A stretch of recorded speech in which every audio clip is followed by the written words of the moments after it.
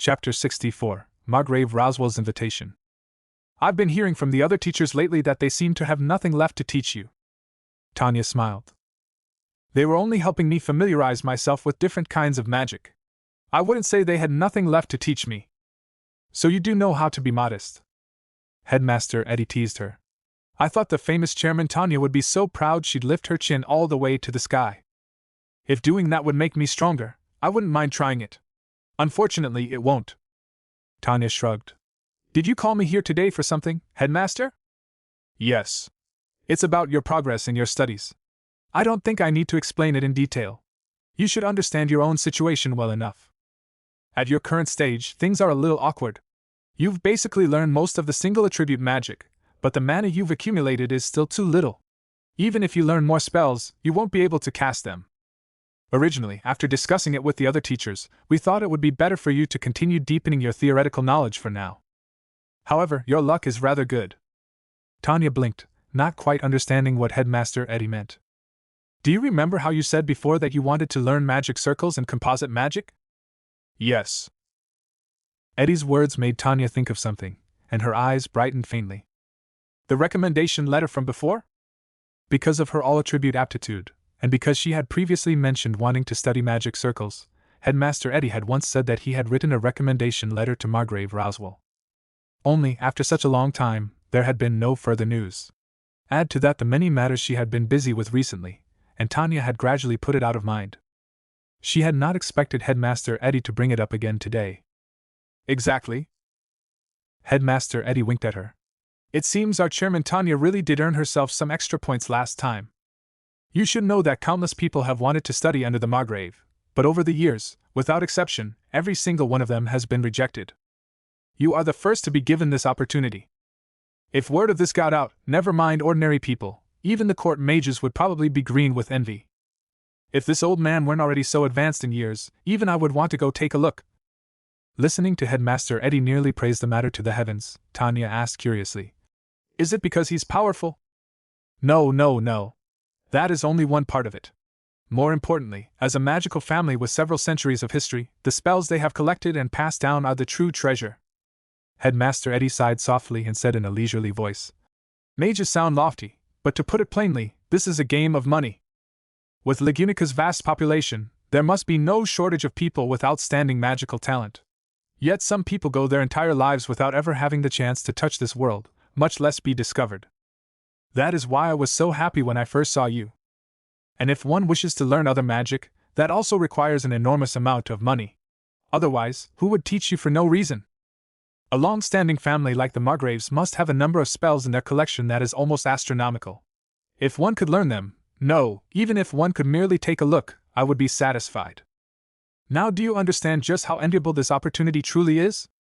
Tanya had always understood what Headmaster Eddie was saying. She simply had not expected that even someone of his status would care about it so deeply. Don't worry, Headmaster. I'll study hard. Tanya nodded and spoke seriously. That, at least, I don't doubt. Everyone has seen how diligent you have been during this period. Still, I must remind you of a few things. As Headmaster Eddie spoke, he took a letter out of his drawer. Its envelope was sealed with wax, and a certain emblem had been stamped into the seal. It was probably a family crest. I do not know much about Margrave Roswell as a person. I have not dealt with him many times. But there is one thing everyone agrees on: he is an eccentric man. If you are going to study under him, you must keep that in mind. Do not accidentally lose this hard-earned opportunity. With that said, Headmaster Eddie handed the envelope to Tanya. Tanya accepted it and opened it. Inside was a sheet of parchment written in elaborate, beautiful cursive. The contents were also very simple. Tanya was invited to visit the Mathers' residence in the noble district 3 days later. As a hereditary noble house, the Mathers family carried considerable weight in Legunica.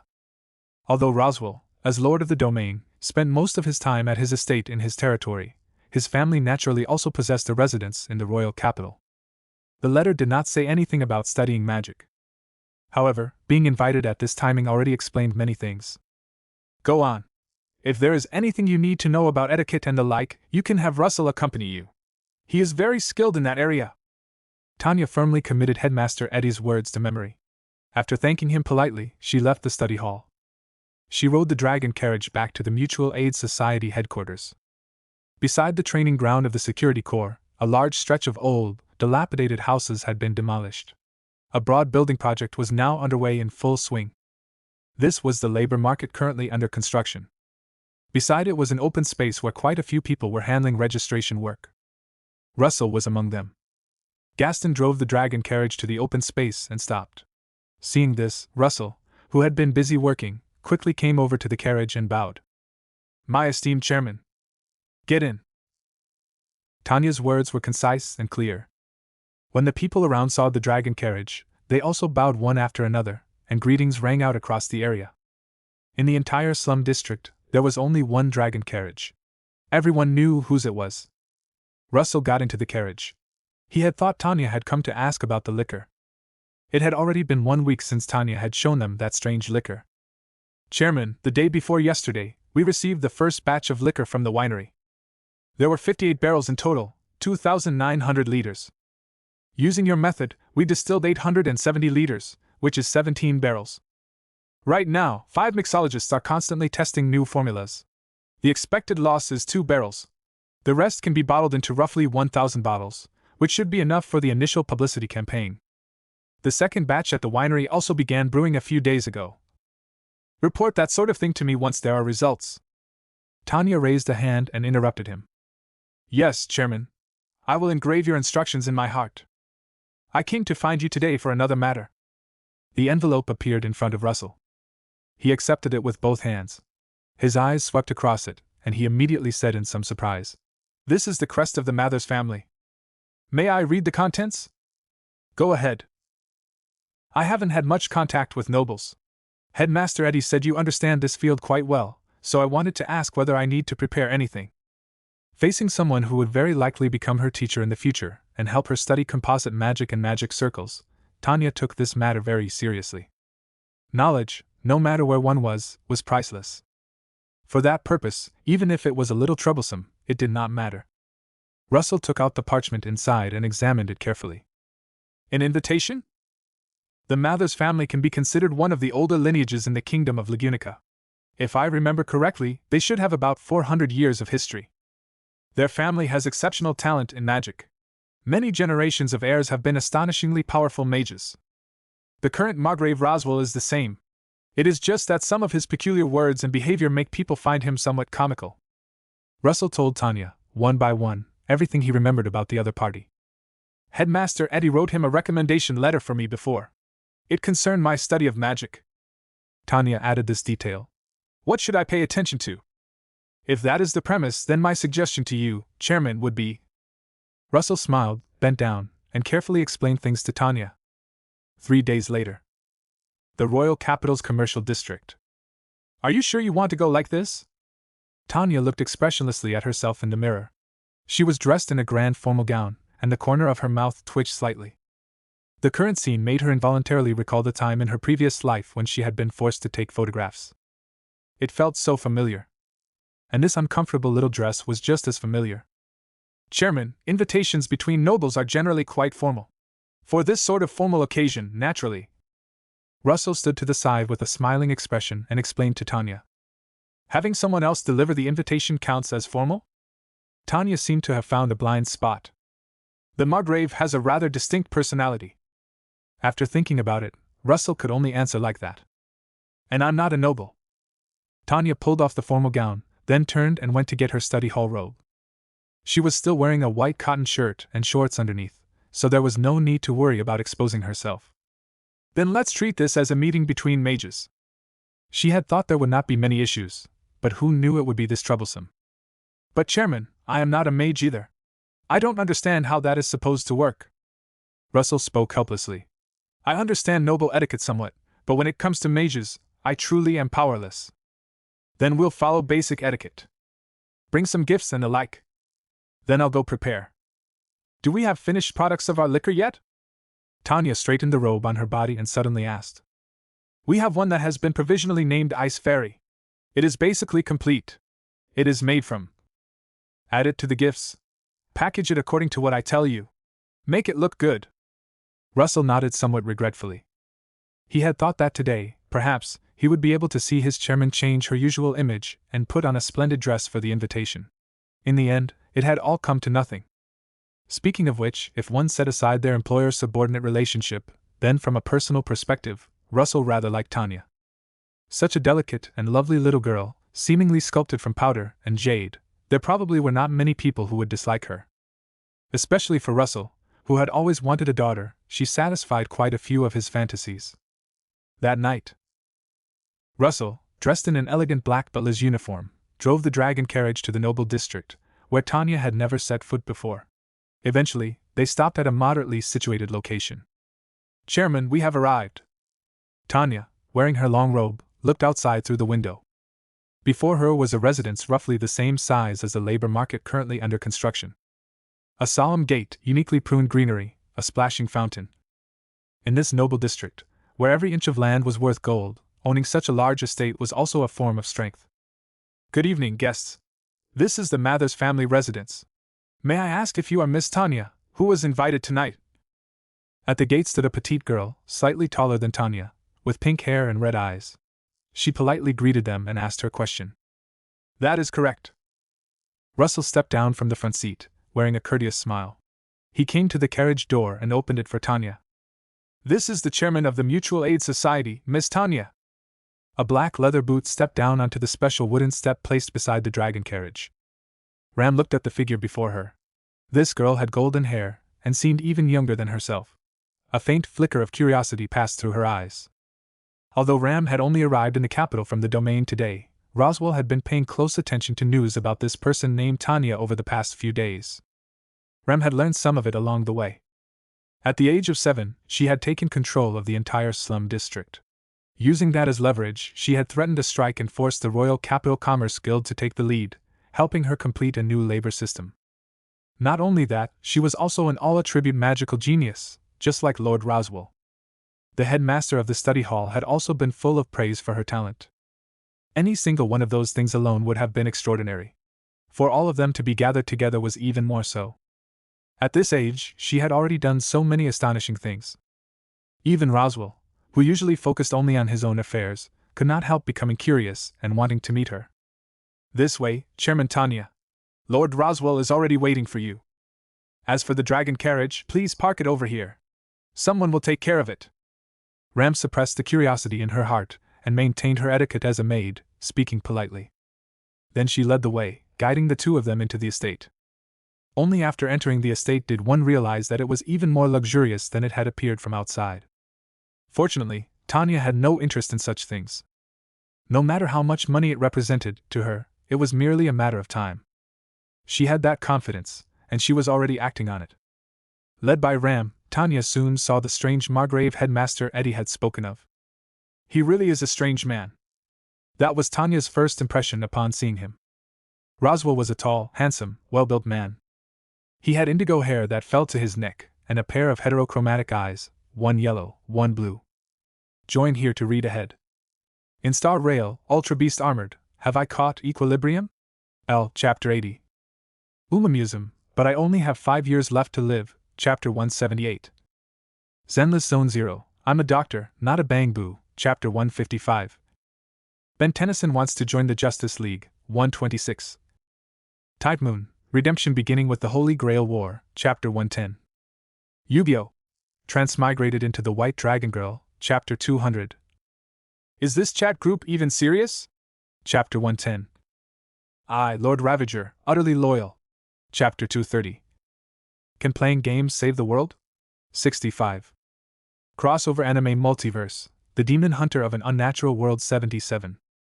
From Junkman to Wasteland 66. Weekly refresh of Overpowered 31. I'm grinding proficiency like 46. From Kiana, Lord Ravager, Anwa 200. Honkai, is this still the previous 42? Elf, my starter Pokemon is Ink 65. Warhammer, my Primarch is Remy 180. From Demon Slayer to Grand S Volume 2/5. The Way the Umamusum Look at 68. Umamusum, but my cheat power 230. Naruto, Weaving the Future, B65. Zenless Zone 0, but Cayman R76. Multiverse Crossover, The Perf 66. My Cyber Psycho Girlfriend 65. Museum, the Dark Trainer 220. Museum, a calamity born FR 154. I, a reincarnation loop player volume 4/30. The violent girl group is beat 120.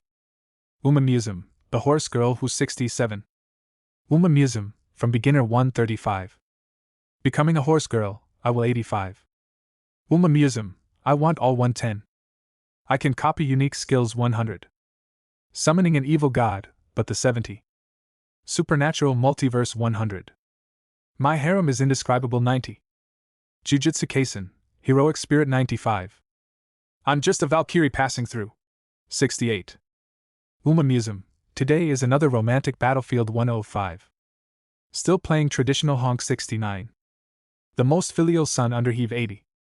What should I do after Switchy volume 2/3?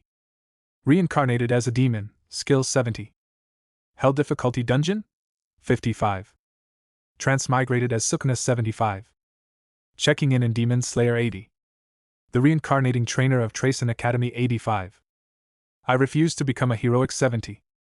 My best friend into a slime? 65. A scion stands above Marvel 70. What do you mean by using a lab mod to be the hero? 70. Tanya starts from Re-065. Why did they assign me to Uma 65? MY Geo Beauty 65. Danmaki, Amiya the Giant Hero 55. The Gacha Merchant who started 65. Honkai's Otherworld? Wait, who are you people? 45. Amiya Shiro, determined to slay every curse and evil spirit 45. The Museum who became 40. I'm definitely not the king of 45. After maxing out every class 45. My Patreon, patreon.com/queen_sin. My Patreon, patreon.com/queen_sin. Creator's Thoughts. Taoist GFC2X. Join here to read ahead. In Star Rail, Ultra Beast Armored, have I caught equilibrium? L. Chapter 80. Museum, but I only have 5 years left to live, Chapter 178. Zenless Zone 0, I'm a doctor, not a bang boo, Chapter 155. Ben Tennyson wants to join the Justice League, 126. Tide Moon, Redemption beginning with the Holy Grail War, Chapter 110. Yu-Gi-Oh! Transmigrated into the White Dragon Girl, Chapter 200. Is this chat group even serious? Chapter 110. I, Lord Ravager, utterly loyal. Chapter 230. Can playing games save the world? 65. Crossover anime multiverse, The Demon Hunter of an Unnatural World 77. From Junkman to Wasteland 66. Weekly refresh of Overpowered 31. I'm grinding proficiency like 46. From Kiana, Lord Ravager, Anwa 200. Honkai, is this still the previous 42? Elf, my starter Pokemon is Ink 65. Warhammer, my Primarch is Remy 180. From Demon Slayer to Grand S Volume 2/5. The way the Museum look at 68. Museum, but my cheat power 230. Naruto, Weaving the Future, B65. Zenless Zone 0, but Cayman are 76. Multiverse Crossover, The Perf 66. My Cyber Psycho Girlfriend 65. Museum, The Dark Trainer 220. Museum, a calamity born FR 154. I, a reincarnation loop player volume 4/30. The violent girl group is beat 120. Museum, the horse girl who's 67. Museum, from beginner 135. Becoming a horse girl, I will 85. Museum, I want all 110. I can copy unique skills 100. Summoning an evil god, but the 70. Supernatural multiverse 100. My harem is indescribable 90. Jujutsu Kaisen, heroic spirit 95. I'm just a Valkyrie passing through 68. Museum, today is another romantic battlefield 105.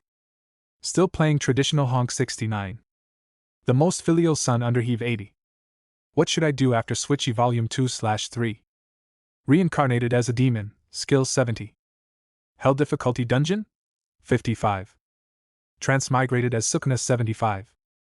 Checking in Demon Slayer 80. The reincarnating trainer of Tracen Academy 85. I refuse to become a heroic 70. My best friend into a slime? 65. A scion stands above Marvel 70. What do you mean by using a lab mod to be the hero? 70. Tanya starts from Re-065. Why did they assign me to Uma 65? My Geo Beauty 65. Dan Maki, Amiya the Giant Hero 55. The Gotcha Merchant who started 65. Honkai's Otherworld? Wait, who are you people? 45. Amiya Shiro, determined to slay every curse and evil spirit 45. The Uma Museum who became 40. I'm definitely not the king of 45. After maxing out every class 45. My Patreon, patreon.com/queen_sin. My Patreon, patreon.com/queen_sin. 64, Chapter 65, Time Flies. The most eye-catching thing about him was probably the thick layer of white powder on his face. Around both eyelids, purple eyeshadow had been applied as decoration. That unique makeup, combined with the faintly gloomy air about him, made his first impression feel almost like that of a clown. It was difficult to imagine that a noble house with several centuries of history would have its lord dress himself up like this. Lord Roswell, the guests have arrived. Oh ho. Welcome, guests from afar. Tanya's first meeting with Roswell took place before the long dining table. Looking at this man with bizarre makeup and an even stranger way of speaking, Tanya felt an immediate urge to turn around and leave. As someone who considered herself part of the elite class and who specialized in maneuvering within the rules, she was extremely poor at dealing with this sort of eccentric in any world. She finally understood why Headmaster Eddie had worn such a strange expression whenever he mentioned this man. Even in the Mathers domain, I have heard rumors about you during this period. To accomplish so much at such a young age, what an astonishing genius. Roswell looked at the two of them with a smile. His gaze paused briefly on Russell before finally settling on Tanya. You flatter me, Lord Margrave. I merely did a few insignificant little things. Tanya bowed slightly and replied modestly. Now. Excessive modesty is arrogance in disguise. Roswell raised a finger and wagged it lightly. But I do not dislike it. After all, people always show more favoritism toward geniuses like you. I am no exception. Hearing Roswell's words, Tanya frowned almost imperceptibly. The feeling this man gave her was becoming even worse. For a moment, she could not grasp what he was getting at, so she simply followed along with polite, circular pleasantries. To receive your praise, Lord Margrave, is my honor. Ha! The other party laughed aloud, as though he had heard something amusing. Let us set aside the pleasantries for now. Come, taste our Rem's cooking. She spent quite a long time preparing for tonight. Beside Roswell stood a blue-haired girl in a maid uniform. She was dressed just like the pink-haired girl from before, and even their faces were very similar. They were probably twins. During dinner, Roswell did not remain idle either. He began chatting with Tanya about magic, and for Tanya, this finally meant things had moved on to the right track. On this topic, the two of them spoke quite pleasantly. Roswell seemed rather satisfied that Tanya, at such a young age, already possessed such a deep understanding of magic. Whether it was basic magical theory, deeper applications of magic, or certain ideas about magical research, Tanya spoke with confidence and fluency, nothing like a child of only a few years old.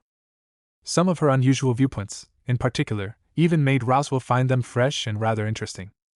In her previous world, magic had not been researched too deeply. The focus there had mainly been on science and technology. However, when it came to combat, Tanya had fought in countless battles during her years in the military.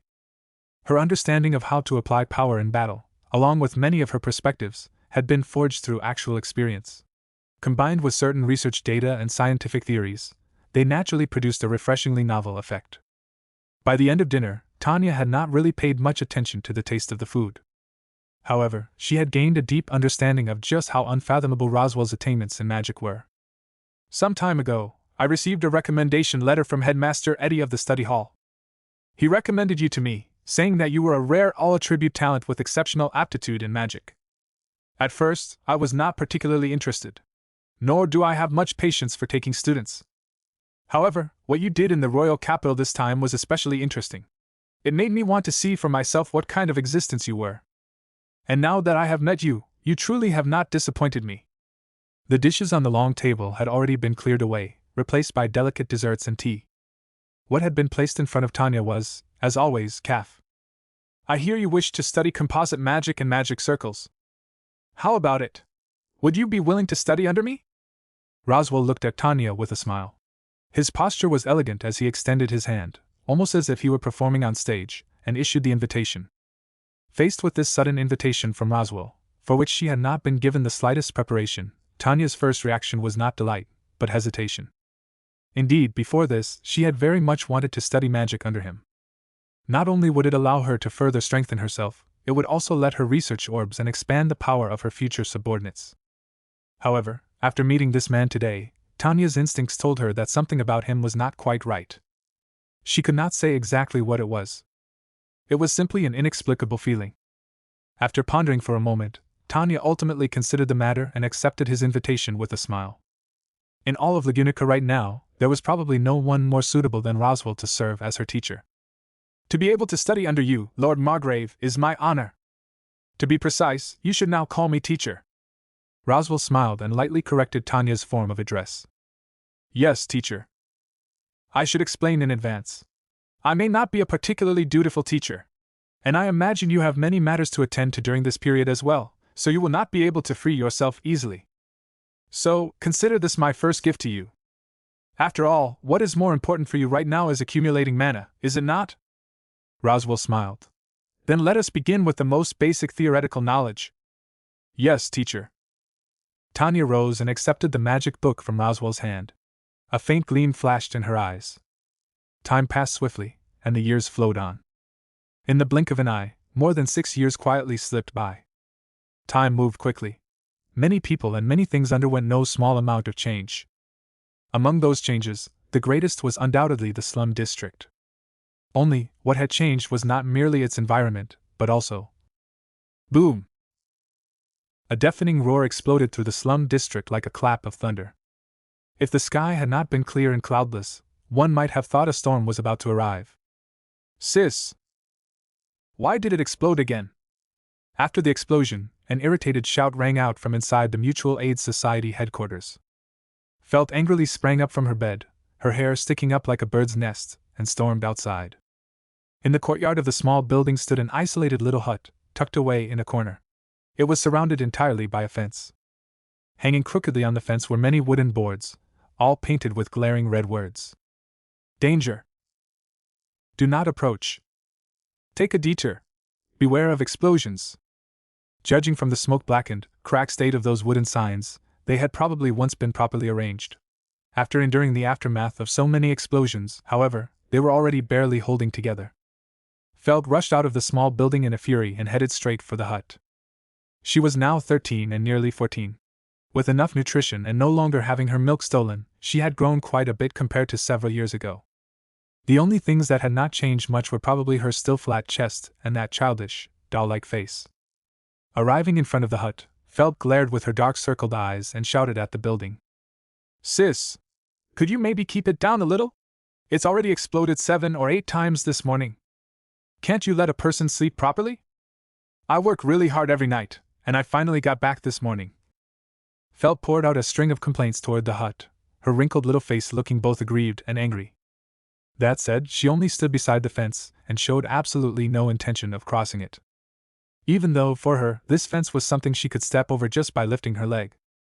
After muttering and grumbling outside for quite a while, there was still no response from inside the hut. Aside from the huge roar at the beginning, it was as if there was nobody there at all. After venting her emotions toward the hut for some time, Feld's anger slowly faded. She was pouting and preparing to go back for a second round of sleep when the hut's door suddenly opened. A thick cloud of black smoke rose from inside. It looked as though someone had been burning a fire in there. Then, a thin figure in simple clothing walked out. The moment she saw the door open, Felt, who had just been endlessly complaining, immediately turned pale. Her chubby little face instantly piled up a fawning smile, and she waved enthusiastically. Sis, what a coincidence! Why did you come out for air today? A gust of wind blew past, slowly dispersing the black smoke and revealing the figure within. Tanya emerged while staring at a charred black object in her hand and muttering to herself. Why did it explode again? Is there a problem with the magic circle's circuit? No, if there were a problem with the circuit, it wouldn't have activated at all. Or is it because of the magic stone? Several years had passed, and just like Felt, Tanya had grown much taller. Her golden hair was messy from the explosion, with faint traces of black smoke still rising from it. Her originally fair face was covered in a layer of soot, making her look as though she had just come out of a coal mine. Sis? Outside the fence, Felt saw Tanya walk out while muttering to herself and called out again. Only then did Tanya come back to her senses. She casually placed the charred black stone in her hand into her coat pocket. We're out of magic stones. Have someone send over more. Also, prepare the earth dragon blood and all the other materials again. Then call someone to clean the inside properly. Same rule as always. Nobody is allowed to touch anything on the table. As Tanya spoke, she removed her coat and tossed it onto the fence, then reached back and tied up her long hair. Her pointed chin was revealed with emotion. Under the coat, she wore a practical short-sleeved shirt. Where her sleeves had not been covered in soot, her skin, made especially pale by years without sunlight, looked almost dazzling under the sun. She continued speaking to herself as she opened the fence gate and walked toward the small building. Felt froze for a moment, then quickly snapped back to herself and hurried after her like a little dog chasing its owner. Sis. How long are you resting this time? Are you hungry? Want me to get you something to eat? Are you thirsty? Is there anything you want to drink? Her words came out one after another like a string of firecrackers. Hearing her, Tanya, who had been walking ahead, suddenly stopped. Felt, who was behind her, failed to react in time and crashed straight into Tanya's back. What did you do wrong this time? And nothing. How could I? Sis, you know me. I'm not that kind of person. Felt laughed dryly twice, then quickly patted her own chest and swore with complete confidence. Tanya stared at her for a couple of seconds, then decided she could not be bothered to dig any deeper. Have someone call Russell over. Tell him to summarize the recent situation for me. And prepare hot water. I want a bath. Got it.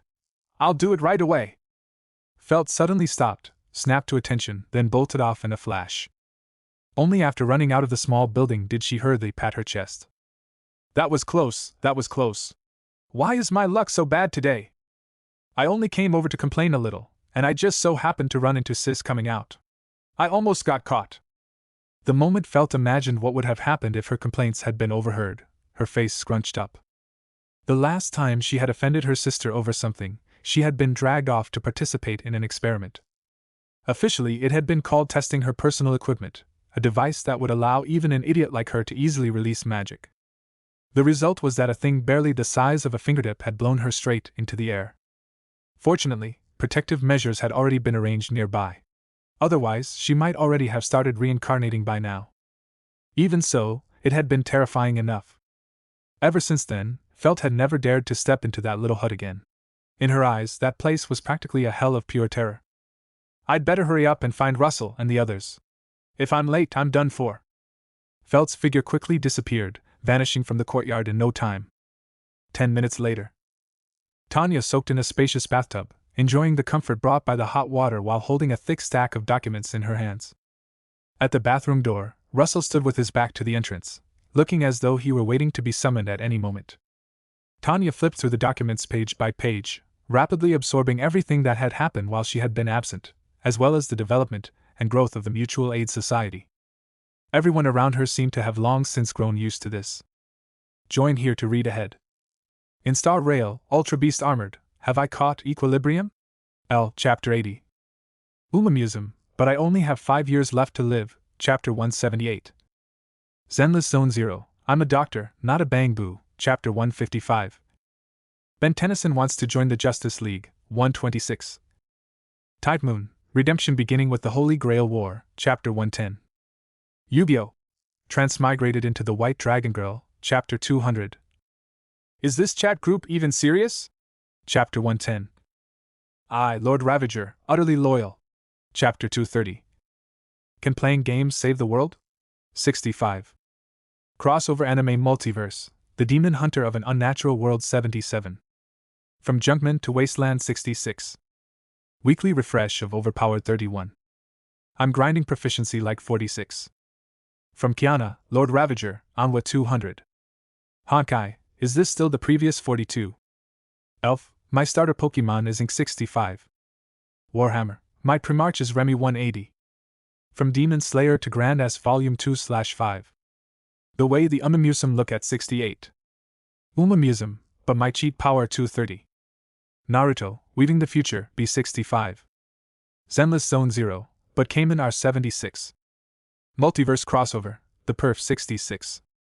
My Cyber Psycho Girlfriend 65.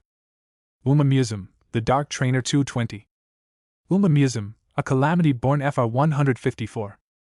I, A Reincarnation Loop Player Volume 4/30. The Violent Girl Group is Beat 120. Uma Museum, The Horse Girl Who's 67. Uma Museum, From Beginner 135. Becoming a Horse Girl, I will 85. Uma Museum, I Want All 110. I Can Copy Unique Skills 100. Summoning an Evil God, but the 70. Supernatural Multiverse 100. My Harem is Indescribable 90. Jujutsu Kaisen, Heroic Spirit 95. I'm just a Valkyrie passing through. 68. Uma Museum, Today is Another Romantic Battlefield 105. Still playing traditional honk 69. The Most Filial Son under Heave 80. What Should I Do After Switchy Volume 2/3. Reincarnated as a Demon, Skill 70. Hell Difficulty Dungeon? 55. Transmigrated as Sukuna 75. Checking in Demon Slayer 80. The Reincarnating Trainer of Tracen Academy 85. I Refuse to Become a Heroic 70. My Best Friend Into a Slime? 65. A Scion Stands Above Marvel 70. What do you mean by using a lab mod to be the hero? 70. Tanya starts from Re 065. Why did they assign me to Uma 65? MYGO Beauty 65. Danmaki, Amiya the Giant Hero 55. The Gacha Merchant Who Started 65. Honkai's Otherworld? Wait, who are you people? 45. Amiya Shiro, Determined to Slay Every Curse and Evil Spirit 45. The Uma Museum Who Became 40. I'm definitely not the king of 45. After maxing out every class 45. My Patreon, patreon.com/queen_sin. My Patreon, patreon.com/queen_sin. Creator's Thoughts. Taoist GFC2X. Join here to read ahead. In Star Rail, Ultra Beast Armored, Have I Caught Equilibrium? L. Chapter 80. Uma Museum, But I Only Have 5 Years Left to Live, Chapter 178. Zenless Zone 0, I'm a Doctor, Not a Bang Boo, Chapter 155. Ben Tennyson Wants to Join the Justice League, 126. Tide Moon, Redemption Beginning with the Holy Grail War, Chapter 110. Yu-Gi-Oh! Transmigrated into the White Dragon Girl, Chapter 200. Is this chat group even serious? Chapter 110. I, Lord Ravager, Utterly Loyal. Chapter 230. Can Playing Games Save the World? 65. Crossover Anime Multiverse, The Demon Hunter of an Unnatural World 77. From Junkman to Wasteland 66. Weekly refresh of Overpowered 31. I'm grinding proficiency like 46. From Kiana, Lord Ravager, Anwa 200. Honkai, is this still the previous 42? Elf, my starter Pokemon is Ink 65. Warhammer, my Primarch is Remy 180. From Demon Slayer to Grand S Volume 2/5. The Way the Uma Museum Look at 68. Uma Museum, But My Cheat Power 230. Naruto, Weaving the Future, B65. Zenless Zone 0, but came in R76. Multiverse Crossover, The Perf 66. My Cyber Psycho Girlfriend 65. Uma Museum, The Dark Trainer 220. Uma Museum, A Calamity Born FR 154. I, A Reincarnation Loop Player Volume 4/30. The Violent Girl Group is Beat 120. Uma Museum, The Horse Girl Who's 67. Uma Museum, From Beginner 135. Becoming a Horse Girl, I will 85. Uma Museum, I Want All 110. I Can Copy Unique Skills 100. Summoning an Evil God, but the 70. Supernatural Multiverse 100. My Harem is Indescribable 90. Jujutsu Kaisen, Heroic Spirit 95. I'm just a Valkyrie passing through. 68. Uma Museum, Today is Another Romantic Battlefield 105. Still playing traditional honk 69. The Most Filial Son under Heave 80. What Should I Do After Switchy Volume 2/3. Reincarnated as a Demon, Skill 70. Hell Difficulty Dungeon? 55. Transmigrated as Sukuna 75. checking in Demon Slayer 80. The reincarnating trainer of Tracen Academy 85. I refuse to become a heroic 70. My best friend into a slime? 65. A scion stands above Marvel 70. What do you mean by using a lab mod to be the hero? 70. Tanya starts from Re-065. Why did they assign me to Uma 65? MYGO Beauty 65. Dan Maki, Amiya the Giant Hero 55. The Gacha Merchant who started 65. Honkai's Otherworld? Wait, who are you people? 45. Amiya Shiro, determined to slay every curse and evil spirit 45. The Uma Museum who became 40. I'm definitely not the king of 45. After maxing out every class 45. My Patreon, patreon.com/queen_sin. My Patreon, patreon.com/queen_sin. 65, Chapter 66, Huge Changes. Looking at the documents in her hands and feeling the comfort brought by the hot water, Tanya half closed her eyes as her thoughts drifted. Ever since she had begun studying under Roswell, she had gradually changed her previous management style. She no longer handled every matter personally. Instead, she chose to grasp the overall. Before, she had lacked manpower, so everything had to be done by her own hands. But now that they had grown and expanded, if she wanted to build a truly large organization, she had to learn to delegate authority and hand power to the talented people under her. She only needed to keep those people under control. Russell was one such example. Speaking of Russell, over these past few years, he truly had not disappointed Tanya. As the Mutual Aid Society's Internal Affairs Officer, Russell managed everything with meticulous order.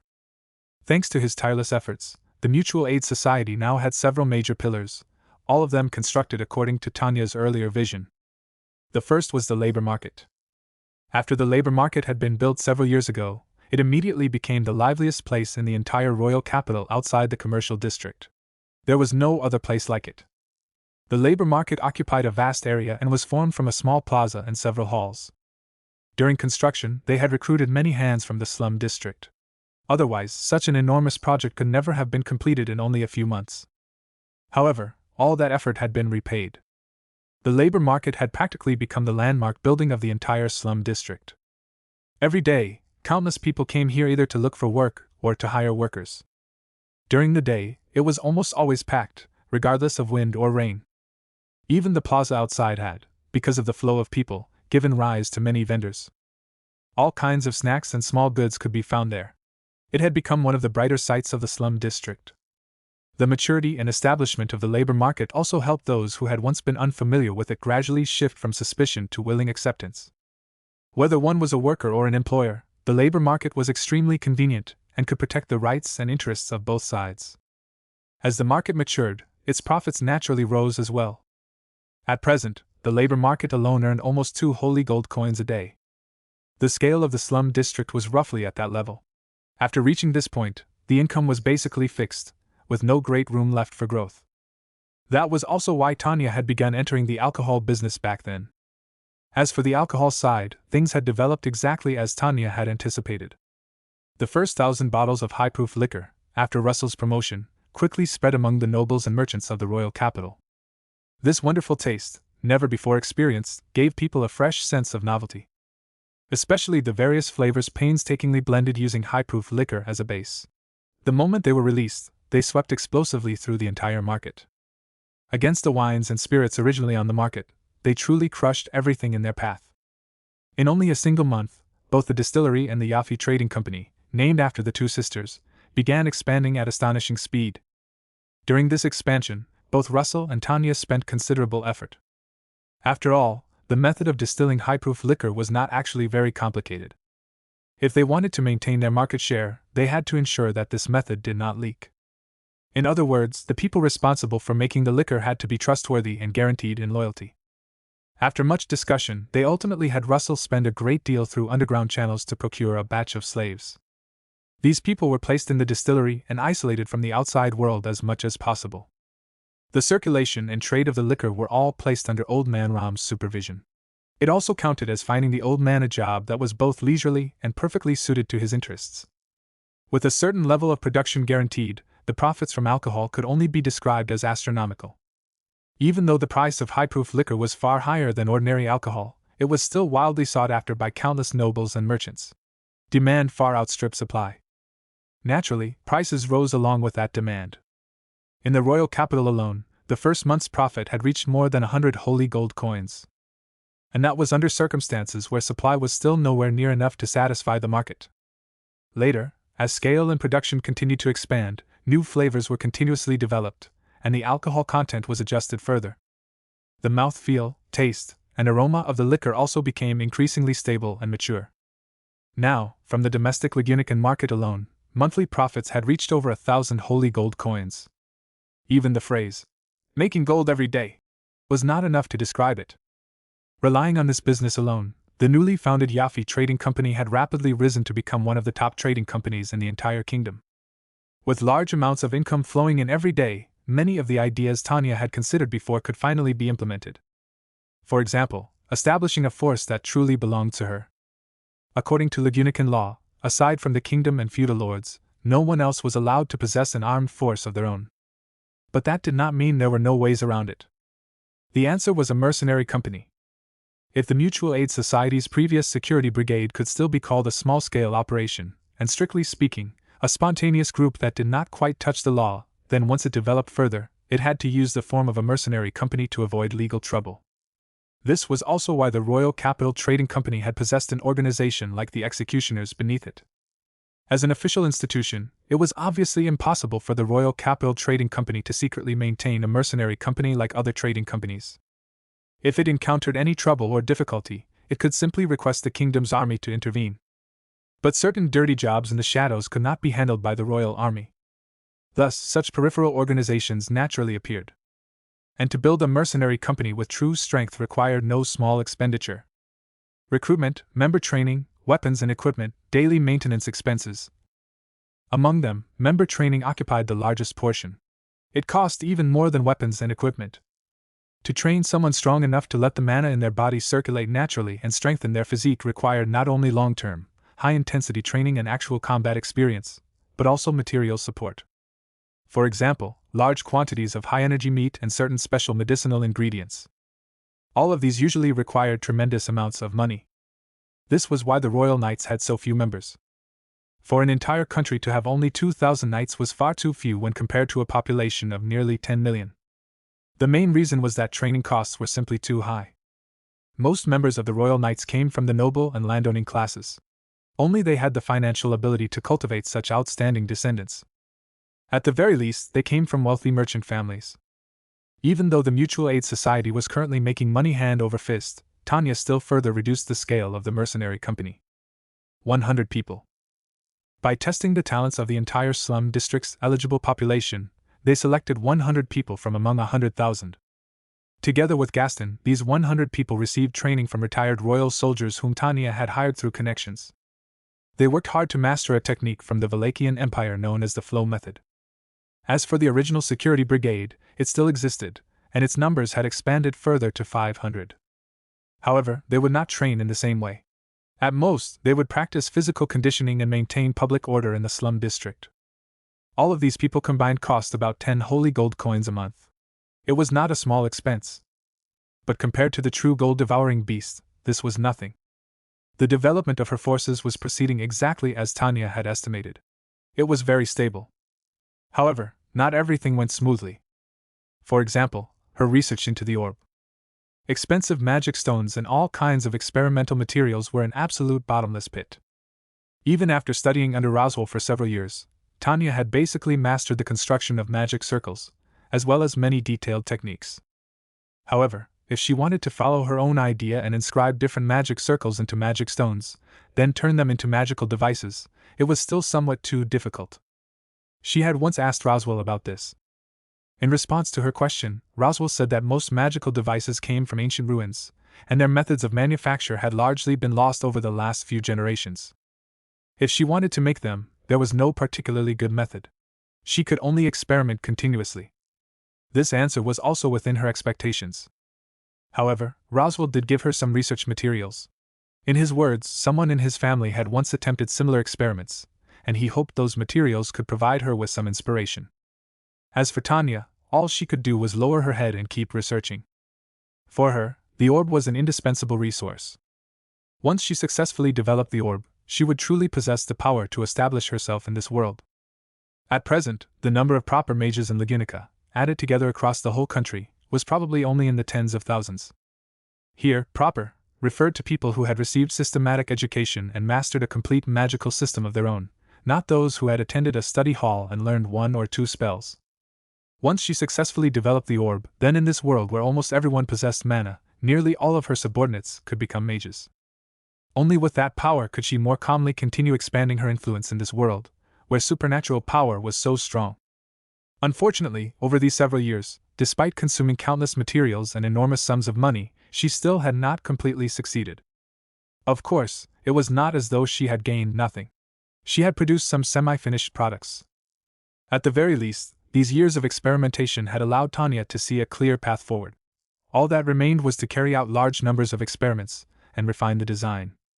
However, if one truly calculated it, that still could not be considered her greatest gain during this period. Whether it was vast wealth, research progress, or the development of her forces, all of those were ultimately external things. Her true greatest gain was the magical strength that had advanced rapidly through study and training over the years.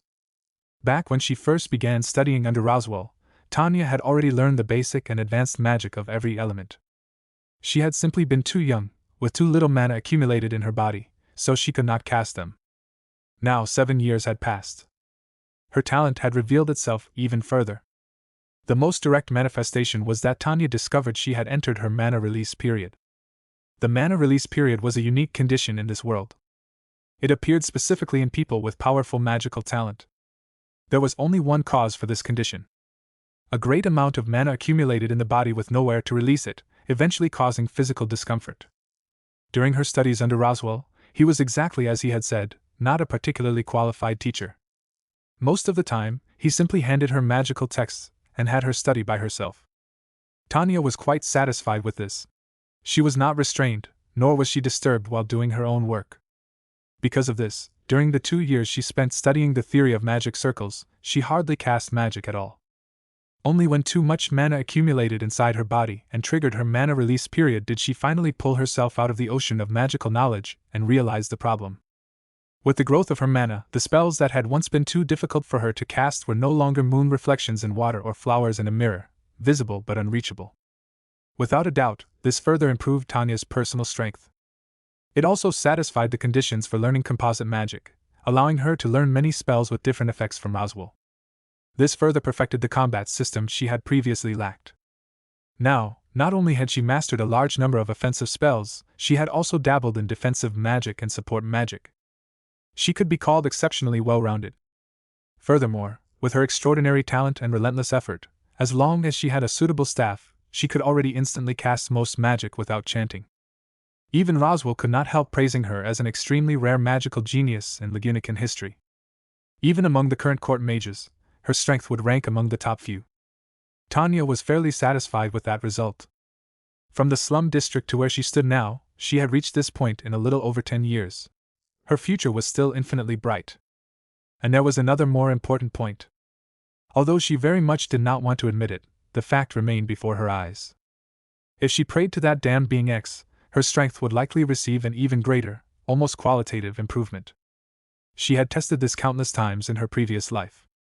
As for exactly what level she could reach in this world, Tanya herself was not certain. Because all this time, she had never had the spare attention to test it. Moreover, she was unwilling to actively pray to that damned thing when nothing was happening. If possible, she would rather not use that so-called blessing at all. After finishing the documents in her hands, she saw that the Mutual Aid Society was currently developing steadily, strengthening with every passing moment. There were no major fluctuations. Join here to read ahead. In Star Rail, Ultra Beast Armored, have I caught equilibrium? L. Chapter 80. Umamusum, but I only have 5 years left to live, Chapter 178. Zenless Zone 0, I'm a doctor, not a bang-boo, Chapter 155. Ben Tennyson wants to join the Justice League, 126. Tide Moon, Redemption beginning with the Holy Grail War, Chapter 110. Yu-Gi-Oh! Transmigrated into the White Dragon Girl, Chapter 200. Is this chat group even serious? Chapter 110. I, Lord Ravager, utterly loyal. Chapter 230. Can playing games save the world? 65. Crossover anime multiverse, the demon hunter of an unnatural world 77. From Junkman to Wasteland 66. Weekly refresh of overpowered 31. I'm grinding proficiency like 46. From Kiana, Lord Ravager, Anwa 200. Honkai, is this still the previous 42? Elf, my starter Pokemon is Ink 65. Warhammer, my Primarch is Remy 180. From Demon Slayer to Grand S Volume 2/5. The way the Umamusum look at 68. Umamusum, but my cheat power 230. Naruto, Weaving the Future, B65. Zenless Zone 0, but came in R76. Multiverse Crossover, The Perf 66. My Cyber Psycho Girlfriend 65. Umamusum, The Dark Trainer 220. Umamusum, a Calamity Born FR 154. Hi, a Reincarnation Loop Player Volume 4/30. The Violent Girl Group is Beat 120. Umamusum, The Horse Girl Who's 67. Umamusum, from Beginner 135. Becoming a Horse Girl, I will 85. Umamusum, I want all 110. I can copy unique skills 100. Summoning an evil god, but the 70. Supernatural Multiverse 100. My harem is indescribable 90. Jujutsu Kaisen, Heroic Spirit 95. I'm just a Valkyrie passing through. 68. Umamusum, today is another romantic battlefield 105. Still playing traditional honk 69. The most filial son under heave 80. What should I do after Switchy Volume 2/3? Reincarnated as a demon, skill 70. Hell difficulty dungeon? 55. Transmigrated as Sukuna 75. Checking in Demon Slayer 80. The reincarnating trainer of Tracen Academy 85. I refuse to become a heroic 70. My best friend into a slime? 65. A scion stands above Marvel 70. What do you mean by using a lab mod to be the hero? 70. Tanya starts from Re 065. Why did they assign me to Uma 65? MY Geo Beauty 65. Danmaki, Amiya the Giant Hero 55. The Gacha Merchant who started 65. Honkai's Otherworld? Wait, who are you people? 45. Amiya Shiro, determined to slay every curse and evil spirit 45.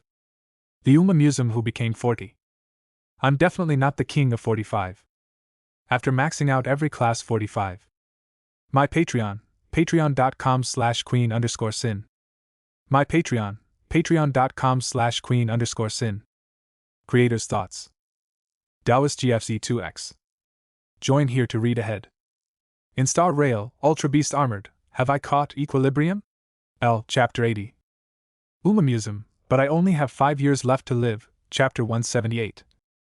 Zenless Zone 0, I'm a doctor, not a bang-boo, Chapter 155. Ben Tennyson wants to join the Justice League, 126. Type Moon, Redemption beginning with the Holy Grail War, Chapter 110. Yu-Gi-Oh! Transmigrated into the White Dragon Girl, Chapter 200. Is this chat group even serious? Chapter 110. I, Lord Ravager, utterly loyal. Chapter 230. Can playing games save the world? 65. Crossover anime multiverse, the demon hunter of an unnatural world 77. From Junkman to Wasteland 66. Weekly refresh of overpowered 31. I'm grinding proficiency like 46. From Kiana, Lord Ravager, Anwa 200. Honkai, is this still the previous 42? Elf, my starter Pokemon is Ink 65. Warhammer, my Primarch is Remy 180. From Demon Slayer to Grand S Volume 2/5. The way the Umamusum look at 68. Umamusum, but my cheat power 230. Naruto, Weaving the Future, B65. Zenless Zone 0, but came in R76. Multiverse Crossover, The Perf 66. My Cyber Psycho Girlfriend 65. Umamusum, The Dark Trainer 220. Umamusum, a Calamity Born FR 154. Hi, a Reincarnation Loop Player Volume 4/30. The Violent Girl Group is Beat 120. Umamusum, The Horse Girl Who's 67. Umamusum, from Beginner 135. Becoming a Horse Girl, I will 85. Museum, I want all 110. I can copy unique skills 100. Summoning an evil god, but the 70. Supernatural multiverse 100. My harem is indescribable 90. Jujutsu Kaisen, heroic spirit 95. I'm just a Valkyrie passing through. 68. Museum, today is another romantic battlefield 105. Still playing traditional honk 69. The most filial son under heave 80. What should I do after Switchy Volume 2/3? Reincarnated as a demon, skill 70. Hell difficulty dungeon? 55. Transmigrated as Sukuna 75. Checking in Demon Slayer 80. The reincarnating trainer of Tracen Academy 85. I refuse to become a heroic 70. My best friend into a slime? 65. A scion stands above Marvel 70. What do you mean by using a lab mod to be the hero? 70. Tanya starts from Re-065. Why did they assign me to Uma 65? MY Geo Beauty 65. Danmaki, Amiya the Giant Hero 55. The Gacha Merchant who started 65.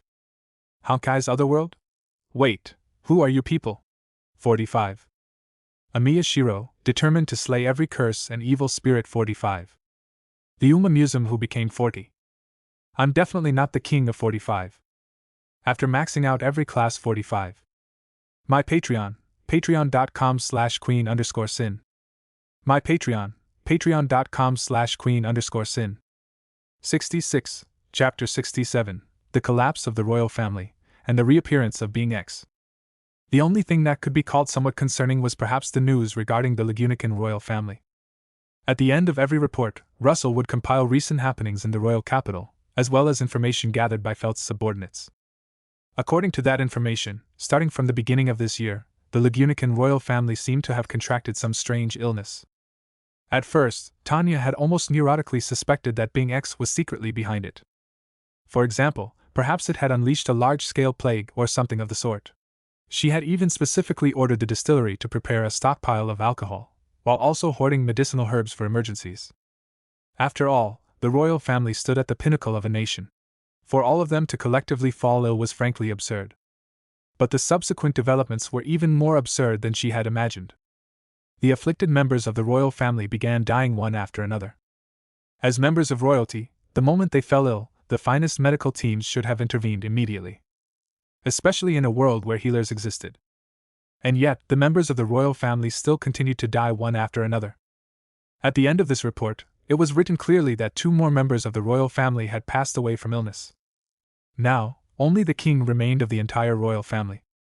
Tanya stared at that final line in the report.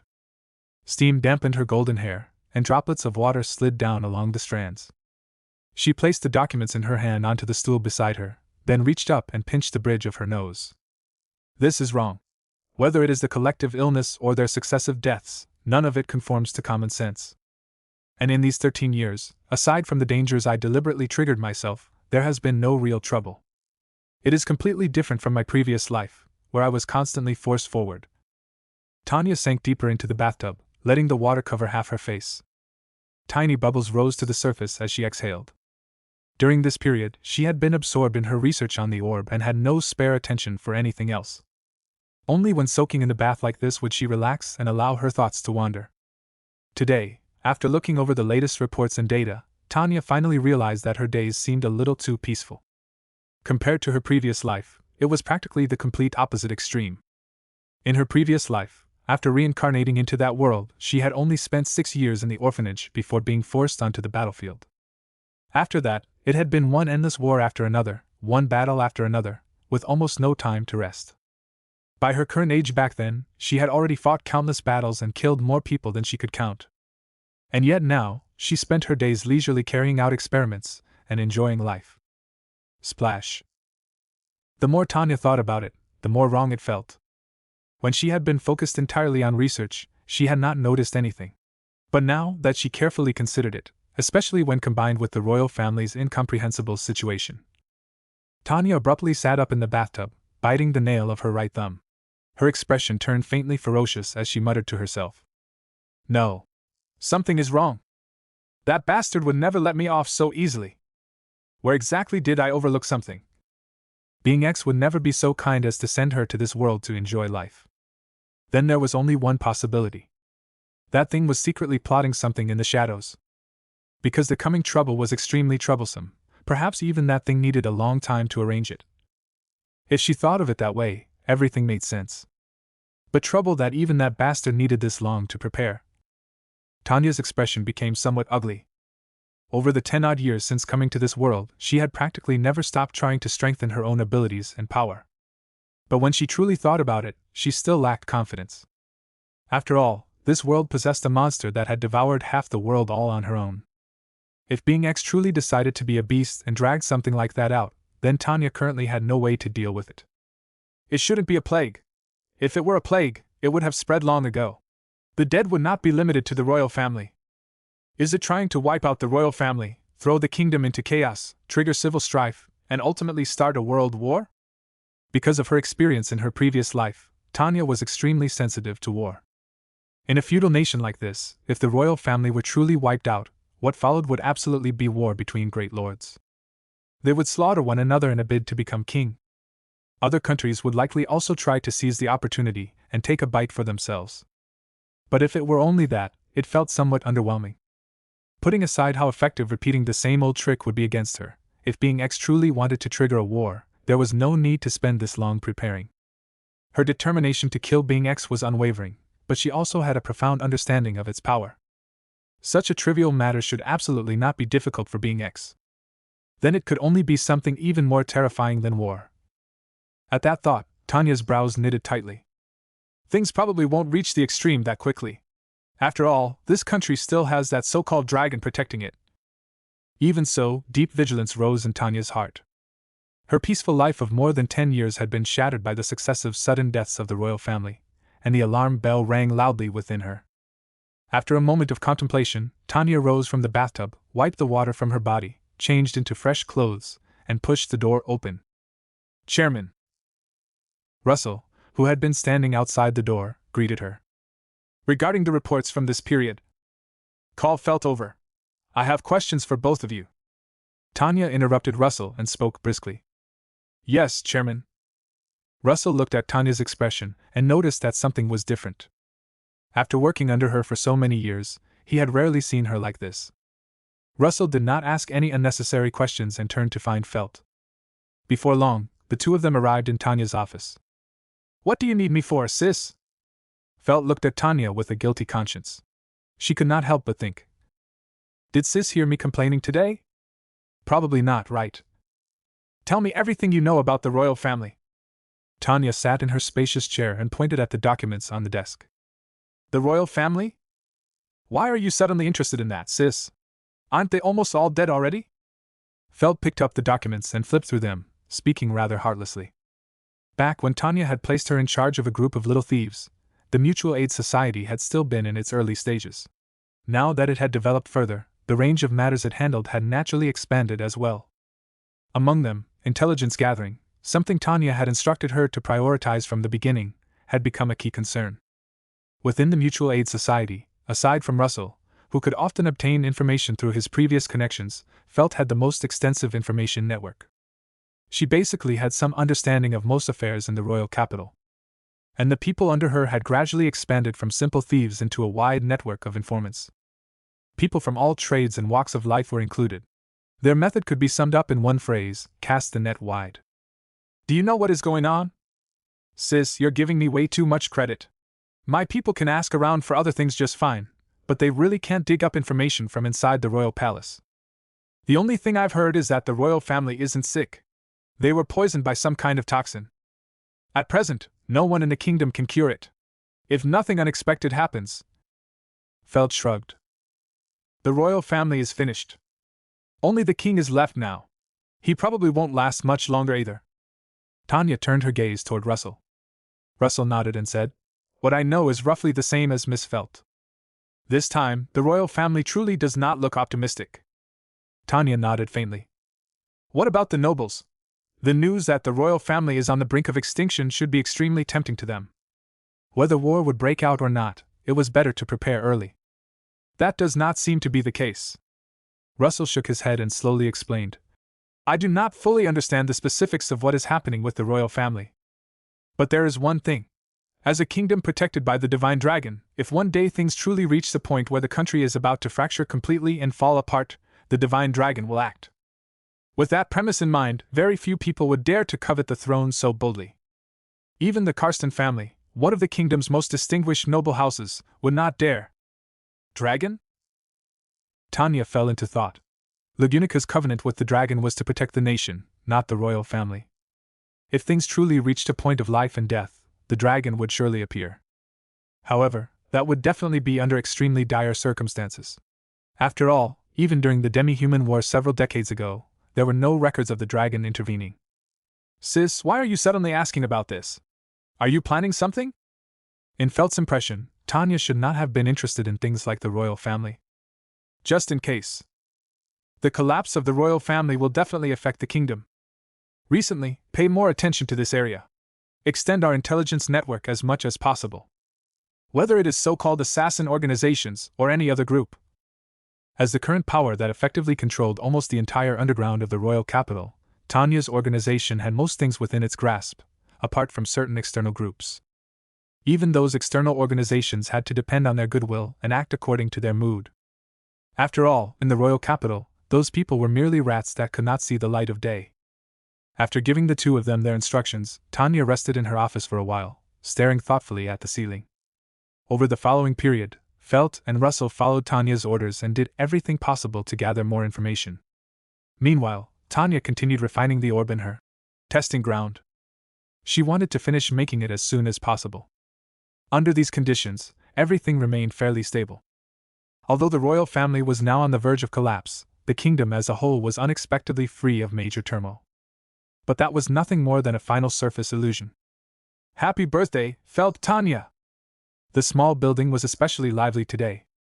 The table was covered with a lavish feast, expensive wine, and all kinds of desserts. Old Man Ram raised his cup high and laughed as he spoke to the sisters. The people beside him also offered their blessings one after another. Today was the sisters' birthday. For the Mutual Aid Society, it was truly a major day.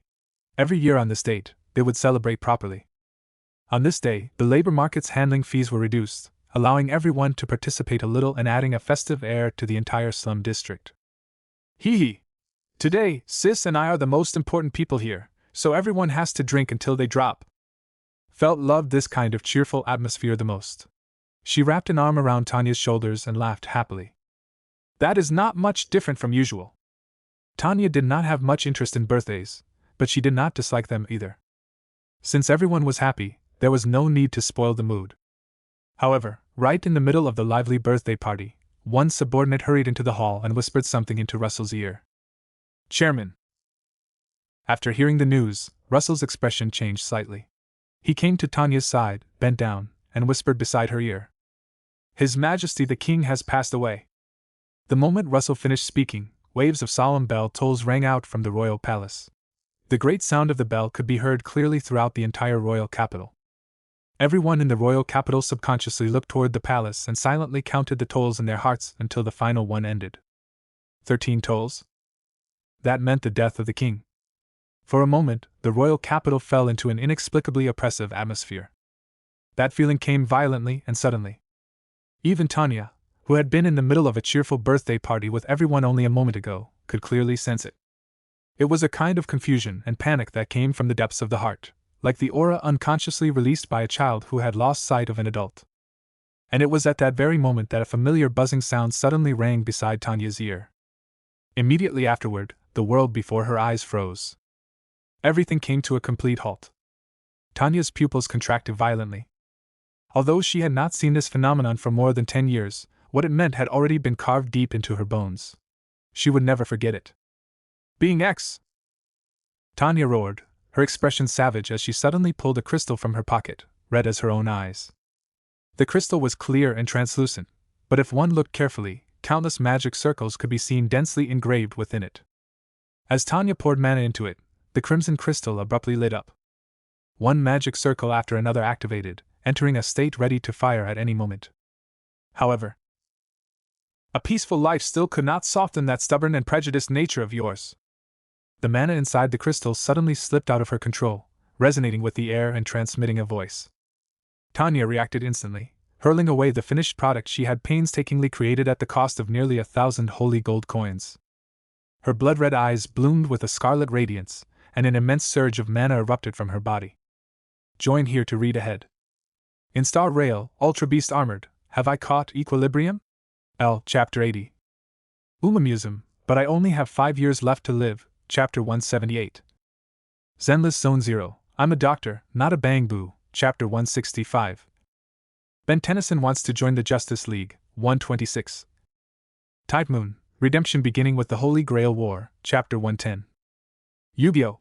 Transmigrated into the White Dragon Girl, Chapter 220. Is this chat group even serious? Chapter 125. Can playing games save the world? 65.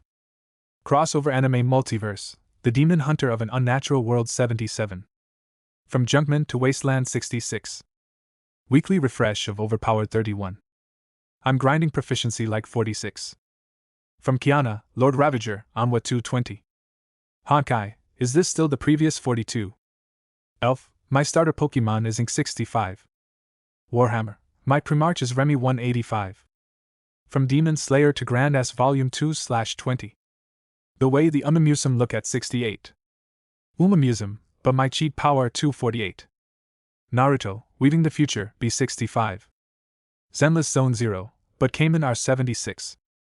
Multiverse Crossover, The Perf 66. My Cyber Psycho Girlfriend 65.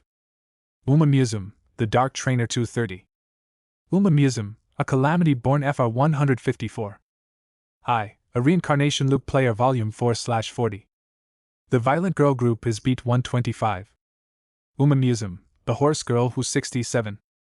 Umamusum, From Beginner 145. Becoming a Horse Girl, I will 85. Umamusum, I want all 120. I can copy unique skills 115. Summoning an evil god, but the 75. Supernatural Multiverse 110. My harem is indescribable 100. Jujutsu Kaisen, Heroic Spirit 105. I'm just a Valkyrie passing through. 67. Umamusum, today is another romantic battlefield 105. Still playing traditional honk 80. The most filial son under heave 85. What should I do after Switchy Volume 2/3? Reincarnated as a demon, skill 78. Hell difficulty dungeon? 55. Transmigrated as Sukuna 80.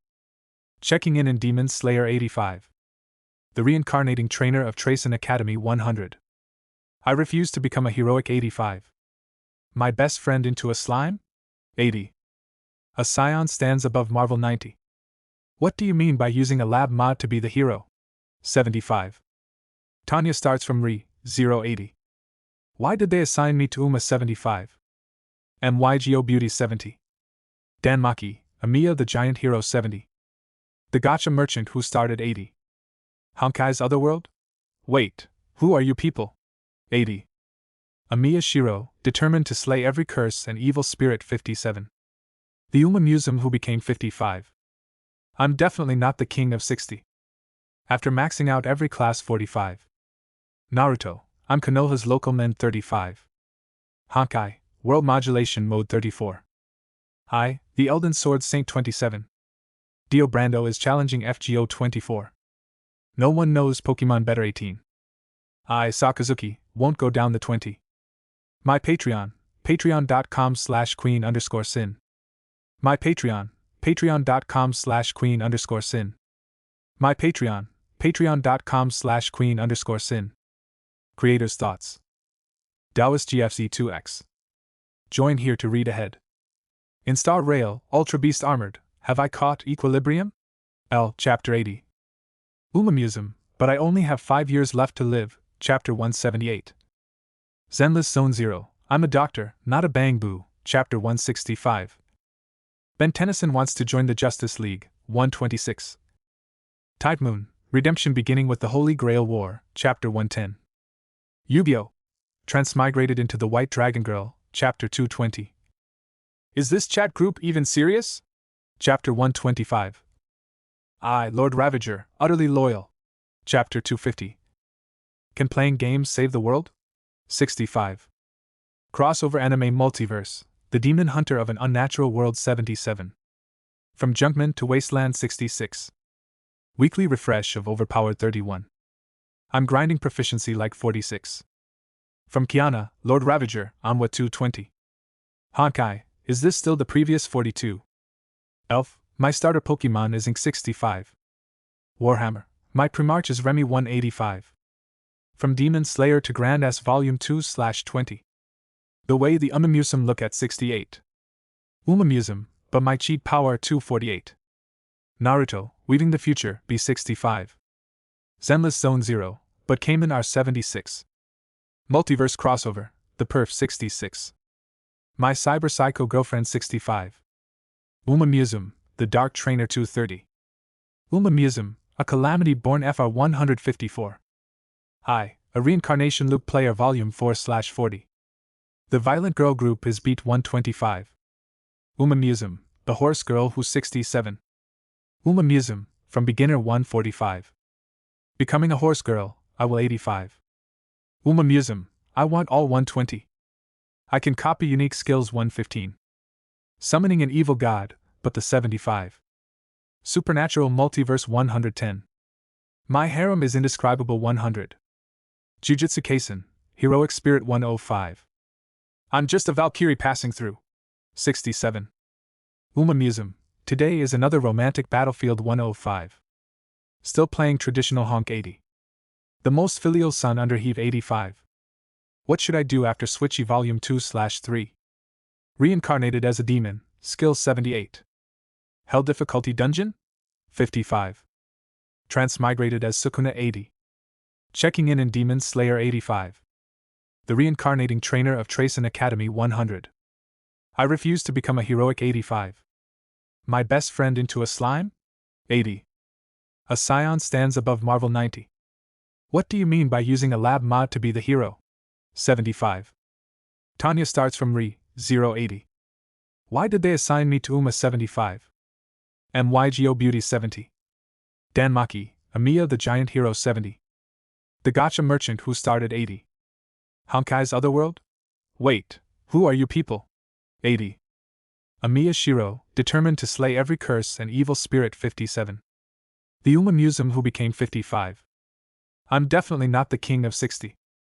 After maxing out every class 45. Naruto, I'm Konoha's local men 35. Honkai, World Modulation Mode 34. I, the Elden Sword Saint 27. Dio Brando is challenging FGO 24. No one knows Pokemon better 18. I, Sakazuki, won't go down the 20. My Patreon, patreon.com/queen_sin. My Patreon, patreon.com/queen_sin.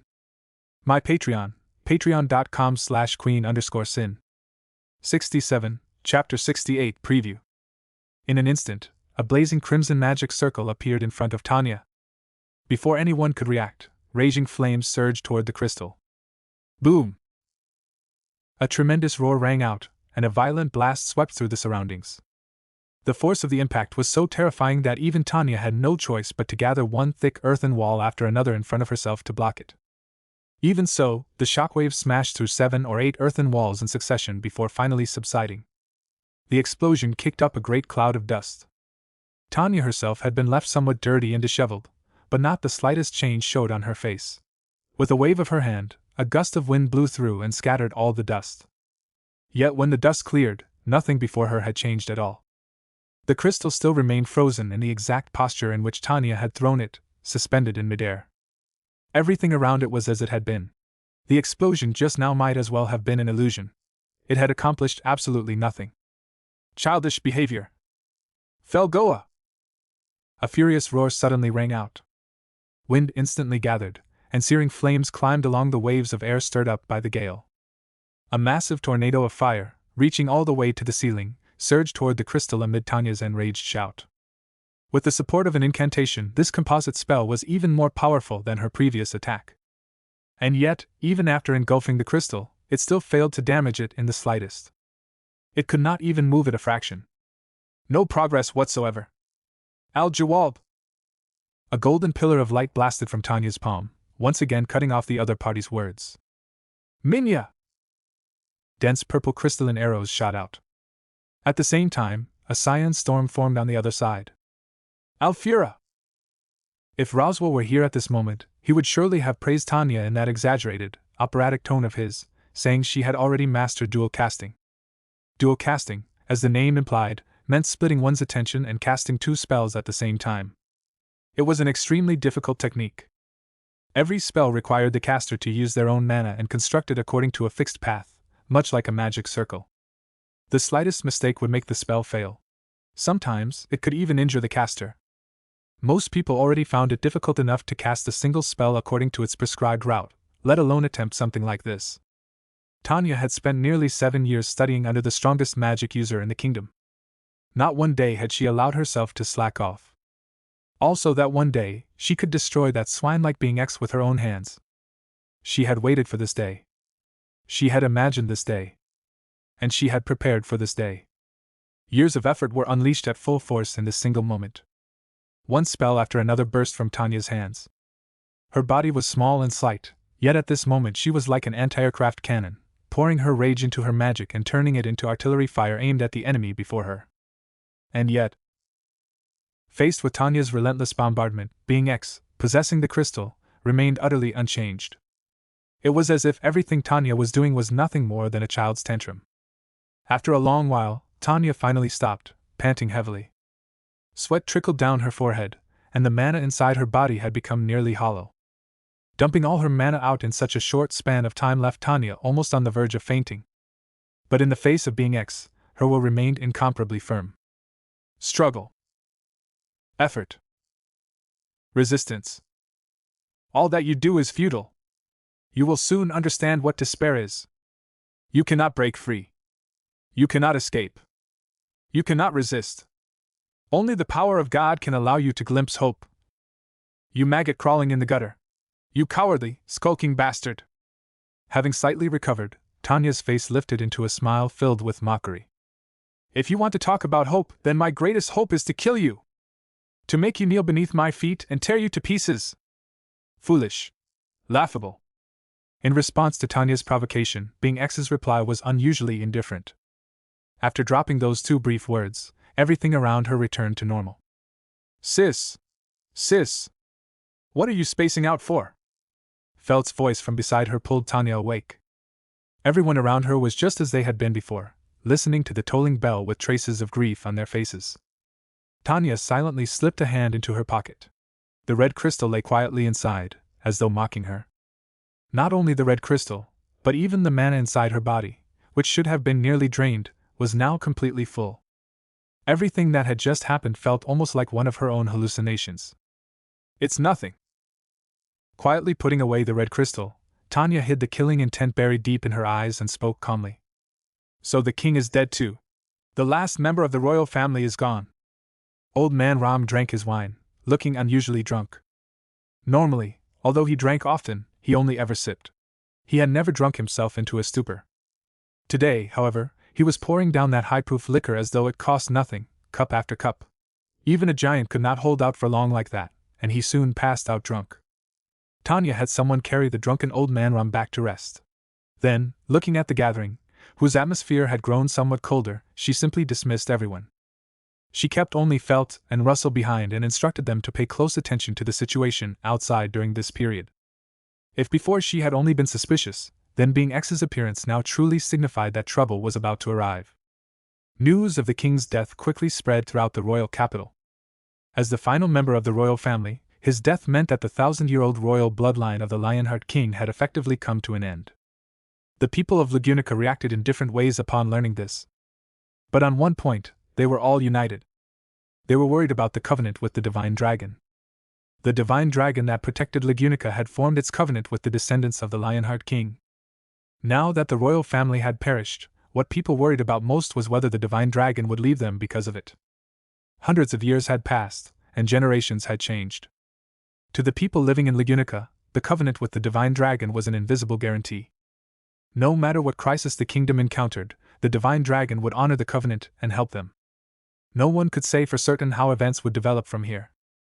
Tanya, of course, scoffed at this way of thinking. The idea of relying entirely on some powerful being for survival was stupidity itself. How was that any different from those people who believed in gods? At the very least, Tanya would never think that way. But what surprised Tanya was that not long after the royal family's collapse, the anticipated unrest did not arrive. Instead, the divine dragon's revelation came. The Dragon Tablet. A massive stone tablet bestowed by the divine dragon, capable of prophesying the fate of the nation. It was like a guidebook for Legunica's future, and had guided the kingdom through many disasters before. This time, however, its revelation left Tanya somewhat baffled. There are 5 new guides for the nation. From among them, choose one shrine maiden to forge a covenant with the dragon. That single sentence caused a storm throughout the kingdom. This really is as childish as playing house. The moment Tanya learned of this revelation, she expressed her view with no shortage of sarcasm. The selection of the dragon shrine maiden would be judged through the dragon jewel. It was a small touchstone insignia embedded with a red gemstone. During the royal selection, it could determine who possessed the qualifications to become the dragon shrine maiden, and thus the next ruler. When a suitable candidate held it, the gemstone in its center would shine. There would be 5 candidates in total. As long as that dragon jewel lit up, it did not matter whether the person had ability, whether their character was fit, or anything else. The entire nation was almost blindly obedient toward the existence of the dragon. Even if it chose 5 vicious criminals, people would only pick the least awful among them, rather than oppose the system itself. And yet, despite how unreasonable it was, 4 of the royal selection candidates were discovered in an extremely short time. They were Crush Karsten, Duchess of the Kingdom and head of the Karsten family; Priscilla Bariel, widow of the Bariel family and known as the Blood Bride; Anastasia Hashin, chairwoman of the Hashin Trading Company; and Amelia, the silver-haired half-elf supported by Roswell L. Mathers. Everything was so convenient it was as if it had all been arranged in advance. One moment, the people had still been immersed in panic over the fall of the royal family. The next, 4 of the 5 candidates had already been found. There is still 1 candidate left unfound.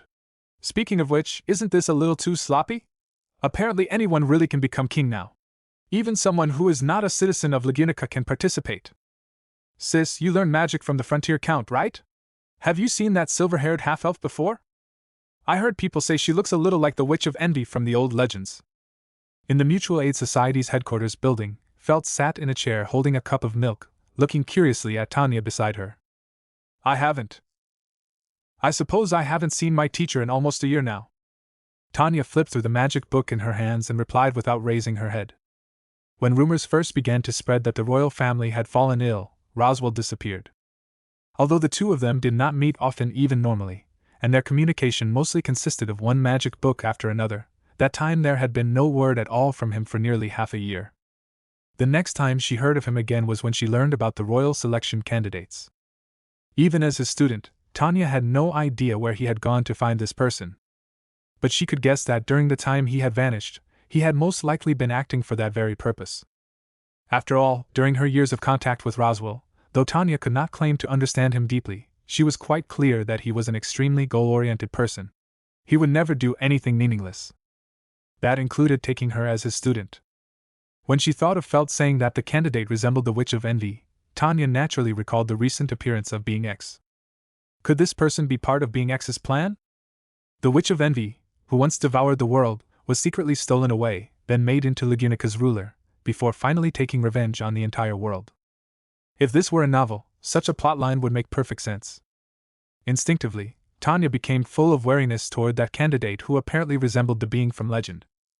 I just hope someone reasonably reliable becomes king. Otherwise, life is going to get rough from here on. Honestly, I think none of them are as good as you, sis. You'd definitely be more capable than any of them. Felt rambled on.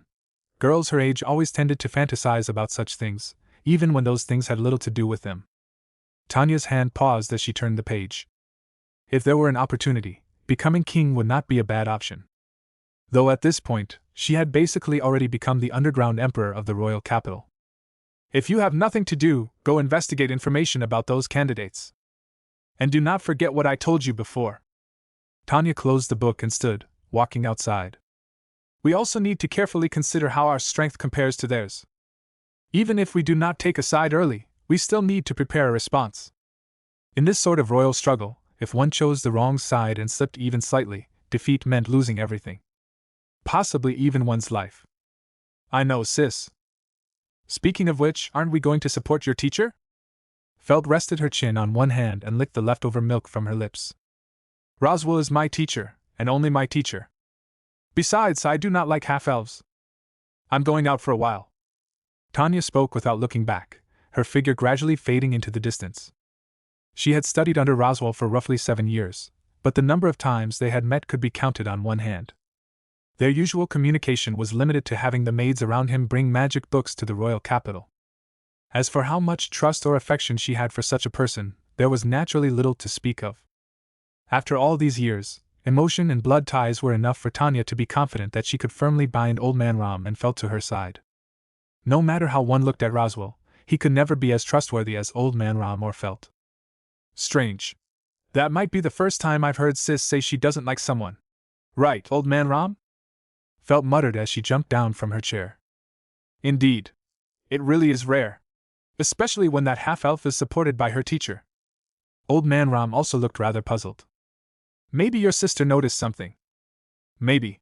Sis is always so mysterious. After chatting with Old Man Ram for a bit, Felt ran outside. She liked to complain, but she always listened carefully to what Tanya said. However, just as she walked out into the courtyard of the small building, a rather tall figure emerged from the shadows of a nearby alley and came before Felt. You're Felt, right? I have a job I'd like to entrust to you. The payment is 20 holy gold coins. Join here to read ahead. In Star Rail, Ultra Beast Armored, have I caught equilibrium? L. Chapter 80. Umamusum, but I only have 5 years left to live, Chapter 178. Zenless Zone 0, I'm a doctor, not a bang boo, Chapter 165. Ben Tennyson wants to join the Justice League, 126. Tide Moon, Redemption beginning with the Holy Grail War, Chapter 110. Yu-Gi-Oh! Transmigrated into the White Dragon Girl, Chapter 220. Is this chat group even serious? Chapter 125. I, Lord Ravager, utterly loyal. Chapter 250. Can playing games save the world? 65. Crossover anime multiverse, The Demon Hunter of an Unnatural World 77. From Junkman to Wasteland 66. Weekly refresh of Overpowered 31. I'm grinding proficiency like 46. From Kiana, Lord Ravager, Onwa 220. Honkai, is this still the previous 42? Elf, my starter Pokemon is Ink 65. Warhammer, my Primarch is Remy 185. From Demon Slayer to Grand S Volume 2/20. The way the Umamusum look at 68. Umamusum, but my cheat power 248. Naruto, Weaving the Future, B65. Zenless Zone 0, but Cayman R76. Multiverse Crossover, The Perf 66. My Cyber Psycho Girlfriend 65. Umamusum, The Dark Trainer 230. Umamusum, a Calamity Born FR 154. I, a Reincarnation Loop Player Volume 4/40. The Violent Girl Group is Beat 125. Umamusum, The Horse Girl Who's 67. Umamusum, from Beginner 145. Becoming a Horse Girl, I will 85.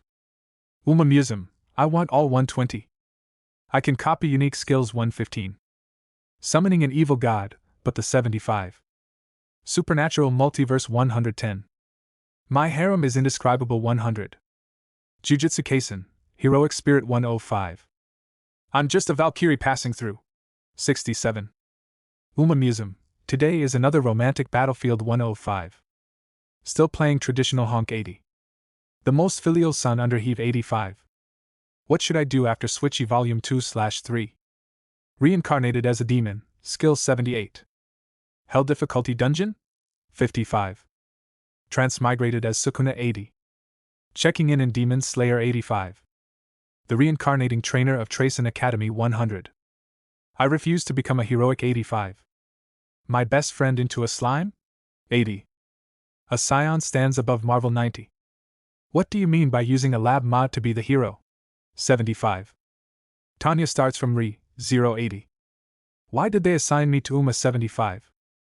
MYGO Beauty 70. Danmaki, Amiya the Giant Hero 70. The Gacha Merchant who started 80. Honkai's Otherworld? Wait, who are you people? 80. Amiya Shiro, determined to slay every curse and evil spirit 57. The Umamusum who became 55. I'm definitely not the king of 60. After maxing out every class 45. Naruto, I'm Konoha's local men 35. Honkai, World Modulation Mode 34. I, the Elden Sword Saint 27. Dio Brando is challenging FGO 24. No one knows Pokemon better 18. I, Sakazuki, won't go down the 20. My Patreon, patreon.com/queen_sin. My Patreon, patreon.com/queen_sin. My Patreon, patreon.com/queen_sin. Creator's Thoughts. Taoist GFC2X. Join here to read ahead. In Star Rail, Ultra Beast Armored, have I caught equilibrium? L. Chapter 80. Umamusum, but I only have 5 years left to live, Chapter 178.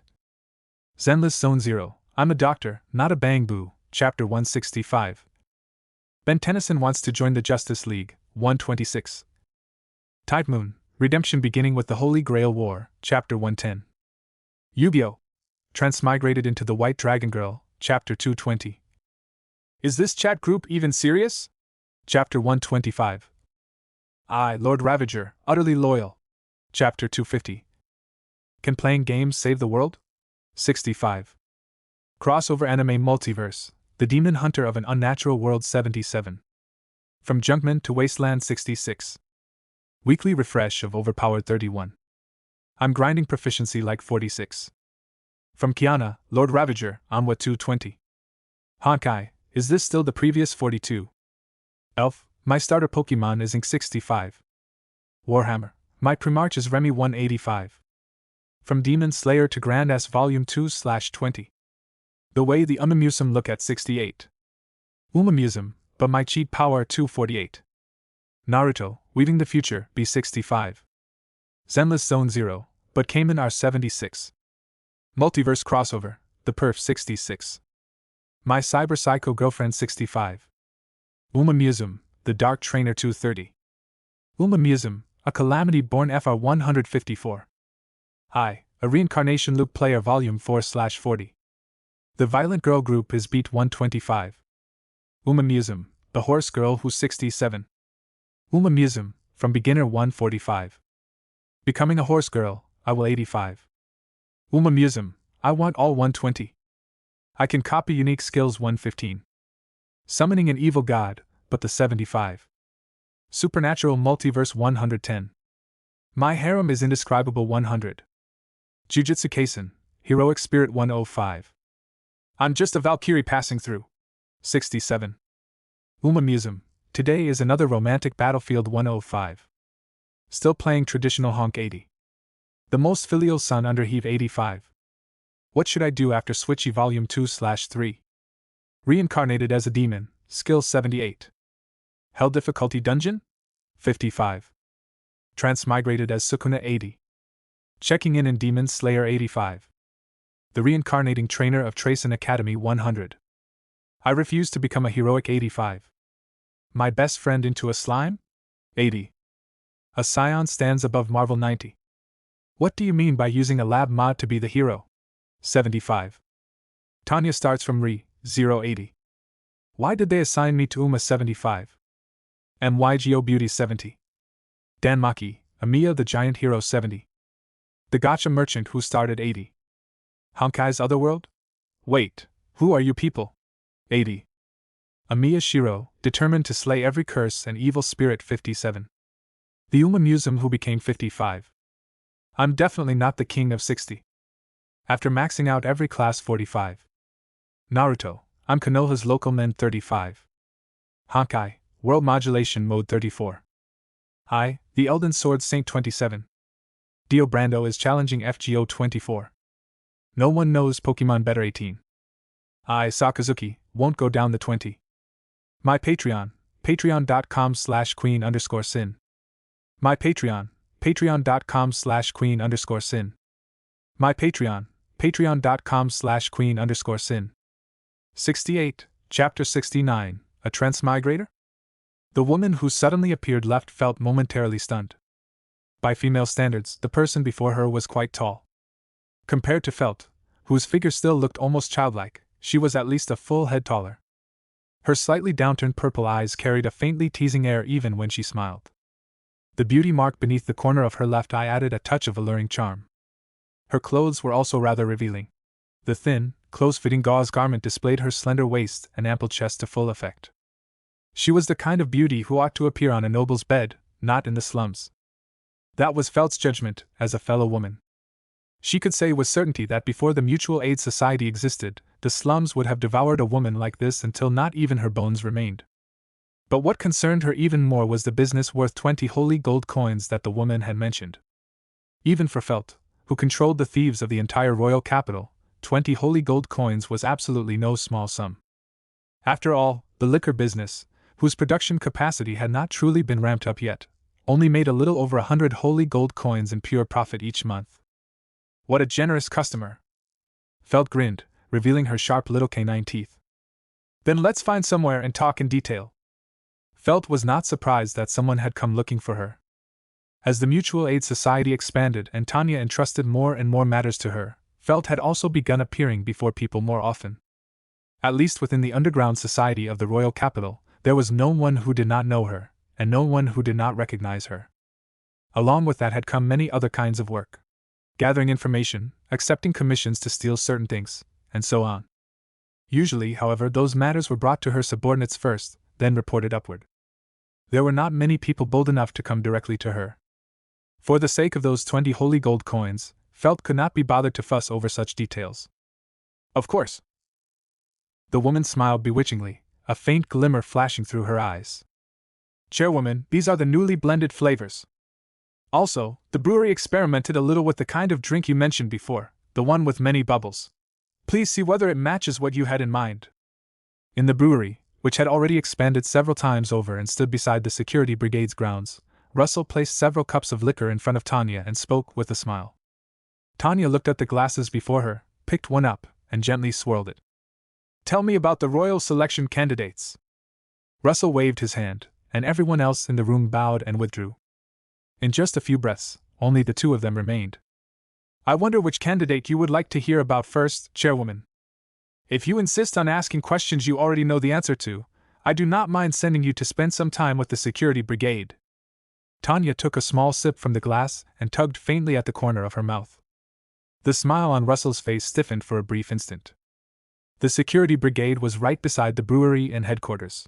Their daily training was visible in full detail. Although those people were only ordinary men, his chairwoman treated them as if they were anything but human.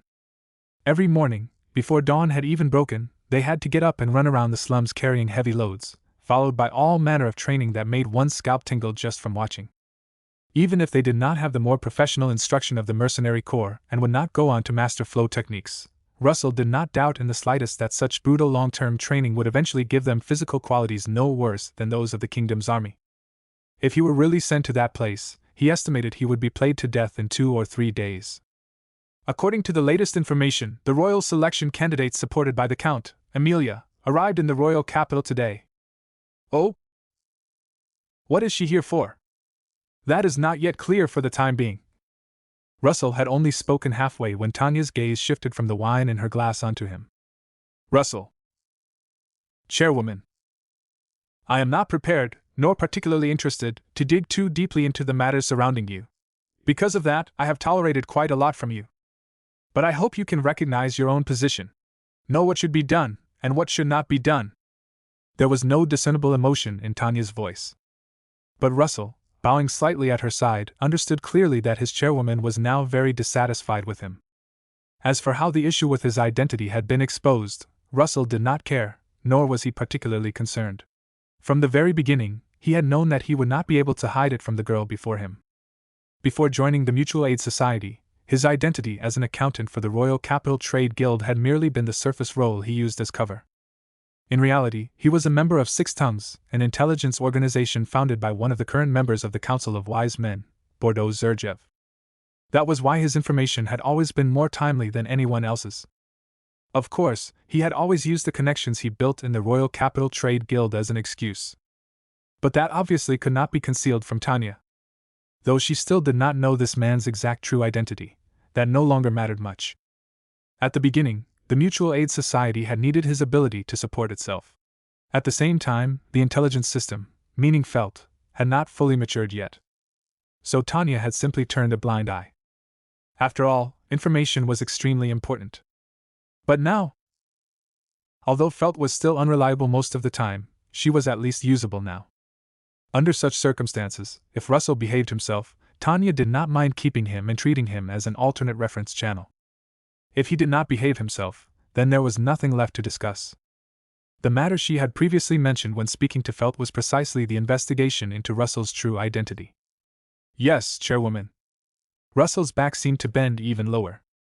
If you are in a hurry, I can help you investigate the specific circumstances. However, based on some previous rumors, she most likely came alone this time, without anyone accompanying her. Tanya set down the wine she had only taken a small sip from and picked up the experimental beer brewed by the brewery. You do know some things after all, don't you? Only rumors. Since they were not very certain, I intended to confirm them before reporting to you. I see. Tanya only tasted the beer once before pouring it all out. There is no need for such inferior stuff to exist. Stray dogs do not need tombstones. Just let them run until they rot. Think carefully before you appear before me again. With that, Tanya stood. She was clearly much shorter than Russell, yet her presence crushed him completely. Go and search. Like a starving hyena. Find it. Discover everything I want to know, everything I want to hear, and then come back and tell me.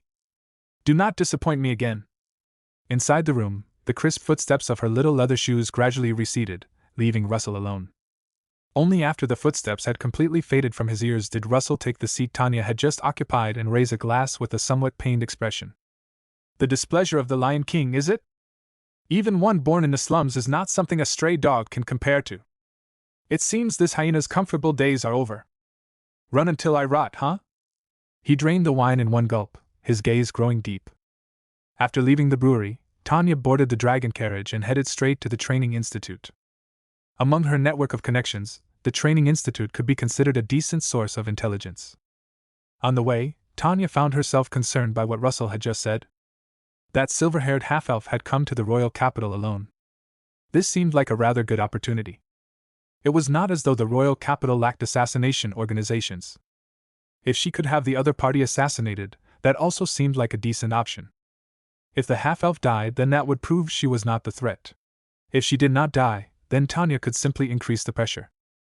Eliminating a threat in the cradle was perfectly reasonable, in Tanya's opinion. It was better than doing nothing, than finally watching Being X force her into reincarnation again. By the time she came out of the Training Institute, evening had already fallen. She had brought several bottles of beautifully packaged premium liquor that was not sold to the public for Dean Addy and the teachers she had studied under. Maintaining and refining her persona was absolutely necessary. In exchange, she had also learned quite a lot about the nobles and the kingdom's upper levels. First and foremost, many among the upper ranks were extremely averse to this so-called half-elf. To Tanya, that was good news. If she really did make a move, it likely would not cause too severe a reaction. However, this matter would still require long-term planning. At the very least, before she obtained detailed information on the other royal selection candidates, and could shift the matter into an internal struggle among the candidates, she would not act. Otherwise, one misstep and she would become the nail that stuck out. I should also consider further production of the orbs. The red crystal Tanya had held when Being X appeared last time was a near-complete, finished product she had finally created after much hardship. The only difference between that red crystal and the orb from her previous life was that its durability was not very high. When used, it would begin to show problems after only a limited number of activations. But that was not a major issue. At the very least, she had already crossed the most difficult threshold. As long as she mass-produced them, she could turn many of her subordinates into disposable. Just as Tanya sat in the swaying dragon carriage, deep in thought, she suddenly heard Gaston, who was driving, shout. Hey! What are you doing? Do you have a death wish? Tanya looked in the direction of his voice and saw a figure standing in front of the dragon carriage. If Gaston had not reacted quickly, they would have crashed straight into him. Tanya had no interest in such a trivial matter. She was just about to look away, but in the next instant, once she clearly saw the figure before her, her pupils contracted slightly. Because standing in front of the dragon carriage was a boy wearing a modern tracksuit. In his hand, he carried a convenience store plastic bag, with puffed snacks inside. The boy had an ordinary face and short, messy black hair. He looked to be about high school age. The only memorable thing about him was probably his sanpaku eyes, which made him seem somewhat hard to get along with, even a little fierce. But what truly shocked Tanya was his obviously modern clothing, as well as the faint indifference in his eyes, as though he had experienced life and death countless times. A modern person? A transmigrator like me? No. No, something is wrong. He deliberately stopped my dragon carriage. This absolutely cannot be a coincidence. Did someone discover something strange about me through some method because my performance has been too extraordinary, and send him to test me? In that brief instant, countless possibilities flashed through Tanya's mind. The look she gave him also became somewhat hesitant. If he truly had been sent by someone to test her, then she absolutely could not reveal anything here. Although she still did not know how the person hiding in the shadows had discovered the truth, nor did she know what this world's attitude toward transmigrators was, this was her greatest secret. She absolutely did not want it exposed before the world. Gaston, go! Tanya worked hard to calm her inner turmoil. This was the third world she had experienced, and she did not know how long it had been since something had stirred up such emotion in her. Gaston glared at the strangely dressed boy before him. Thank the chairwoman's mercy, brat. Count yourself lucky. If you'd run into someone else, they wouldn't have been this easy to talk to. As he spoke, Gaston drove the dragon carriage past the boy. Tanya sat inside the carriage, her gaze sweeping across him in a flash. Felt is going to die. Just as they brushed past each other, the boy's voice rang clearly in Tanya's ears. If you don't hurry back. Tanya had been trying to suppress her shock and conceal everything, but the instant she heard those words, her expression changed abruptly. Bang! A surging force blasted the door of the carriage compartment straight open. The tremendous noise immediately drew the attention of everyone on the street. With a cold expression, Tanya waved her hand and shot several sharp ice spears toward the boy in the tracksuit. She was trying to trap him in place. But the instant the ice spears flew out, the boy moved as if he had already predicted them. His body had acted one step ahead of time. The sharp ice spears accurately passed through the crowd without injuring a single bystander. The caster's degree of control was clearly extraordinary. And yet even so, faced with the boy's bizarre series of movements, bending backward, rolling, and twisting, Tanya simply could not trap him. On the contrary, he seized the chaos to take 3 quick steps and grab onto the back of a passing dragon carriage, swiftly riding away into the distance. If you don't want your sister to die, then follow me. The sudden change left the surrounding crowd unable to react. Join here to read ahead. In Star Rail, Ultra Beast Armored, Have I Caught Equilibrium? L. Chapter 80. Umamusum, but I only have 5 years left to live, Chapter 178. Zenless Zone 0, I'm a doctor, not a bang boo, Chapter 165. Ben Tennyson wants to join the Justice League, 126. Tide Moon, Redemption beginning with the Holy Grail War, Chapter 110. Yu-Gi-Oh! Transmigrated into the White Dragon Girl, Chapter 220. Is this chat group even serious? Chapter 125. I, Lord Ravager, utterly loyal. Chapter 250. Can playing games save the world? 65. Crossover Anime Multiverse, The Demon Hunter of an Unnatural World 77. From Junkman to Wasteland 66. Weekly refresh of Overpowered 31. I'm grinding proficiency like 46. From Kiana, Lord Ravager, Onwa 220. Honkai, is this still the previous 42? Elf, my starter Pokemon is Ink 65. Warhammer, my Primarch is Remy 185. From Demon Slayer to Grand S Volume 2/20. The way the Umamusum look at 68. Umamusum, but my cheat power 248. Naruto, Weaving the Future, B65. Zenless Zone 0, but Cayman R76. Multiverse Crossover, The Perf 66. My Cyber Psycho Girlfriend 65. Umamusum, The Dark Trainer 230. Umamusum, A Calamity Born FR 154. I, A Reincarnation Loop Player Volume 4/40. The Violent Girl Group is Beat 125. Umamusum, The Horse Girl Who's 67. Umamusum, From Beginner 145. Becoming a Horse Girl, I will 85. Umamusum, I want all 120. I can copy unique skills 115. Summoning an evil god, but the 75. Supernatural Multiverse 110. My harem is indescribable 100. Jujutsu Kaisen, Heroic Spirit 105. I'm just a Valkyrie passing through. 67. Museum. Today is another romantic battlefield 105. Still playing traditional honk 80. The most filial son under heave 85. What should I do after Switchy Volume 2/3? Reincarnated as a demon, skill 78. Hell difficulty dungeon? 55. Transmigrated as Sukuna 80. Checking in Demon Slayer 85. The reincarnating trainer of Tracen Academy 100. I refuse to become a heroic 85. My best friend into a slime? 80. A scion stands above Marvel 90. What do you mean by using a lab mod to be the hero? 75. Tanya starts from Re 080. Why did they assign me to Uma 75? MYGO Beauty 70. Danmaki, Amiya the Giant Hero 70. The Gotcha Merchant who started 80. Honkai's Otherworld? Wait, who are you people? 80. Amiya Shiro, determined to slay every curse and evil spirit 57. The Museum who became 55. I'm definitely not the king of 60. After maxing out every class 45. Naruto, I'm Konoha's local men 35. Honkai, World Modulation Mode 34.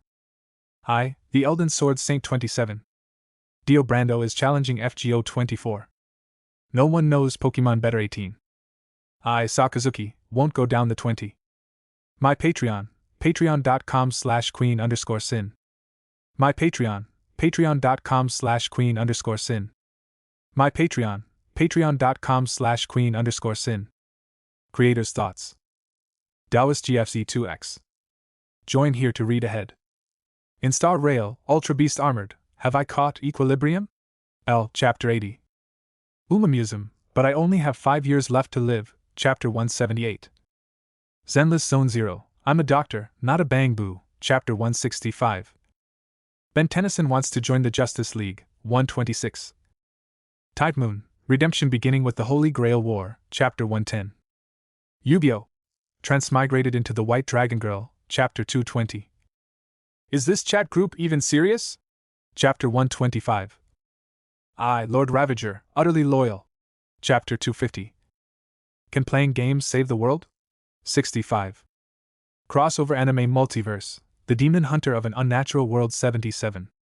From Junkman to Wasteland 66. Weekly refresh of Overpowered 31. I'm grinding proficiency like 46. From Kiana, Lord Ravager, Onwa 220. Honkai, is this still the previous 42? Elf, my starter Pokemon is Ink 65. Warhammer, my Primarch is Remy 185. From Demon Slayer to Grand S Volume 2/20. The way the Museum look at 68. Museum, but my cheat power 248.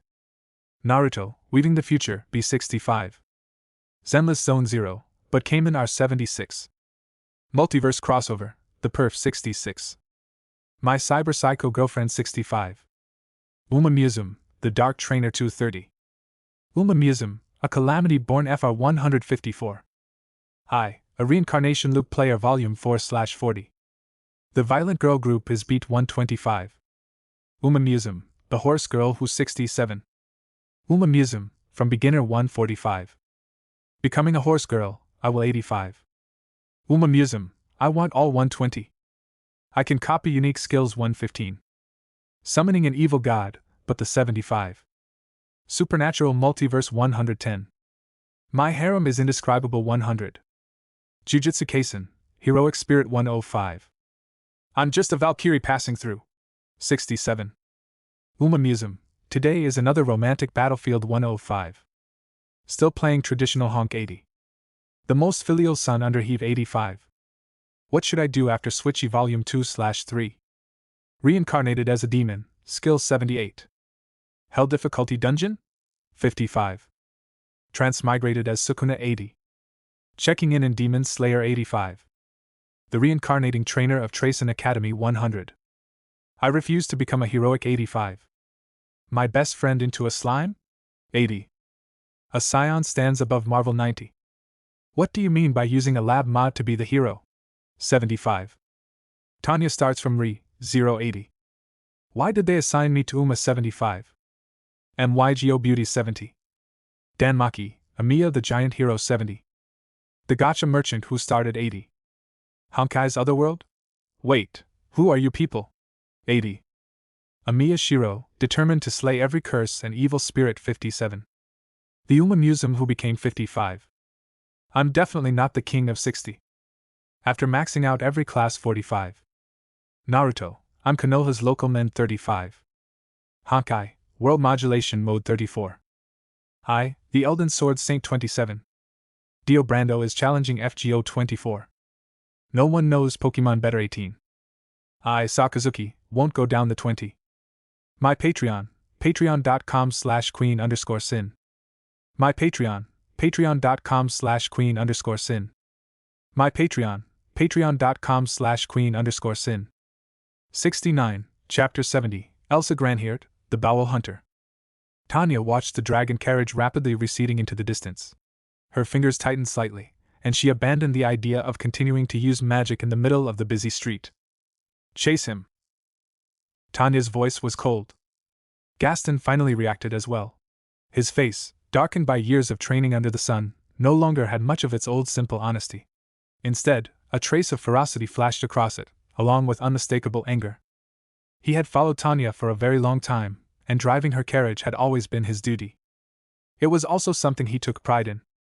This was the first time something like this had ever happened. That boy had not only stopped the dragon carriage, but had provoked them again and again, even using the vice chairwoman's life as a threat. In Gaston's eyes, that was simply unforgivable. Yes, chairwoman. Suppressing his anger, Gaston gave a heavy reply. He snapped the reins hard, and the ground dragon let out a roar as it dragged the carriage in rapid pursuit. Inside the carriage, Tanya's expression remained as cold as ice, though a faint trace of worry could be seen beneath it. In her mind, however, she was already rationally analyzing what had just happened. Her reaction after hearing Felt's name should have been reasonable enough. She should not have exposed too many openings. There had been no mana fluctuation around them just now, nor had she sensed anyone secretly watching. That ability to evade, was it a divine protection? Can someone who is not from this world also receive the effects of a divine protection? Or is that person a fake, with those clothes specially made? No. Clothes can be faked, but plastic and those snacks are things this world should be utterly incapable of producing. Tanya narrowed her eyes. After all these years, her understanding of this world was absolutely deeper than that of most people. As a transmigrator herself, Tanya had never encountered anyone who could be called one of her own kind. But she also understood that since someone like her existed, there was no guarantee that that damned being X would not have some other twisted amusement, and send someone else here too. For example, the great sage Flu Gel recorded in this world's history. Judging from the things he had done, and the changes and influence he had caused, Tanya believed that man was likely a transmigrator just like her. After all, things like sushi, sukiyaki, and Japanese-style architecture were far too distinctive. There was hardly any other explanation besides transmigration. Since there was already precedent, then one more seemed explainable enough. For now, assume that man is a transmigrator. Then what does it mean that he deliberately came to find me? Is this really only because of Felt? Tanya did not quite believe what he had said. Felt had always been somewhat flighty, yes. But that did not mean she was stupid. On the contrary, she was even smarter than many of her peers, and even many adults. She knew very clearly what she wanted, and what she should not touch. That was why Tanya had continued supporting and training Felt all this time, allowing her to become the head of her intelligence organization. Felt did sometimes act foolishly, but only in front of Tanya. For someone who had grown up clawing her way through the slums, it was basically impossible for her to inexplicably put herself in danger. Especially since she also had a divine protection. Even if she did encounter danger, she had the strength to escape. Furthermore, within the slums, there should be no one capable of threatening Felt. The security brigade and the mercenary corps were right beside headquarters. If something really happened, anyone who wanted to kill Felt would have to get past them first. That chain of thought only made Tanya more doubtful. She increasingly could not understand what the other party was trying to do. She did not like this feeling of being led by the nose. Especially not after she had just encountered being X not long ago. So you really cannot wait, can you? You are already eager to come and cause trouble for me. Tanya looked at the dragon carriage racing toward the slums. As the distance between them steadily shrank, the chill in her eyes deepened. At the same time, elsewhere, a girl with long silver-white hair was walking toward the slums with a determined expression. At the Mutual Aid Society's headquarters, Felt sat casually on the fence at the edge of the small courtyard, humming a tune and swinging her legs as if waiting for something. Thinking about what had happened today, Felt could not help feeling pleased. The commission had been easy, and the payment of 20 holy gold coins was high. More importantly, the target that woman had commissioned her to steal from was actually one of the royal selection candidates she had only just spoken about with her sister, the silver-haired half-elf. When Big Sis comes back, she'll definitely be very interested. Speaking of which, this Amelia is really nothing special. I stole it from her so easily. Felt slipped a hand into her clothes and took out a small badge-like object, raising it under the sunset to examine it carefully. It even glows. Pretty nice looking. So this is the so-called dragon jewel? Doesn't look all that special. Felt no guilt at all about stealing from Amelia. Even if that person was the candidate supported by her sister's teacher. To Felt, the fact that her big sister disliked the half-elf was enough. Anything else, no matter the other party's status or backer, had nothing to do with her. That woman was probably sent by one of the other royal selection candidates. I'll have someone follow her and investigate later. Big Sis will definitely be interested in that too. In Felt's opinion, aside from proving one's identity, this so-called dragon jewel had no other use, especially since the other party's qualification had already been verified. Now that the dragon jewel had been lost, the most it would do was embarrass Amelia and make her look incompetent as a candidate. Most likely, this was some trick from a competitor. Maybe I could even sell the information to Amelia later and earn money from both sides. Felt was delighted by her own thoughts, feeling that she really was a genius. She did not wait long by the fence. Soon, a figure walked toward her beneath the sinking sun. Looking at that swaying, seductive silhouette and that outrageously good figure, Felt looked down at her own flat as a board chest and could not help curling her lips. What the heck? So flashy. If Big Sis hadn't stolen my milk back then, I'd definitely be no worse than her now. But then she thought about her sister's figure, which was more or less the same as hers, and immediately felt comforted. Hey, I got what you wanted. Hand over the payment. Felt tossed the badge up and down in her hand. This was her home turf. She had no need to worry about the other party trying to rob her. Anyone who dared attack her in the slums probably had not been born yet. On that point, Felt was extremely confident. The woman walked over in high heels, an enchanting smile blooming across her exquisite face. How efficient! Of course. You should know who you hired. Felt lifted her chin slightly and spoke smugly. Enough talk. Money and goods, hand to hand. Felt held up the badge as she spoke. The woman did not waste words either. From somewhere, she produced the money pouch she had mentioned earlier and tossed it toward Felt. Felt also tossed the badge over in turn. And right as both items were still in midair, a sharp cry suddenly rang out. Give my insignia back! The moment the voice fell, a piercing sound cut through the air.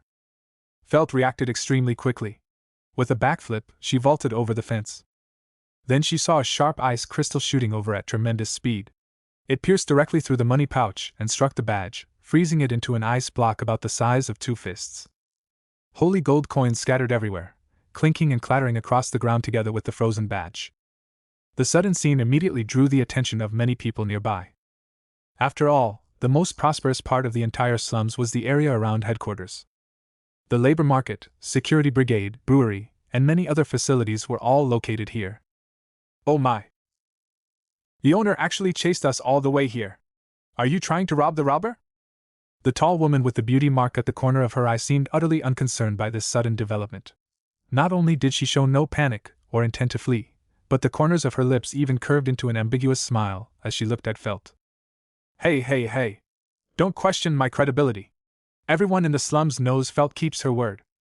That woman came here on her own. What does that have to do with me?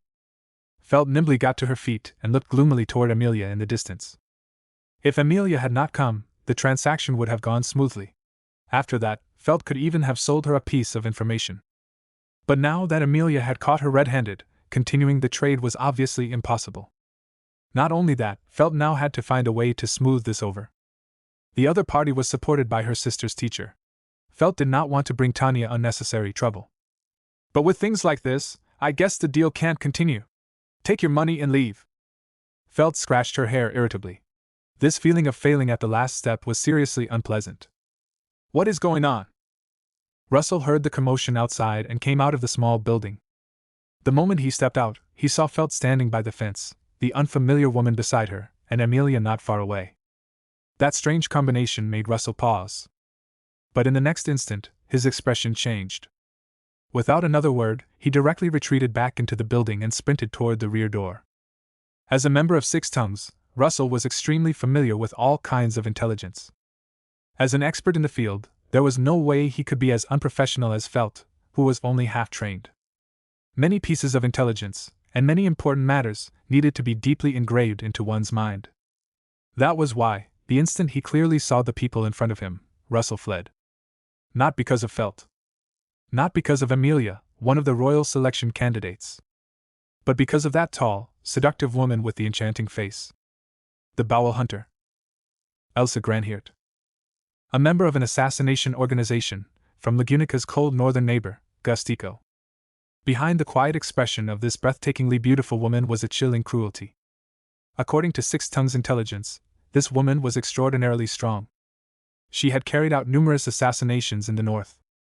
Her reputation had spread far and wide because of the vile acts she committed after completing her assassinations.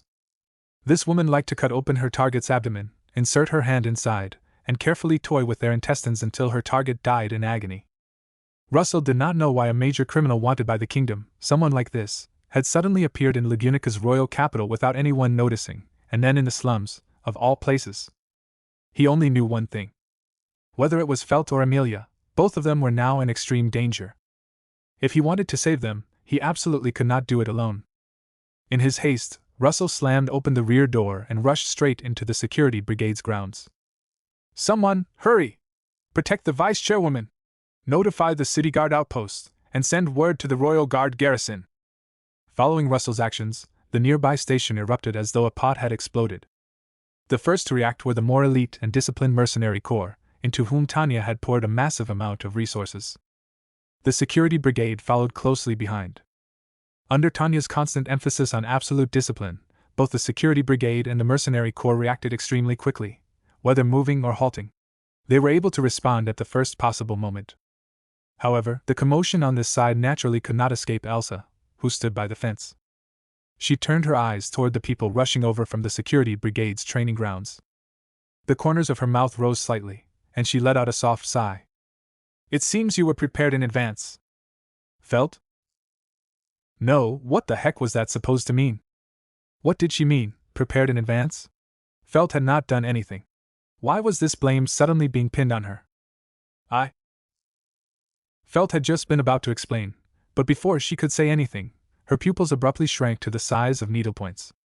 Because in her field of vision, the woman before her instantly became an afterimage and rushed straight at her. In the woman's hand, a cold glint flashed. Felt was no longer a simple child. She had once followed Tanya to wipe out other gangs. In the first instant, she sensed a bone-deep killing intent. Her body reacted faster than her mind. Blessed by her divine protection, Felt's movements were unbelievably agile. Her small body slipped aside nimbly, dodging Elsa's deep purple kukri by the thinnest of margins. I think I smell a divine protection. It seems things have become a little more interesting." Seeing Felt evade her attack, Elsa narrowed her eyes and spoke in a gentle voice. "Join here to read ahead. In Star Rail, Ultra Beast Armored, have I caught equilibrium? L. Chapter 80. Umamusum, but I only have 5 years left to live, Chapter 178. Zenless Zone 0, I'm a doctor, not a bang boo, Chapter 165. Ben Tennyson wants to join the Justice League, 126. Tide Moon, Redemption beginning with the Holy Grail War, Chapter 110. Yu-Gi-Oh! Transmigrated into the White Dragon Girl, Chapter 220. Is this chat group even serious? Chapter 125. I, Lord Ravager, utterly loyal. Chapter 250. Can playing games save the world? 65. Crossover anime multiverse, The Demon Hunter of an Unnatural World 77. From Junkman to Wasteland 66. Weekly refresh of Overpowered 31. I'm grinding proficiency like 46. From Kiana, Lord Ravager, Onwa 220. Honkai, is this still the previous 42? Elf, my starter Pokemon is Ink 65. Warhammer, my Primarch is Remy 185. From Demon Slayer to Grand S Volume 2/20. The way the Umamusum look at 68. Umamusum, but my cheat power 248. Naruto, weaving the future, B65. Zenless Zone 0, but Cayman R76. Multiverse crossover, the Perf 66. My Cyber Psycho Girlfriend 65. Umamusum, the Dark Trainer 230. Umamusum, a Calamity Born FR 154. I, a Reincarnation Loop Player Volume 4/40. The Violent Girl Group is Beat 125. Umamusum, the Horse Girl Who's 67. Umamusum, from Beginner 145. Becoming a Horse Girl, I will 85. Umamusum, I want all 120. I can copy unique skills 115. Summoning an evil god, but the 75. Supernatural Multiverse 110. My harem is indescribable 100.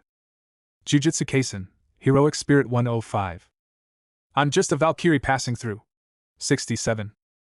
Umamusum, today is another romantic battlefield 105. Still playing traditional honk 80. The most filial son under heave 85. What should I do after Switchy Volume 2/3? Reincarnated as a demon, skill 78. Hell difficulty dungeon? 55.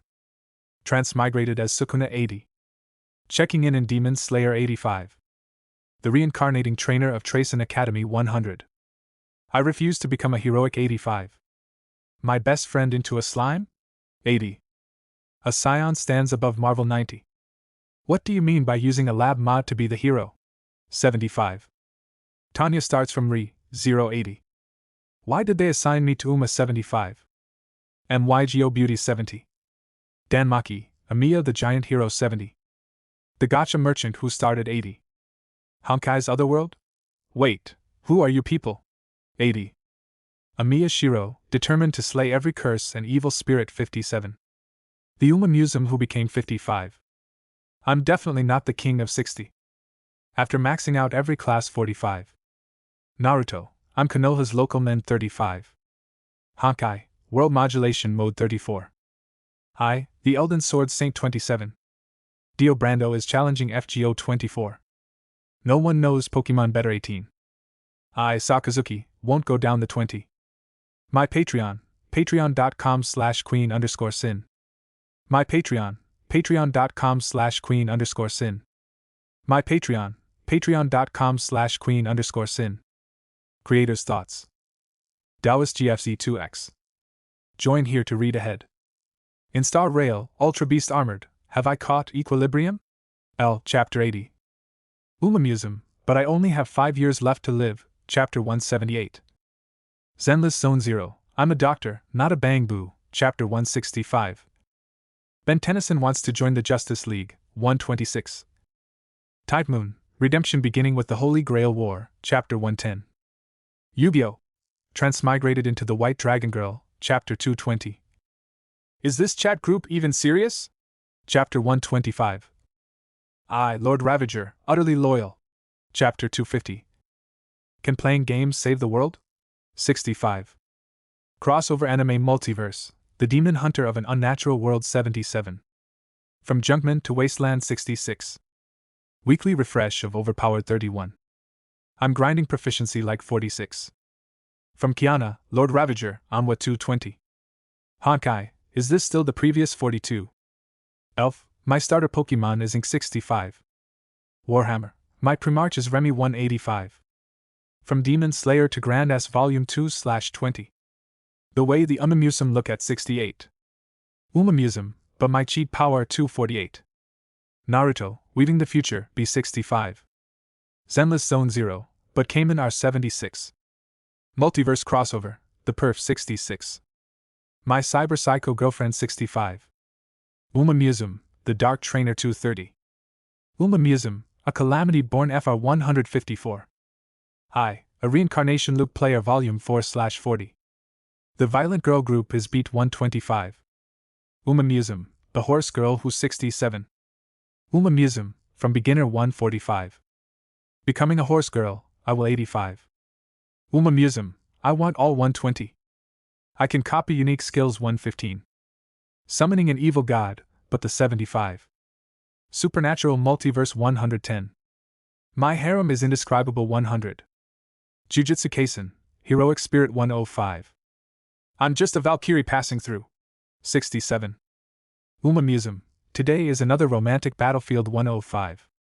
Still playing traditional honk 80. The most filial son under heave 85. What should I do after Switchy Volume 2/3? Reincarnated as a demon, skill 78. Hell difficulty dungeon? 55. Transmigrated as Sukuna 80.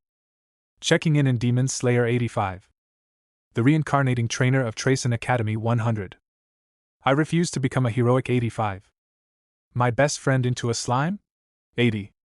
A scion stands above Marvel 90. What do you mean by using a lab mod to be the hero? 75. Tanya starts from Re 080. Why did they assign me to Uma 75? MYGO Beauty 70. Danmaki, Amiya the Giant Hero 70. The Gacha Merchant who started 80. Honkai's Otherworld? Wait, who are you people? 80. Amiya Shiro, determined to slay every curse and evil spirit 57. The Uma Museum who became 55. I'm definitely not the king of 60. After maxing out every class 45. Naruto, I'm Konoha's local men 35. Honkai, World Modulation Mode 34. I, the Elden Sword Saint 27. Dio Brando is challenging FGO 24. No one knows Pokemon better 18. I, Sakazuki, won't go down the 20. My Patreon, patreon.com/queen_sin. My Patreon, patreon.com/queen_sin. My Patreon, patreon.com/queen_sin. 70, Chapter 71 Battle. Felt only came back to her senses then. She yanked the short blade from behind her back and stared at the woman with lingering fear, her expression turning extremely grim. She did not fight people often in normal times. But because of Tanya's strict demands, she had never stopped training. She would not call herself especially strong, but at the very least, she had the eye to judge strength. This strange woman before her was no ordinary person. Even with her divine protection helping her, Felt had almost failed to dodge that attack just now. That alone made it clear how powerful the woman was. Who the hell are you? Especially since the other party had attacked without hesitation. Clearly, this was not a sudden impulse, but something planned from the beginning. Even if Emilia had not come to reclaim her insignia, the woman probably would still have done the same thing. Felt kept her eyes fixed warily on the woman. The footsteps around her were gradually becoming clearer. The security brigade and the mercenary corps would arrive soon. Once several hundred people surrounded this place, she would be safe. All she had to do was drag things out until then. As for the woman's true identity and purpose, those were not things she needed to think about right now. Once the others arrived and captured her, there would be plenty of ways to make her talk. Trying to buy time? What an innocent child! Elsa smiled sweetly. Her gentle voice and beautiful face made her seem like a kind older sister. But her movements carried only cold killing intent. Elsa's figure flashed again. Her speed was even faster than Felt's, despite Felt's divine protection. She almost turned into an afterimage as she launched her attack like a phantom. In only a few breaths, Felt was completely suppressed. She could barely breathe, and several notches had appeared along the edge of the short blade in her hand. After only a few exchanges, her body was already marked with small cuts. Felt's chest rose and fell rapidly. At that moment, she felt the gap between their strength more deeply than ever. They were not on the same level at all. If not for her divine protection, she would not even have had the strength to struggle against this woman. She would have been dead from the very first attack. The security brigade was only a few dozen meters away from the small building. On an ordinary day, Felt could have crossed that distance in no time. But now, that short distance felt like an uncrossable chasm. She could already see countless people rushing anxiously toward her, but Felt understood one thing clearly. She would not last until they arrived. A feeling of despair rose from the bottom of her heart. The deep purple blade swept before her eyes. Felt could see it, but her body's reaction had clearly slowed. For a moment, everything seemed to enter the world of a revolving lantern, slowing down around her. At that final moment, Felt instinctively thought of her sister, Tanya. If it were Big Sis, she'd definitely have a way, right? Felt thought silently. Her life since childhood had left her with a deep worship for Tanya. In her eyes, no matter what sort of trouble appeared before her sister, it was never truly a problem. Nothing could ever stump her. The kukri had already reached her. Felt could even see the joy in Elsa's eyes, the delight she took in slaughter. "Watch out!" Amelia, standing not far away, cried out at the sight. She raised her hand, a faint blue light shining as several ice crystals shot toward Elsa. Although Felt had stolen her insignia, Amelia still could not simply watch the girl be killed before her eyes. However, compared to Elsa, Amelia's attack was not quite enough to break the situation. At that critical instant, a cold voice rang out from the sky. "Al-Jawald." A brilliant light suddenly shone in the air. At that dim hour of dusk, that radiance was as dazzling as the midday sun. How fast was light? If someone asked Tanya, she would answer, approximately 300,000 kilometers per second. But in this world, no one knew. Jawald was young attribute magic. Its concrete manifestation was somewhat similar to a laser from modern society. Just like the other 5 attributes of magic, adding different prefixes before Jawald increased its power. Those prefixes were El, Ul, and Al. Al-Jawald was the strongest form of the basic young attribute Jawald spell. Compared to other elemental spells, Jawald had no area damage to speak of, but its single target damage was beyond question. With Tanya's current talent behind it, the spell's power was astonishing. The blinding pillar of light shot out instantly, heading straight for Elsa as she closed in on Felt. Its speed was so fast that almost no one could react. In a single instant, the crisis was resolved. "Big sis?" Felt only felt a gust of wind sweep past her face. Then a scorched smell filled the air. When she came back to herself, the figure that had been standing in front of her, preparing to slice open her stomach, had already vanished. The feeling of surviving certain death was naturally overwhelming. But when Felt recovered from that despair and lifted her eyes, she saw something that shocked her all over again. In the crimson sky, a familiar figure was floating above them, looking down from on high. "Big sis," Felt murmured. Before this moment, she had never heard anything about her sister learning how to fly through the sky. Tanya slowly descended from the air until she reached the space above Felt. After looking Felt over and confirming that she had only suffered a few shallow flesh wounds, Tanya ordered, "Fall back with the others. This is not a fight you can take part in." As she spoke, Tanya turned her gaze toward the woman not far away, whose lips still held that faint upward curve, and then toward Amelia. Faced with these two people, along with the inexplicable series of events that had occurred today, Tanya was in an extremely foul mood. It was, without exaggeration, the worst mood she had been in since coming to this world. First, there was that suspected transmigrator, who had lured her here. That person seemed strangely familiar with her, even able to dodge the magic she released as though he had foreseen it. Not only that, he had even steered the dragon carriage straight into the subordinate Russell had sent to notify the city guard outpost and the royal guard garrison. After hearing the words, "Amelia, one of the royal selection candidates," and "the Bowel Hunter, a notorious name on the kingdom's wanted list," Tanya had been unwilling, but she had no choice but to temporarily let go of the one who had led her all the way here. She could let that man go for now. There would be other chances to find him. But if the so-called Bowel Hunter killed Felt and Amelia, one of the royal selection candidates, the loss would be enormous. If Felt died, the consequences needed no explanation. The intelligence system would need a new leader, and one of the only 2 people Tanya could trust to any real degree would be gone. And if Amelia died in the slums, on Tanya's own territory, that would be even more troublesome. Putting aside whatever reaction Roswell might have, the other 3 candidates, and the kingdom's upper leadership would already be enough of a headache. The royal selection had not even gathered all its candidates yet, and one candidate had already been murdered without authorization. That would undoubtedly be seen as provocation, against the kingdom, and against the candidates themselves. Even if nothing happened immediately, once a candidate took the throne later, Tanya might very well be purged for it. The interests and entanglements behind that were not something that could be untangled in a short time. It looked like she had 2 choices, but in reality, there was only one. She had to return and save Felt. She even had to protect that half-elf who might be connected to the Witch of Envy. This feeling of being unable to act according to her own will, unable to make her own choice, and instead being forced down a certain path. It made an anger flare in her heart, as if it would burn her reason to ash. That familiar feeling. That method so similar to before.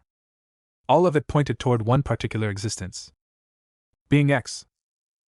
The instant she had sorted out the gains and losses, Tanya had not hesitated. She had immediately cast a Windfire dual-attribute composite flight spell and rushed back toward headquarters at the fastest possible speed. Thankfully, she had arrived in time at the last possible moment, and saved felt from the woman's blade. How surprising! I never thought I would meet such a young mage capable of composite magic. Elsa smiled faintly as she spoke. With her empty left hand, she pressed her severed right arm back into place. Tanya's Al-Jawald had been too fast. Even Elsa, despite all her battle experience, had only managed to react the instant she noticed Tanya. Even so, the beam had still grazed her right arm.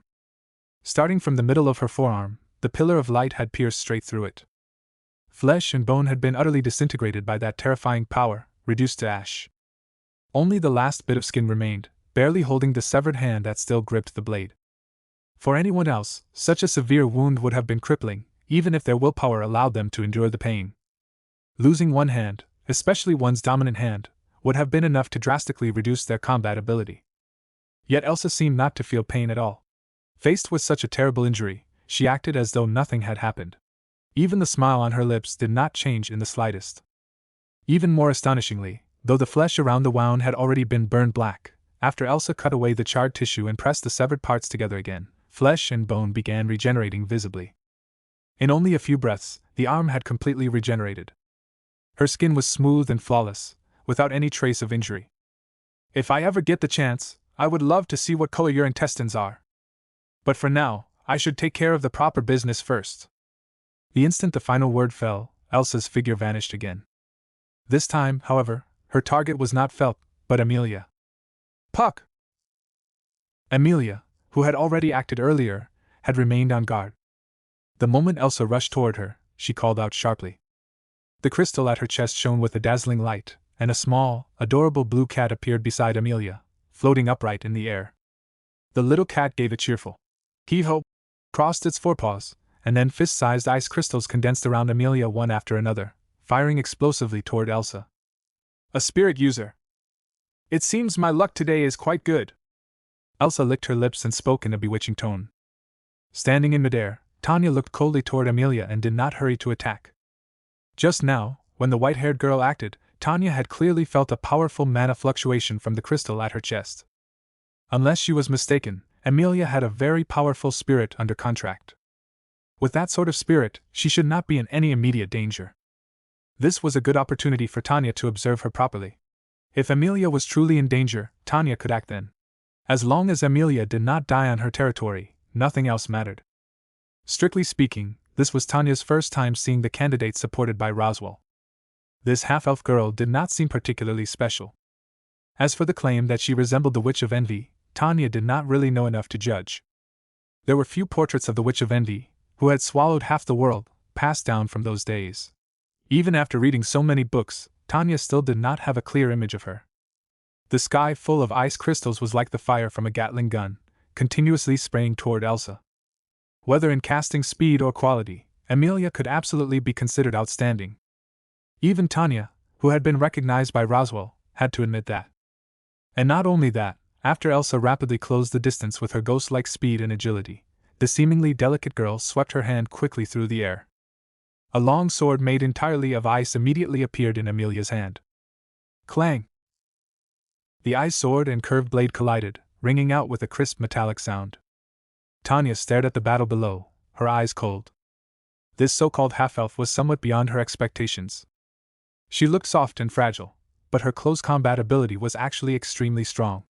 She could even tangle with an experienced, powerful killer like Elsa. That alone already placed her far above many others. But only that far. As the sunset gradually sank beneath the horizon and the light in the slums grew dimmer, the small cat beside Amelia suddenly turned into motes of light and vanished. Amelia, who had just barely been able to fight Elsa, immediately fell into a disadvantage. Oh! It seems your spirit has abandoned you. Join here to read ahead. In Star Rail, Ultra Beast Armored, Have I Caught Equilibrium? L. Chapter 80. Umamusum, but I only have 5 years left to live, Chapter 178. Zenless Zone 0, I'm a doctor, not a bang boo, Chapter 165. Ben Tennyson wants to join the Justice League, 126. Tide Moon, Redemption beginning with the Holy Grail War, Chapter 110. Yu-Gi-Oh!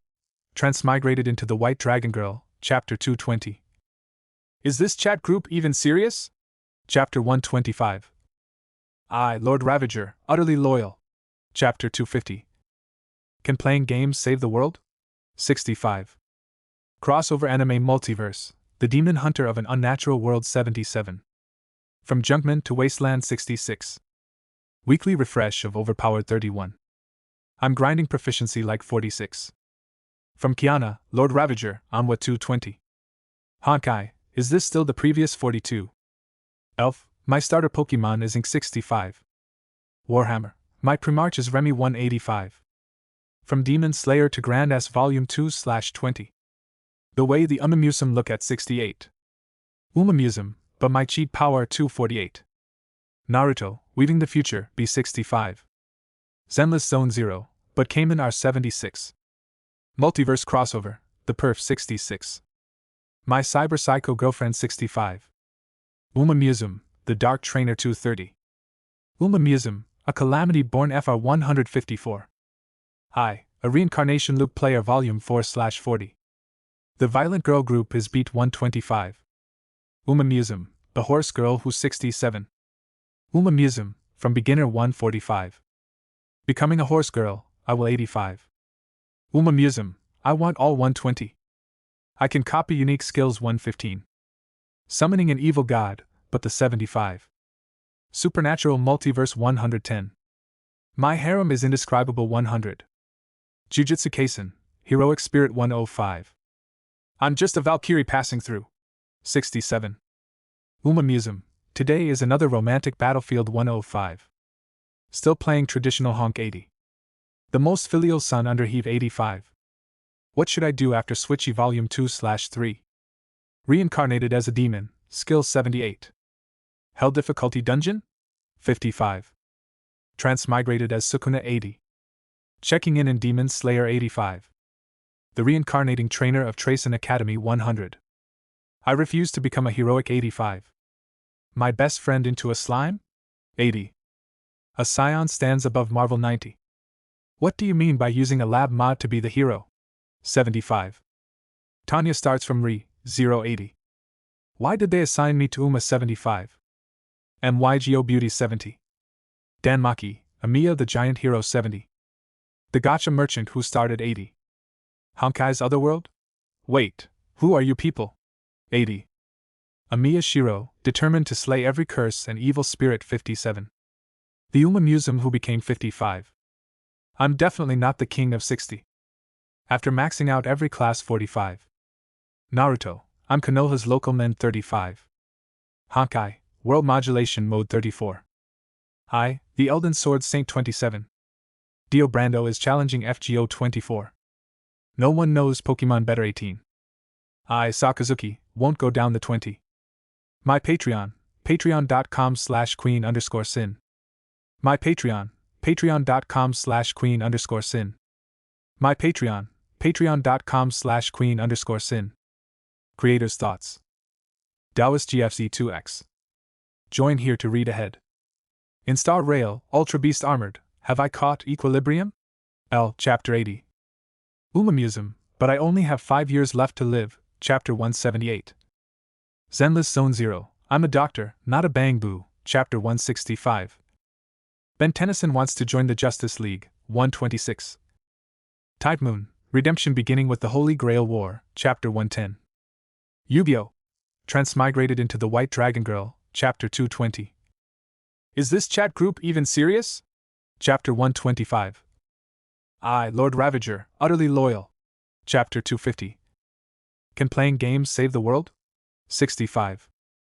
Crossover anime multiverse, the demon hunter of an unnatural world 77. From Junkman to Wasteland 66. Weekly refresh of overpowered 31. I'm grinding proficiency like 46. From Kiana, Lord Ravager, Onwa 220. Honkai, is this still the previous 42? Elf, my starter Pokemon is Ink 65. Warhammer, my Primarch is Remy 185. From Demon Slayer to Grand S Volume 2/20. The way the Umamusum look at 68. Umamusum, but my cheat power 248.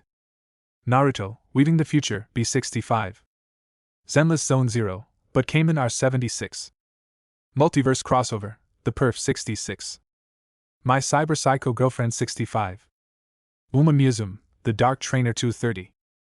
Museum, a calamity born FR 154. I, a reincarnation loop player volume 4/40. The violent girl group is beat 125. Museum, the horse girl who's 67.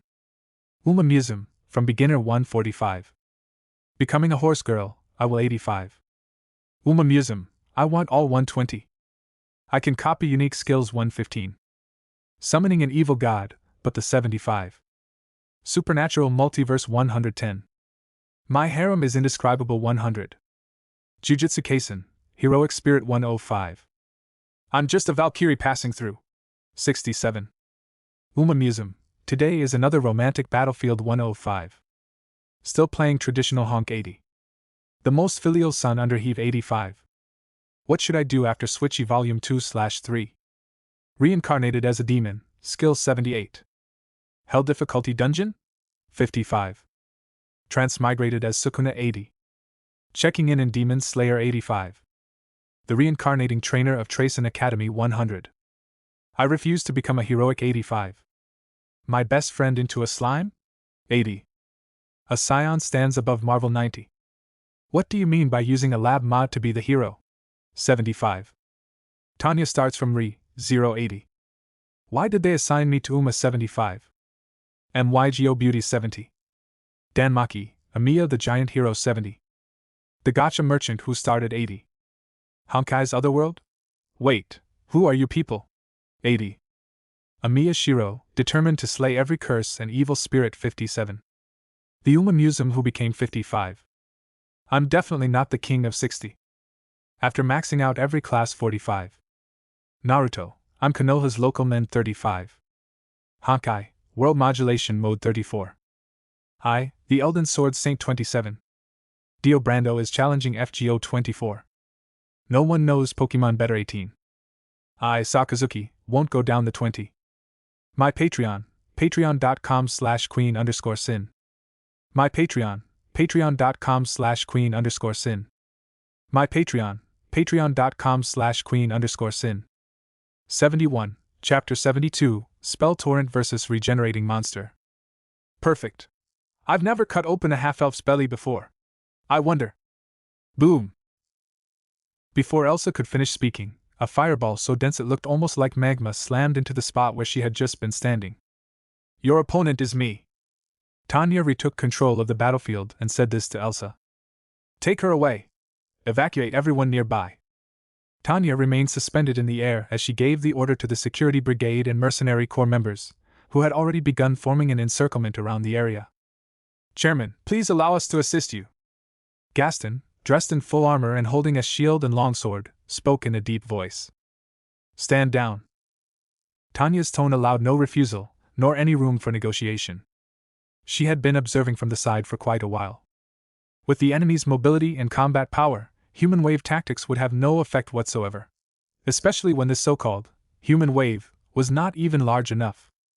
Rather than letting them be cut down like vegetables without accomplishing anything, it was better to have them withdraw and avoid wasting the resources invested in them. At her words, Gaston's face flushed red, his eyes filled with hatred toward his own weakness. For all these years, the Mutual Aid Association had trained him without ever stinting on anything. Food, clothing, housing, and daily necessities had all been arranged for him.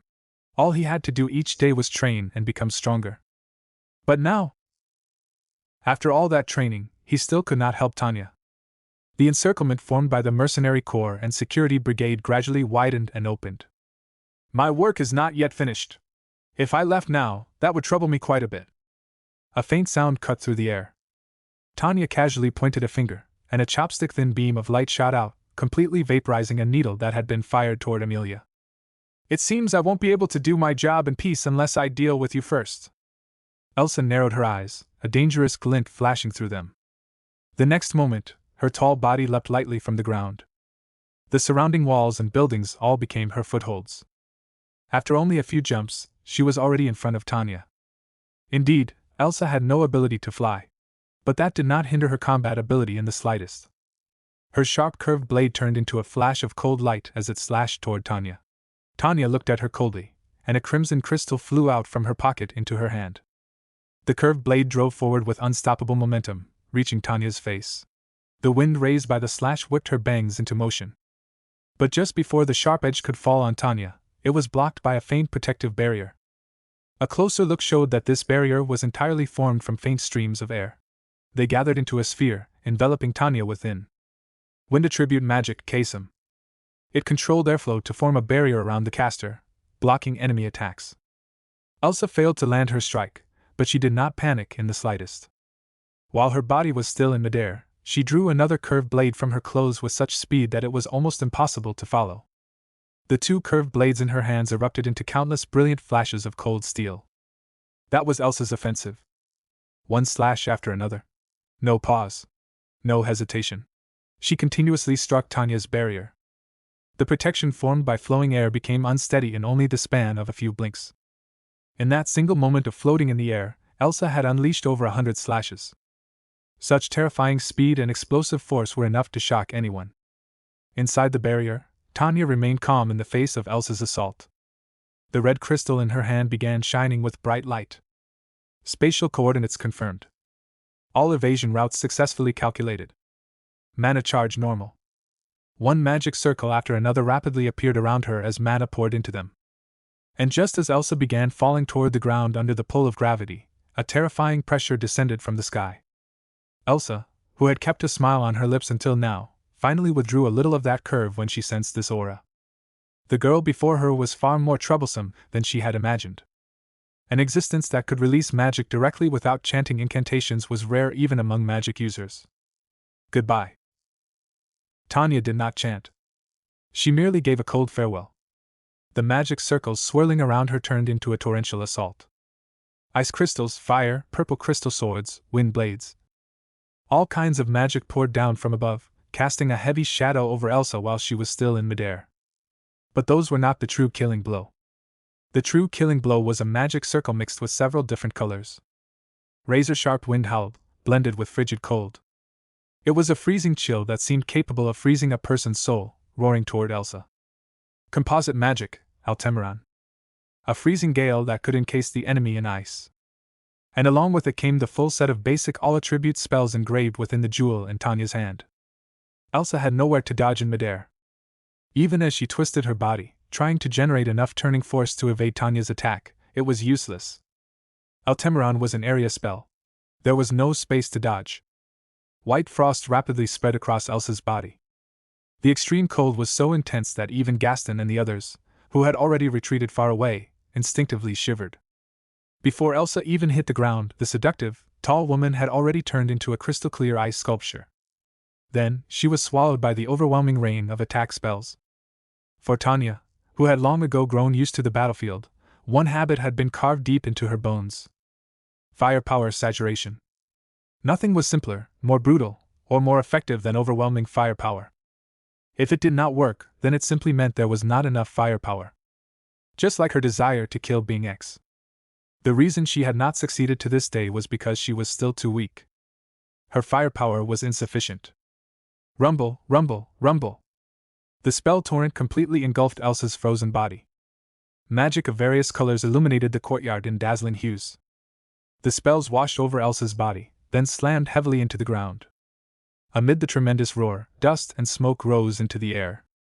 The people standing far away could clearly feel the earth beneath their feet trembling. This was the power of a true magic user.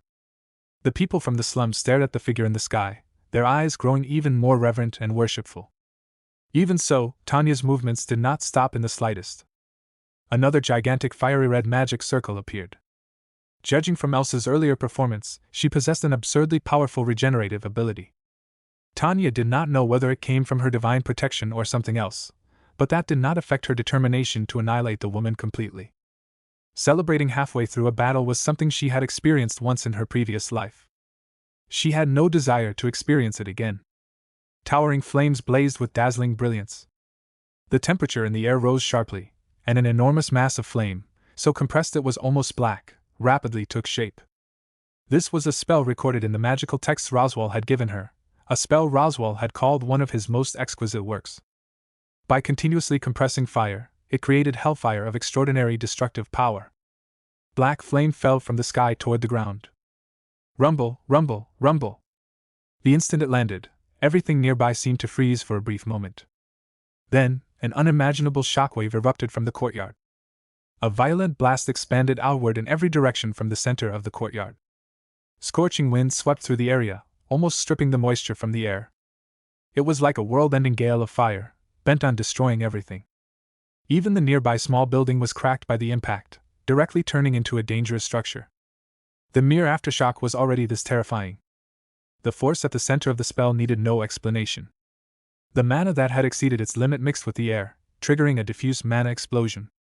Faintly, it formed something like a small mushroom cloud from an artillery blast. Burning flames depleted the oxygen, and the carbon monoxide produced would make it almost impossible for any living creature within to survive. Tanya stared at the flames below. The light shining from the red crystal in her hand gradually dimmed. Under an attack like that, even if Elsa possessed regeneration, she should have been burned to charcoal, or suffocated from the secondary effects of the flames. That was what Tanya thought. After all, this was the first time she had encountered someone in this world with such bizarre regenerative abilities. She had never even heard of such a thing before. But just as Tanya observed the gradually dying flames, trying to assess the situation, a flash of cold light suddenly appeared within the wavering fire. VMMM. With a thought, Tanya made the red crystal shine again, and a faint protective barrier appeared in front of her. A deep purple kukri, its tip slightly melted, was frozen in place before Tanya. She could even clearly see that near the hilt, there were still remnants of what looked like skin tissue. They had stuck to the scalding handle and were gradually turning black. Clearly, even after that previous attack, Elsa still was not dead. The instant the flying blade struck, a figure rushed out of the flames at astonishing speed. It was a body almost burned into charcoal. Half of Elsa's body had turned black. As she moved, flakes of charred matter could be seen falling from her. A normal person would have died countless times over from such injuries. Yet she was still alive. Seeing Elsa's figure again, Tanya's brows knitted together. What truly concerned her was not the fact that Elsa had survived, but the purple light that had flashed across her body the moment she rushed out. If Tanya had not seen wrong, the source of that light seemed to be Elsa's cloak. A single-use magic item? A defensive type? Yang attribute? It felt vaguely familiar somehow. Tanya rapidly analyzed the situation, searching for the source of that familiarity. At the same time, the magic circles carved into the red crystal in her hand lit up again. According to her calculations, Elsa should have first been frozen into an ice sculpture and immobilized, then shredded into pieces by countless spells, and finally burned to nothing by hellfire. Even with powerful regeneration, that sequence should have wiped her out quickly. But now, Elsa had survived. From the look of it, that cloak had played no small role. Setting that accident aside, judging from the extent of Elsa's injuries, Tanya's earlier combat process had not been wrong. In only those few moments, the charred tissue on Elsa's body had already fallen away, and all her wounds had completely regenerated. Elsa's clothes had been reduced to tatters by the flames. Large areas of skin were exposed to the air. But aside from Tanya, no one had the fortune to witness that sight. Because after the aftermath of the battle, the security brigade had retreated even farther away, leaving this battlefield entirely to these two monster-like beings. I can smell that you don't like my target. Is this because of some duty of yours? Elsa tilted her head and looked at Tanya in the sky, suddenly speaking. Tanya said nothing. She simply poured in more mana and fired dense volleys of magic like the anti-aircraft guns on a warship. The red crystal operated at full capacity. The magic circles inside it did not dim for even a moment. Facing such a wide-ranging attack, Elsa relied on her agile movements to weave through the barrage. When she could not dodge, she used the black and white kukris in her hands, now entirely different in design from the earlier blades, to parry. Her exaggerated physical skill actually allowed her to advance step by step toward Tanya through the rain-like spell fire. Still, you've already stalled me for quite a long time. I don't dislike hard-working children, but it is time to end this. After all, your magic item has reached its limit, hasn't it? As a combatant with vast battle experience, Elsa keenly noticed the red crystal in Tanya's hand, now covered in spreading cracks. She did not know its exact function, but when that magic item shattered, her chance to counterattack would arrive. And just after Elsa said this, the red crystal in Tanya's hand suddenly broke apart into countless shards. In that instant, Elsa sharply seized the opportunity and leapt directly into the sky, facing the storm of attacks head-on. Her shoes had already been destroyed by the flames. With a pair of bare, pale feet, she used Tanya's attacks themselves as stepping stones. Her body was so light it was almost like a sheet of paper. She actually stepped onto the fired ice crystals, using them as footholds to rush rapidly toward Tanya. If Tanya had not possessed flight magic, and if the surroundings had not been so open with so few surfaces to use as footholds, this fight would never have been so troublesome in the Bowel Hunter's eyes. This time, she would finish the girl in one strike. Then she would hurry and deal with that white-haired spirit user. Otherwise, if the noise here drew over the monster in the city, things would become troublesome. Even Elsa, if given a choice, did not want to face something like that. Join here to read ahead. In Star Rail, Ultra Beast Armored, have I caught equilibrium? L. Chapter 80. Umamusum, but I only have 5 years left to live, Chapter 178. Zenless Zone 0, I'm a doctor, not a bang boo, Chapter 165. Ben Tennyson wants to join the Justice League, 126. Type Moon, Redemption beginning with the Holy Grail War, Chapter 110. Yu-Gi-Oh! Transmigrated into the White Dragon Girl, Chapter 220. Is this chat group even serious? Chapter 125. I, Lord Ravager, utterly loyal. Chapter 250. Can playing games save the world? 65. Crossover Anime Multiverse, The Demon Hunter of an Unnatural World 77. From Junkman to Wasteland 66. Weekly refresh of Overpowered 31. I'm grinding proficiency like 46. From Kiana, Lord Ravager, Onwa 220. Honkai, is this still the previous 42? Elf, my starter Pokemon is Ink 65. Warhammer, my Primarch is Remy 185. From Demon Slayer to Grand S Volume 2/20. The way the Umamusum look at 68. Umamusum, but my cheat power 248. Naruto, Weaving the Future, B65. Zenless Zone 0, but Cayman R 76. Multiverse Crossover, The Perf 66. My Cyber Psycho Girlfriend 65. Umamusum, The Dark Trainer 230. Umamusum, a Calamity Born FR 154. I, a Reincarnation Loop Player Volume 4/40. The Violent Girl Group is Beat 125. Umamusum, The Horse Girl Who's 67. Umamusum, From Beginner 145. Becoming a Horse Girl, I will 85. Umamusum, I want all 120. I can copy unique skills 115. Summoning an evil god, but the 75. Supernatural Multiverse 110. My harem is indescribable 100. Jujutsu Kaisen, Heroic Spirit 105. I'm just a Valkyrie passing through. 67. Umamusum, today is another romantic battlefield 105. Still playing traditional honk 80. The most filial son under heave 85. What should I do after Switchy Volume 2/3? Reincarnated as a demon, skill 78. Hell difficulty dungeon? 55. Transmigrated as Sukuna 80. Checking in Demon Slayer 85. The reincarnating trainer of Tracen Academy 100. I refuse to become a heroic 85. My best friend into a slime? 80. A scion stands above Marvel 90. What do you mean by using a lab mod to be the hero? 75. Tanya starts from Re, 080. Why did they assign me to Uma 75? MYGO Beauty 70. Danmaki, Amiya the Giant Hero 70. The Gotcha Merchant who started 80. Honkai's Otherworld? Wait, who are you people? 80. Amiya Shiro, determined to slay every curse and evil spirit 57. The Umamusum who became 55. I'm definitely not the king of 60. After maxing out every class 45. Naruto, I'm Konoha's local men 35. Honkai, World Modulation Mode 34. I, the Elden Sword Saint 27. Dio Brando is challenging FGO 24. No one knows Pokemon better 18. I, Sakazuki, won't go down the 20. My Patreon, patreon.com/queen_sin. My Patreon, patreon.com/queen_sin. My Patreon, patreon.com/queen_sin. Creator's Thoughts. Taoist GFC2X. Join here to read ahead. In Star Rail, Ultra Beast Armored, have I caught equilibrium? L. Chapter 80. Umamusum, but I only have 5 years left to live, Chapter 178. Zenless Zone 0, I'm a doctor, not a bang boo, Chapter 165. Ben Tennyson wants to join the Justice League, 126.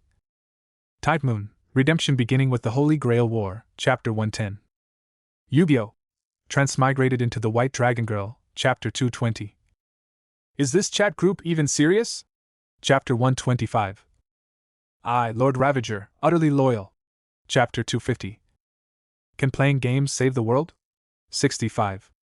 Crossover Anime Multiverse, The Demon Hunter of an Unnatural World 77. From Junkman to Wasteland 66. Weekly refresh of Overpowered 31. I'm grinding proficiency like 46. From Kiana, Lord Ravager, Onwa 220. Honkai, is this still the previous 42?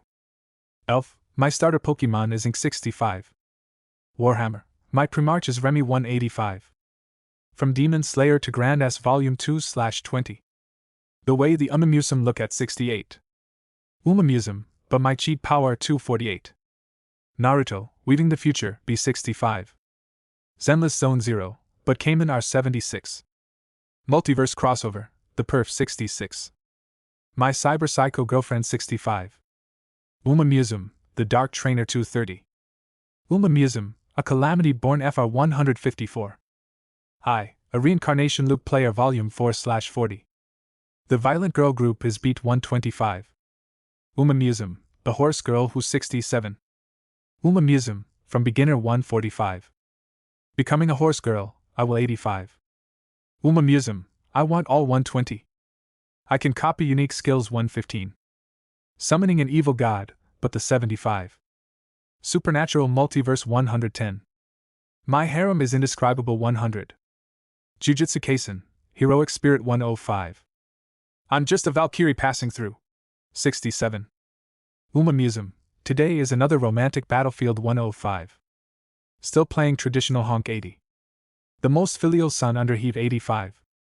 What should I do after Switchy Volume 2/3? Reincarnated as a demon, skill 78. Hell difficulty dungeon? 55. Transmigrated as Sukuna 80. Checking in Demon Slayer 85. The reincarnating trainer of Tracen Academy 100. I refuse to become a heroic 85. My best friend into a slime? 80. A Scion stands above Marvel 90. What do you mean by using a lab mod to be the hero? 75. Tanya starts from Re 080. Why did they assign me to Uma 75? MYGO Beauty 70. Danmaki, Amiya the Giant Hero 70. The Gacha Merchant who started 80. Honkai's Otherworld? Wait, who are you people? 80. Amiya Shiro, determined to slay every curse and evil spirit 57. The Umamusum who became 55. I'm definitely not the king of 60. After maxing out every class 45. Naruto, I'm Konoha's local men 35. Honkai, World Modulation Mode 34. I, the Elden Sword Saint 27. Dio Brando is challenging FGO 24. No one knows Pokemon better 18. I, Sakazuki, won't go down the 20. My Patreon, patreon.com/queen_sin. My Patreon, patreon.com/queen_sin. My Patreon, patreon.com/queen_sin. 72, Chapter 73, Divine Punishment. The tall figure flashed forward. Moving against the torrent, Elsa finally reached Tanya. The black and white kukris in her hands were like the venomous stingers of a scorpion, slashing down heavily toward Tanya. In the distance, Felt's heart seized at the sight. Sis! Gaston, too, tried to charge out immediately. Calm down! Old Man Ram grabbed both Felt and Gaston. His aged face was also filled with deep worry, but he still spoke in a low voice to reassure them. Don't panic. Have you forgotten your sister's divine protection? Felt froze, then quickly realized. She had been so nervous just now that she truly had not thought of it. She had completely forgotten about the divine protection. That's right. Sis still has her divine protection. She'll definitely be fine. Felt clasped her hands together, staring fixedly at the two figures in the sky, unable to look away. She did not know why her sister had not used her divine protection immediately, but if that power was included, then there would absolutely be no problem. In the sky, Tanya looked at Elsa as the woman charged at her again like an unkillable cockroach. Tanya tugged at the corner of her mouth and let out a cold snort. If possible, Tanya truly did not want to pray to being X and borrow that thing's power unless absolutely necessary. Unfortunately, her luck had been poor enough to make her encounter this troublesome creature. Facing Elsa's twin blades, Tanya calmly and composedly clasped both hands before her chest. Her originally cold expression seemed to soften slightly in that moment, and her voice became devout and gentle. "O Lord!" Elsa narrowed her eyes when she saw Tanya apparently give up resisting. To strike such a pose in the middle of battle did not match what Tanya had shown so far. A warning rose in Elsa's heart at once. She held back some of her strength and silently prepared herself for any countermeasure. Yet Tanya paid no mind to Elsa's caution. Or rather, she did not care at all. Like a pious believer, Tanya cast life and death aside, thinking only of prayer. She even closed her eyes. "Please hear my prayer. Please lend your ear to my wish." The white kukri cleaver, heavier than the deep purple blade, descended in a brutal overhead strike amid Tanya's prayer. "To pray at a moment like this?" Elsa said so. No one doubted what would happen if such a swift and fierce blow landed. Even a soldier in heavy armor would have his head severed in one stroke. But amid the whistle of that falling cleaver, Tanya opened her eyes. The instant Tanya opened her eyes, an unprecedented sense of danger rapidly enveloped Elsa's entire body. What kind of eyes were those? The eyes that had once resembled red gemstones were now covered by a sacred golden radiance. It was an indescribable pressure. It was a supreme power. It was a mighty force that did not belong to this world. As an assassin, Elsa had been to many countries. She had seen plenty of powerful people, many strange divine protections, and many interesting forms of magic. But this was the first time she had ever felt such terrifying power. This power felt even more terrifying than the mother of her assassination organization. No. Rather, before this power, the mother of the assassination organization was like an ant, utterly insignificant. What is this? Deep shock engulfed Elsa's heart. Even someone as battle-hardened as her lost focus for an instant. The white cleaver in her hand continued to fall by instinct. Yet just before it reached Tanya's forehead it stopped. It was clearly right there, only a hair's breadth away. She should have been able to split the girl's skull open. But that tiny distance had become an uncrossable chasm. No matter how hard Elsa pushed, no matter how much strength she added, she could not make it move. Because at some unknown moment, between her blade and Tanya, there appeared a sacred barrier shining with faint golden light. Bathed in golden radiance, Tanya seemed like the earthly agent of a god. She looked at Elsa, who was only inches away, and once again pulled at the corner of her mouth. The originally gentle and devout look on her face began to distort as that smile rose, becoming savage and mad. "I beseech you. Like the morning sun, let holy light descend and illuminate the darkness hidden within the earth." As that hymn-like voice grew increasingly resonant, a golden sun appeared in the dim sky, radiating endless light over the entire slum district and the whole royal capital. For the first time since her birth, Elsa felt her heart tremble. It was not that she wanted to fear it. Her body was instinctively shaking. It was the uncontrollable reaction of an organism that had encountered an existence far above itself. Without the slightest hesitation, Elsa used the arm holding the blade to borrow force, then fled at full speed in the opposite direction, away from Tanya. She had a premonition. If she did not flee, what awaited her was certain death. Even the curse of the cursed doll on her body, even her powerful regeneration, would absolutely not withstand this. Looking at Elsa's fleeing figure, Tanya, wreathed in golden light, smiled even more coldly. She had been forced to pray to that damned being X again. And now Elsa thought she could simply run away? Then who the hell was supposed to bear the rage now burning in Tanya's heart? "Descend." Tanya softly uttered those final two words, then pointed at Elsa. Golden light gathered at Tanya's fingertip, forming a small circle. And then... "Sure, Jean!"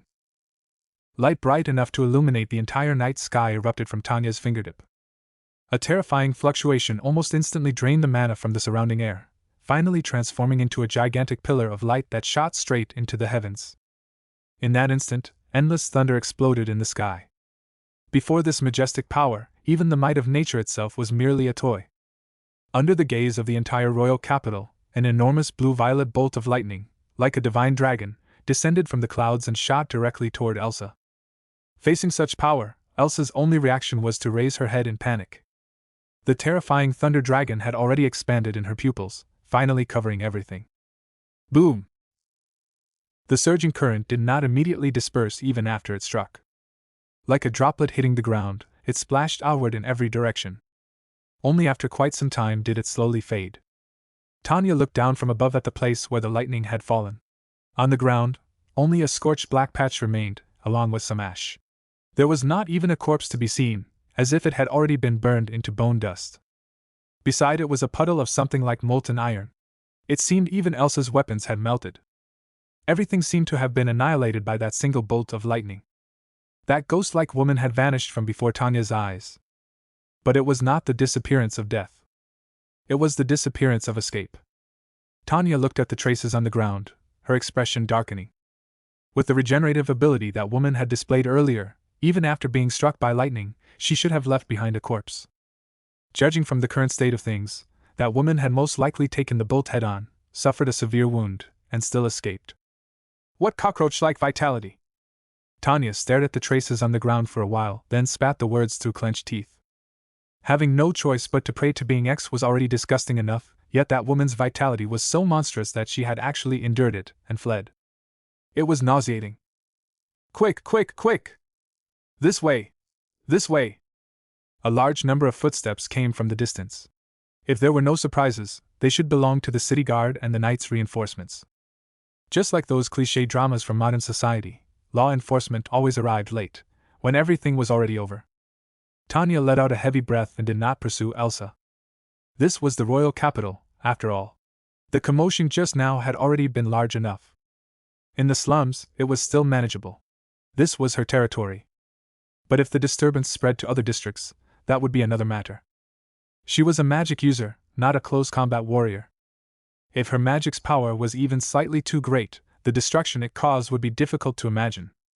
The investigation could be left to those knights. Otherwise, what was the point of those so-called elite talents spending their days idly patrolling the streets and doing nothing useful? Besides, Elsa was an assassin. Her target this time should have been that girl named Emilia. If Elsa had not chosen the wrong location, her territory, Tanya would not have bothered with this nonsense at all. Thinking this, Tanya swept her gaze around the area but did not see that figure in the tracksuit from earlier. As for what that person had done and why, Tanya really could not say. If his goal had been to help her, then there had been no need for him to hide. He could have simply said everything from the start. Was he afraid he wouldn't be able to explain himself clearly? Afraid for his own safety? After thinking it over, Tanya felt that might be the only reason. But if that person really is a transmigrator, then I absolutely have to find him. Thinking back to Being X's previous actions, an obscure glint flashed in Tanya's eyes. Whether that person was Being X's pawn or not, he had to be brought under her control. If that proved impossible, turning him into a corpse would also be acceptable. With so many people in the slums, if she truly searched for him, there should still be hope. Tanya thought this silently and slowly descended from the sky. The battle just now had consumed no small amount of energy. With the jewel, her casting speed had greatly increased, but the massive amount of spell casting had also consumed a large amount of mana. That was not even mentioning the final bolt of lightning. Strictly speaking, this world did not possess lightning element magic. What Tanya had just used was Altamillion, a spell she had learned from Roswell that could alter weather conditions. According to the magical text, depending on the amount of mana used, it could change certain weather phenomena, such as blizzards or heavy rain. Just now, Tanya had used the amplification effect of her prayer to summon a small-scale thunderstorm, then manipulated the naturally generated lightning to strike Elsa. To counter that woman's regeneration, the best method was to burn her to ash. But fire magic was not fast enough and might affect the surroundings.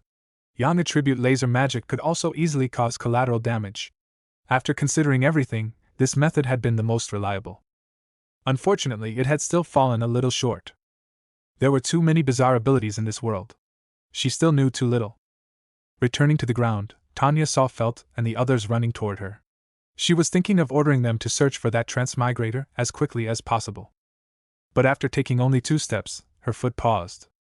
On the ground, she saw a badge. A badge with a red gemstone embedded in its center. This is the dragon jewel? Tanya found the design somewhat familiar and instinctively bent down to pick it up. The instant her hand touched the badge, a bolt of pain flashed through her mind like lightning. Along with that pain, image after image, both unfamiliar and familiar, began surfacing. The same place. The same location. Felt, Emilia, an old man lying on the ground. The image flashed. It was still the same place, but now the ground was covered with many members of the security brigade and mercenary corps. Gaston's figure was especially clear. Even his armor and the shield in his hand had been split cleanly down the middle. Another image.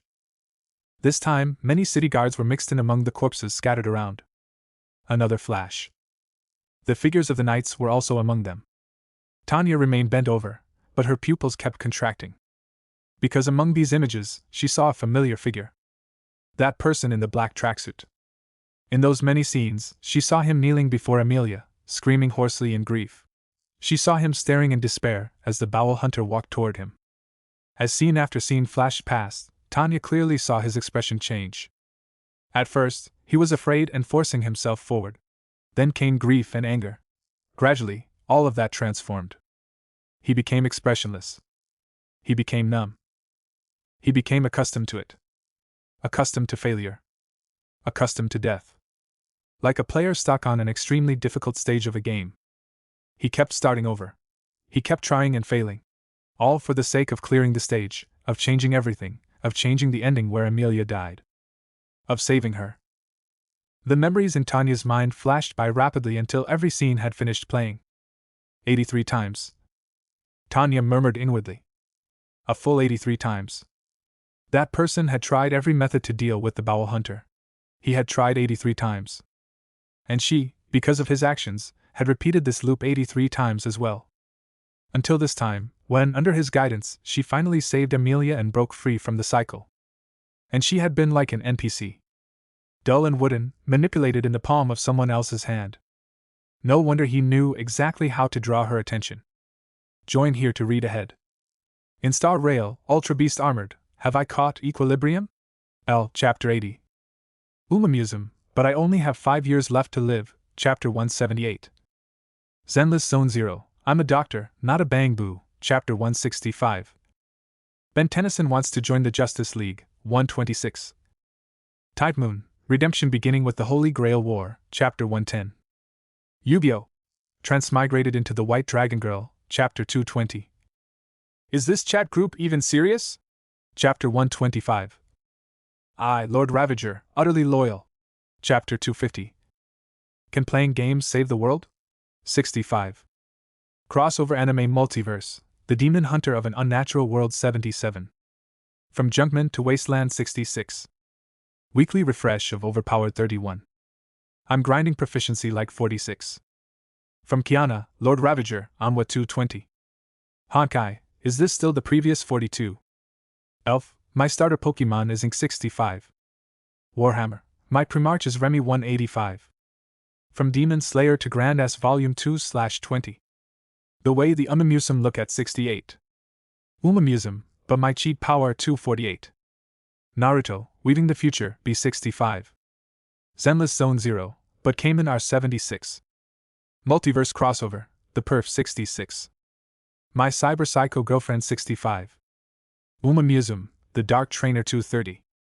Umamusum, A Calamity Born FR 154.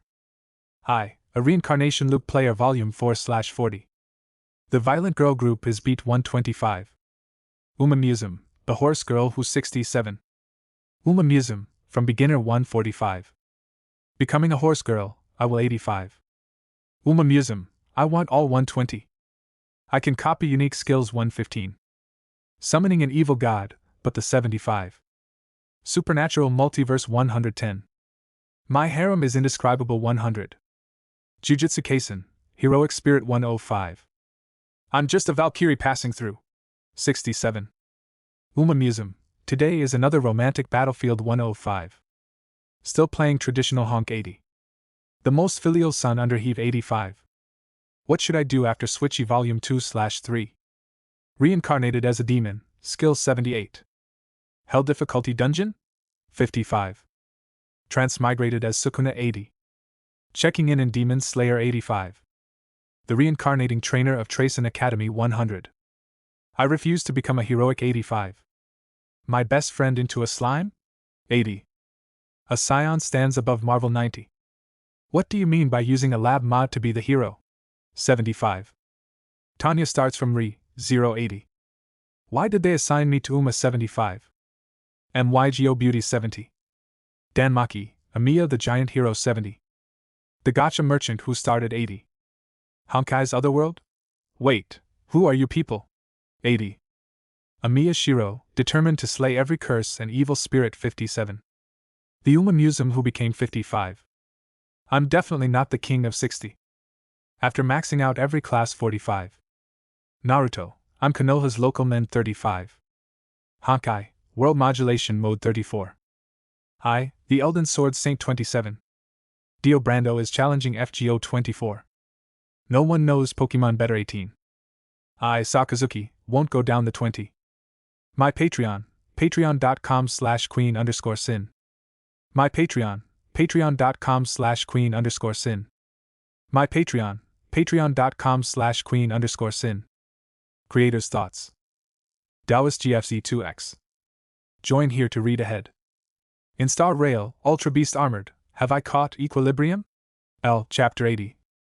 Uma Museum, but I only have 5 years left to live, Chapter 178. Zenless Zone 0, I'm a doctor, not a bang boo, Chapter 165. Ben Tennyson wants to join the Justice League, 126. Tide Moon, Redemption beginning with the Holy Grail War, Chapter 110. Yu-Gi-Oh! Transmigrated into the White Dragon Girl, Chapter 220. Is this chat group even serious? Chapter 125. I, Lord Ravager, utterly loyal. Chapter 250. Can playing games save the world? 65. Crossover Anime Multiverse, The Demon Hunter of an Unnatural World 77. From Junkman to Wasteland 66. Weekly refresh of Overpowered 31. I'm grinding proficiency like 46. From Kiana, Lord Ravager, Onwa 220. Honkai, is this still the previous 42? Elf, my starter Pokemon is Ink 65. Warhammer, my Primarch is Remy 185. From Demon Slayer to Grand S Volume 2/20. The way the Uma Museum look at 68. Uma Museum, but my cheat power 248. Naruto, Weaving the Future, B65.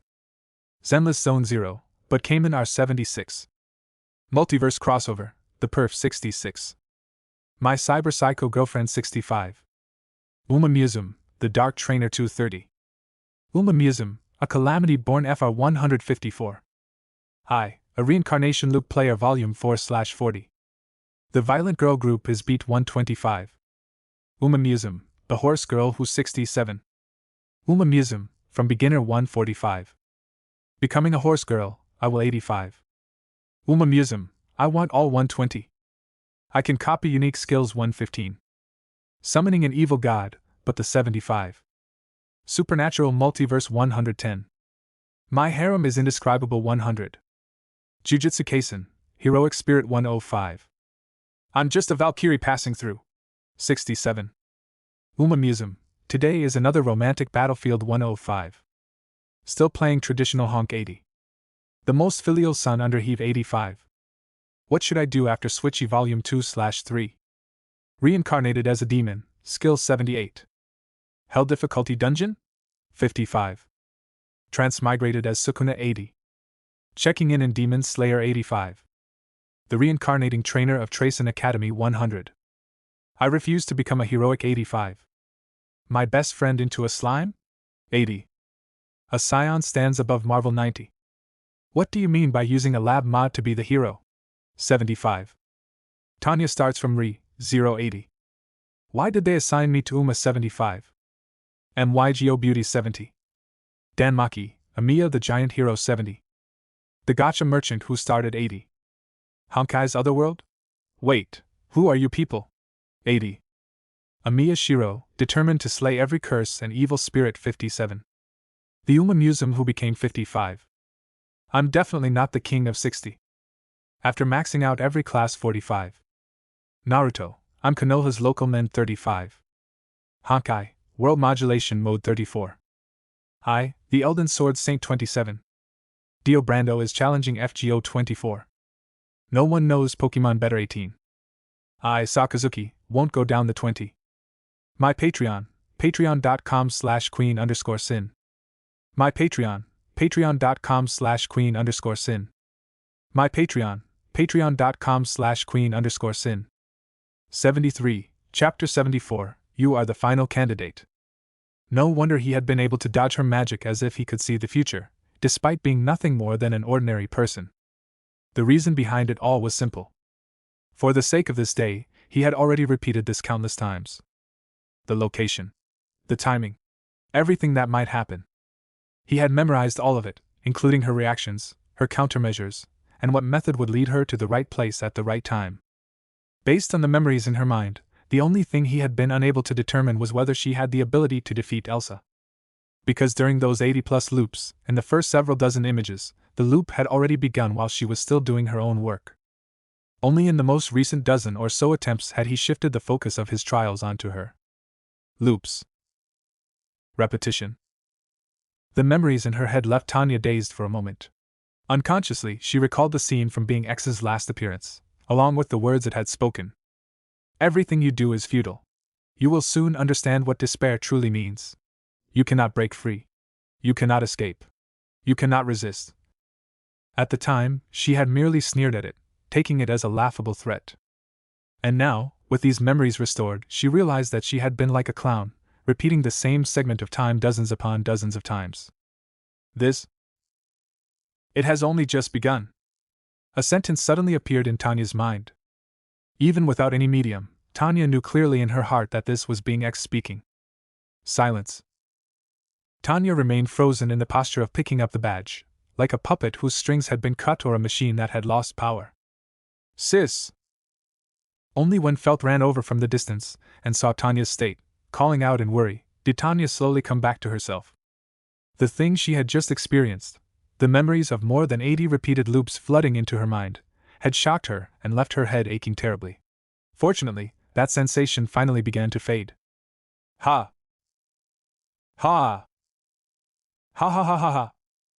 A faint laugh escaped her. Felt did not understand. Soon, that laughter grew louder and louder. Tanya lifted her head toward the sky, the corners of her mouth stretching to their limit as she burst into wild laughter that rang through the heavens. Sis? Felt hesitated and stopped, looking at her sister in confusion. It was not that she was afraid. Rather, she was worried about what had happened to Tanya. That expression was so mad, so deranged, that it made one question Tanya's mental state. Fortunately, the laughter did not last long. Soon it faded, and Tanya's expression gradually settled back into its usual calm composure. No matter what, she was now a public figure of sorts, with so many people under her command. She still had to pay attention to her image. Yet within her heart, Tanya had already gone completely mad, cursing Being X over and over again. She had guessed that Being X had spent all this time plotting some enormous surprise for her. But she had not expected the surprise to be this excessive. Although she still did not know how that boy's save and reload ability worked, that did not change how troublesome it was. Compared to that mindless lunatic Mary Sue from her previous world, this was far more of a problem. Had she not used Being X's power this time against such a troublesome opponent, perhaps she would have remained completely in the dark. Just thinking that the boy had gone through more than 80 reloads without her noticing anything, and that she did not know how much he had already learned about her, made a chill run through Tanya's heart. Against someone like that, he had hundreds and thousands of ways to deal with you. Schemes and traps were useless against him. All he had to do was reload, and he could avoid everything. The biggest problem was that she could not even perceive his reloads or retain her memories after them unless she used Being X's power. What, was she supposed to pray every single day just to guard against him? The thought made Tanya's heart sink. If that was how things developed, it would be far too disgusting. But it did fit Being X's goal of trying to make her submit. She took a deep breath. Tanya's gaze became firm. She looked at the people running toward her out of concern and spoke in a heavy voice. Bring me paper and a pen. Quickly! No matter what, she absolutely would not let that boy go. Not only to keep herself from remaining passive, but also to destroy Being X's scheme. And if she could seize that boy for herself, then if she ever encountered trouble in the future, or something difficult to resolve, she would have a chance to reload and try again. That ability held enormous value. Just watch, then. The opponent you arranged for me will become my aide instead. Tanya thought this viciously. On Felt's side, the moment she saw Tanya's grave expression, she reacted at once. Without another word, she dashed into the already somewhat shaky little building and brought Tanya what she needed. Tanya took the paper and pen, sat directly on the ground, and began drawing at once. Having lived through several lives, Tanya had learned many miscellaneous skills. Drawing was something she had picked up in her previous life after leaving the army. The tip of the pen danced across the page. In only a short time, a portrait appeared. The person drawn on it was none other than the boy in the tracksuit. Notify everyone in the Mutual Aid Association. Use any method necessary. Find this boy for me. Bring him to me alive, and the reward is 500 sacred gold coins. Lead me to him, and the reward is 100 sacred gold coins. This bounty is not only for the Mutual Aid Association. Spread it through the entire royal capital, through the entire kingdom. Do not leave out the other underground organizations either. Find him at any cost. 500 sacred gold coins. That price could be called astronomical. It was money countless people could not earn in one lifetime. Not even in several lifetimes. Once this bounty was announced, it would guarantee that countless people would go mad with greed and scramble after it. Go. Now! At Tanya's command, Gaston hurried off with the portrait, rushing to find a place to have it copied so the bounty notice could be spread everywhere. After arranging this matter, Tanya frowned slightly. She had done everything she could for now. All that remained was to wait for news. After all, the royal capital had hundreds of thousands of people, and it covered a vast area. Even if she wanted to find someone, it would not happen quickly. Especially when they still needed people to reproduce the portrait in large quantities as accurately as possible. Just as she was thinking this, a gentle but firm voice sounded beside her.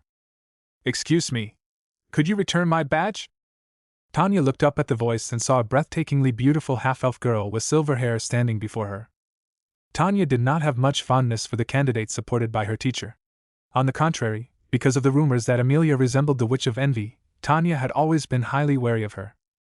But that did not stop her from acknowledging Amelia's beauty. She had not examined Amelia closely before. Now that the girl stood in front of her beneath the faint moonlight, that beautiful face seemed particularly radiant. Seeing Amelia, Tanya's expression did not soften. In the end, all of this had happened because of her.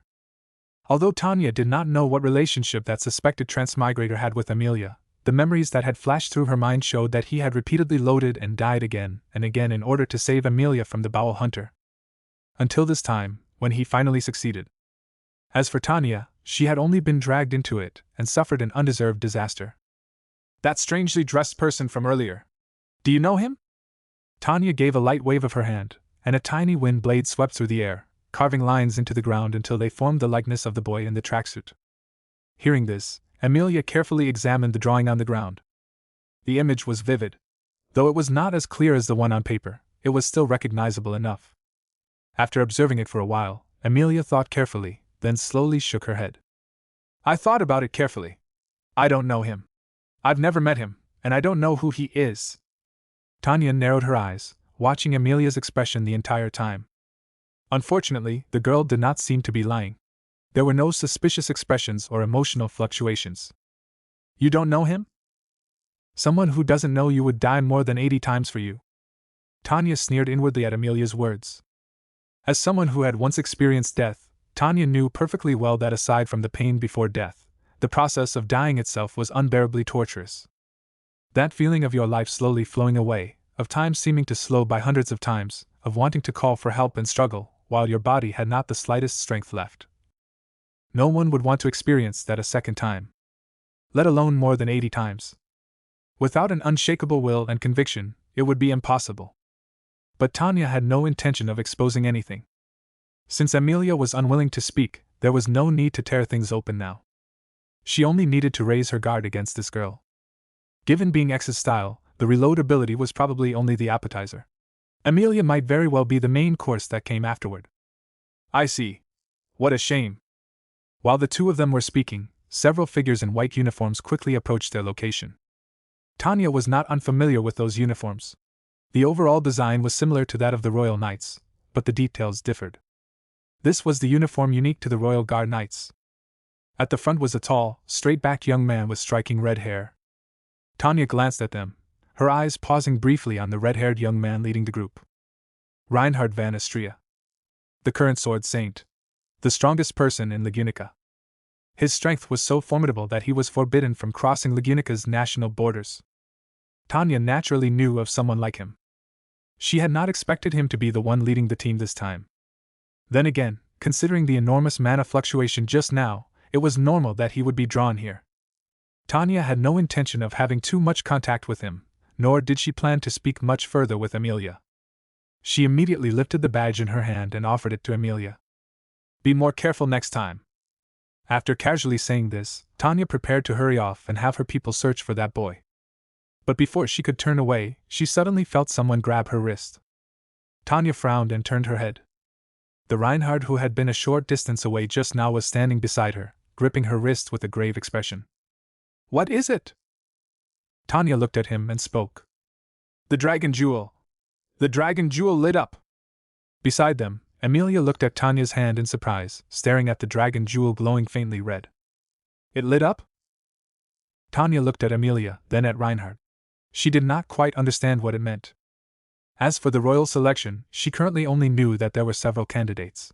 She did not know much else.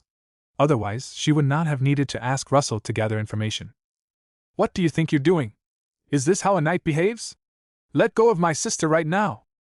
Seeing this, Feld rushed forward without hesitation, punching and kicking at Reinhard. "Release the chairwoman!" The security brigade and mercenary corps members, who had spread out earlier, now gathered again and surrounded them. Although the other party belonged to the Royal Guard Knights, this was the slums. No one here feared them. Facing Feld's punches and kicks, Reinhard did not seem to mind at all. A knight beside him stepped forward and silently blocked her. Seeming to sense the emotions of the people around him, Reinhard looked at Tanya with a solemn expression. "May I ask your name?" "Tanya." "I am Reinhard van Astria, Knight of the Royal Guard. Miss Tanya, I would like to request that you come with me to the Royal Guard Knights headquarters. Tell me directly what this is about. I do not have that much time to waste. Join here to read ahead. In Star Rail, Ultra Beast Armored, have I caught equilibrium? L. Chapter 80. Umamusum, but I only have 5 years left to live, Chapter 178. Zenless Zone 0, I'm a doctor, not a bang boo, Chapter 165. Ben Tennyson wants to join the Justice League, 126. Tide Moon, Redemption beginning with the Holy Grail War, Chapter 110. Yu-Gi-Oh! Transmigrated into the White Dragon Girl, Chapter 220. Is this chat group even serious? Chapter 125. I, Lord Ravager, utterly loyal. Chapter 250. Can playing games save the world? 65. Crossover anime multiverse, The Demon Hunter of an Unnatural World 77. From Junkman to Wasteland 66. Weekly refresh of Overpowered 31. I'm grinding proficiency like 46. From Kiana, Lord Ravager, Onwa 220. Honkai, is this still the previous 42? Elf, my starter Pokemon is Ink 65. Warhammer, my Primarch is Remy 185. From Demon Slayer to Grand S Volume 2/20. The way the Umamusum look at 68. Umamusum, but my cheat power 248. Naruto, Weaving the Future, B65. Zenless Zone 0, but Cayman R76. Multiverse Crossover, The Perf 66. My Cyber Psycho Girlfriend 65. Umamusum, The Dark Trainer 230. Umamusum, a Calamity Born FR 154. I, a Reincarnation Loop Player Volume 4/40. The Violent Girl Group is Beat 125. Umamusum, The Horse Girl Who 67. Umamusum, From Beginner 145. Becoming a Horse Girl, I will 85. Umamusum, I want all 120.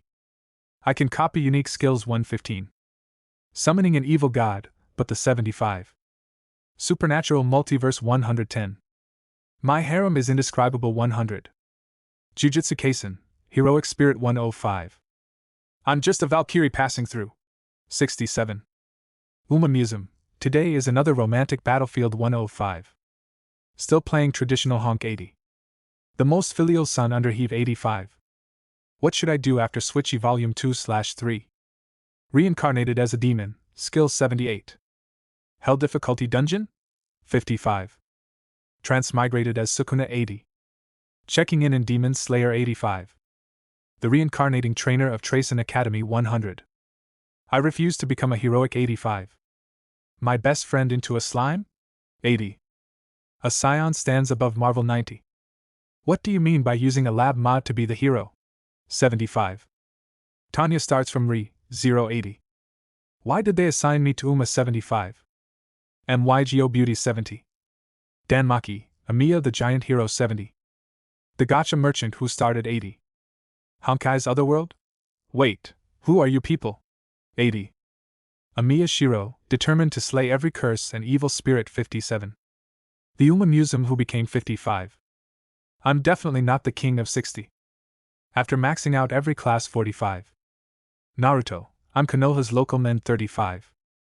Honkai, World Modulation Mode 34. I, the Elden Sword Saint 27. Dio Brando is challenging FGO 24. No one knows Pokemon better 18. I, Sakazuki, won't go down the 20. My Patreon, patreon.com/queen_sin. My Patreon, patreon.com/queen_sin. My Patreon, patreon.com/queen_sin. Creator's Thoughts. Taoist GFC2X. Join here to read ahead. In Star Rail, Ultra Beast Armored, have I caught equilibrium? L. Chapter 80. Uma Museum, but I only have 5 years left to live, Chapter 178. Zenless Zone 0, I'm a doctor, not a bang boo, Chapter 165. Ben Tennyson wants to join the Justice League, 126. Tide Moon, Redemption beginning with the Holy Grail War, Chapter 110. Yu-Gi-Oh! Transmigrated into the White Dragon Girl, Chapter 220. Is this chat group even serious? Chapter 125. I, Lord Ravager, utterly loyal. Chapter 250.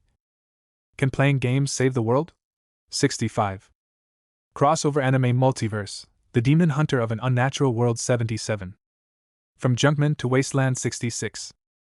Weekly refresh of Overpowered 31. I'm grinding proficiency like 46. From Kiana, Lord Ravager, Onwa 220. Honkai, is this still the previous 42? Elf, my starter Pokemon is Ink 65. Warhammer, my Primarch is Remy 185. From Demon Slayer to Grand S Volume 2/20. The way the Uma Museum look at 68. Uma Museum, but my cheat power 248. Naruto, Weaving the Future, B65. Zenless Zone 0, but Cayman R76. Multiverse Crossover, The Perf 66. My Cyber Psycho Girlfriend 65. Uma Museum, The Dark Trainer 230. Uma Museum, A Calamity Born FR 154. I, A Reincarnation Loop Player Volume 4/40. The Violent Girl Group is Beat 125. Uma Museum, The Horse Girl Who's 67. Uma Museum, From Beginner 145. Becoming a Horse Girl, I will 85. Uma Museum, I want all 120. I can copy unique skills 115. Summoning an evil god, but the 75. Supernatural Multiverse 110. My harem is indescribable 100. Jujutsu Kaisen, Heroic Spirit 105. I'm just a Valkyrie passing through. 67. Uma Museum, today is another romantic battlefield 105. Still playing traditional honk 80. The most filial son under heave 85. What should I do after Switchy Volume 2/3? Reincarnated as a demon, skill 78. Hell difficulty dungeon? 55. Transmigrated as Sukuna 80. Checking in Demon Slayer 85. The reincarnating trainer of Tracen Academy 100. I refuse to become a heroic 85. My best friend into a slime? 80. A Scion stands above Marvel 90. What do you mean by using a lab mod to be the hero? 75. Tanya starts from Re, 080. Why did they assign me to Uma 75? MYGO Beauty 70. Dan Maki, Amiya the Giant Hero 70. The Gacha Merchant who started 80. Honkai's Otherworld? Wait, who are you people? 80. Amiya Shiro, determined to slay every curse and evil spirit 57. The Uma Museum who became 55. I'm definitely not the king of 60. After maxing out every class 45. Naruto, I'm Konoha's local men 35. Honkai, World Modulation Mode 34. I, the Elden Sword Saint 27. Dio Brando is challenging FGO 24. No one knows Pokemon better 18. I, Sakazuki, won't go down the 20. My Patreon, patreon.com/queen_sin. My Patreon, patreon.com/queen_sin. My Patreon, patreon.com/queen_sin. 74, Chapter 75, Conspiracy. Judging from the Dragon Jewel's reaction, that appears to be the case. However, for the specifics, we will still need you to come with us so we can confirm the situation. Reinhard looked gently at Tanya as he spoke. Only then did Felt seem to react. Had she just heard the words royal selection candidate? Wait. Wait. What did you just say? My sister is a royal selection candidate? Felt's eyes widened as she looked from Reinhard to Tanya, her gaze filled with shock. She hurriedly pushed aside the knight in front of her, ran up to them, and stared hard at the dragon jewel in Tanya's hand. Seeing the badge shining with a faint red glow, exactly as Reinhard had said, Felt froze for a moment. Then her face lit up with joy. Sis! A candidate! A royal selection candidate! Felt grabbed Tanya's hand and let out an excited cheer. I knew it! With your talent, sis, you're way more qualified than those other candidates. Awesome! Then I'm going to be the king's little sister! Felt chattered excitedly. As for whether Tanya could actually become king or defeat the other royal selection candidates, she never even considered the question. In her eyes, as long as Tanya wanted to do something, no matter what it was, she could accomplish it. Tanya ignored Felt's excitement. She merely looked at the dragon jewel in her hand, her expressionless face slowly curving into a deep smile. A royal selection candidate. How interesting. With that, Tanya looked toward Reinhard and asked with great interest. So I need to go with you now to verify my identity? That is correct. Reinhard nodded seriously. Tanya lightly snapped her fingers. Gaston. Yes, chairwoman. Prepare the dragon carriage. Gaston still seemed not to have recovered from Reinhard's shocking words. Only after hearing Tanya's order did he hurriedly run off to prepare the carriage. Old Man Ram also walked over at this moment. Old Man Ram! Sis is going to become king! Felt happily reported the news to Ram. Old Man Ram reached out and rubbed Felt's head, then looked at Tanya with a complicated gaze. There was emotion in his eyes, and also relief. I heard. You finally have a better chance to put your ambitions into practice. Old Man Ram said this to Tanya. He vaguely remembered the words this little girl had spoken years ago when she talked about her future. Even back then, Tanya had already wished to climb to the very summit. Perhaps this is the bloodline of the Lion King.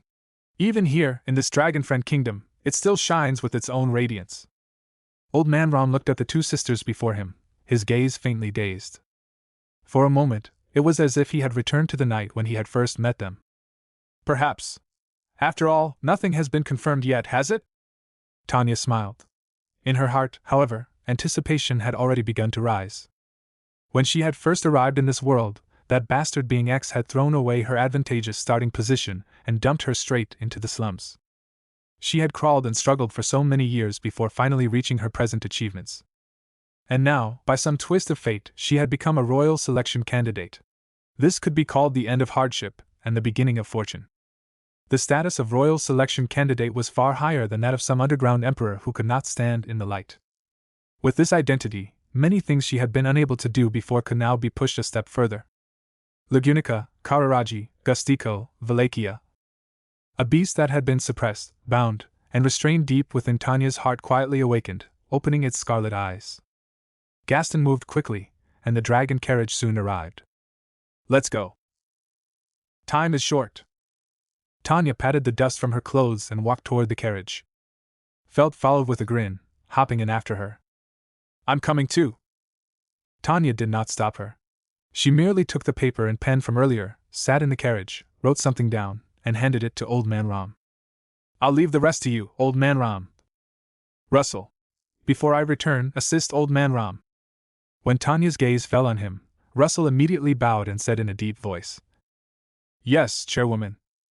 May I come too? My badge. Amelia, who had been standing to the side, stepped forward and looked at Tanya as she spoke.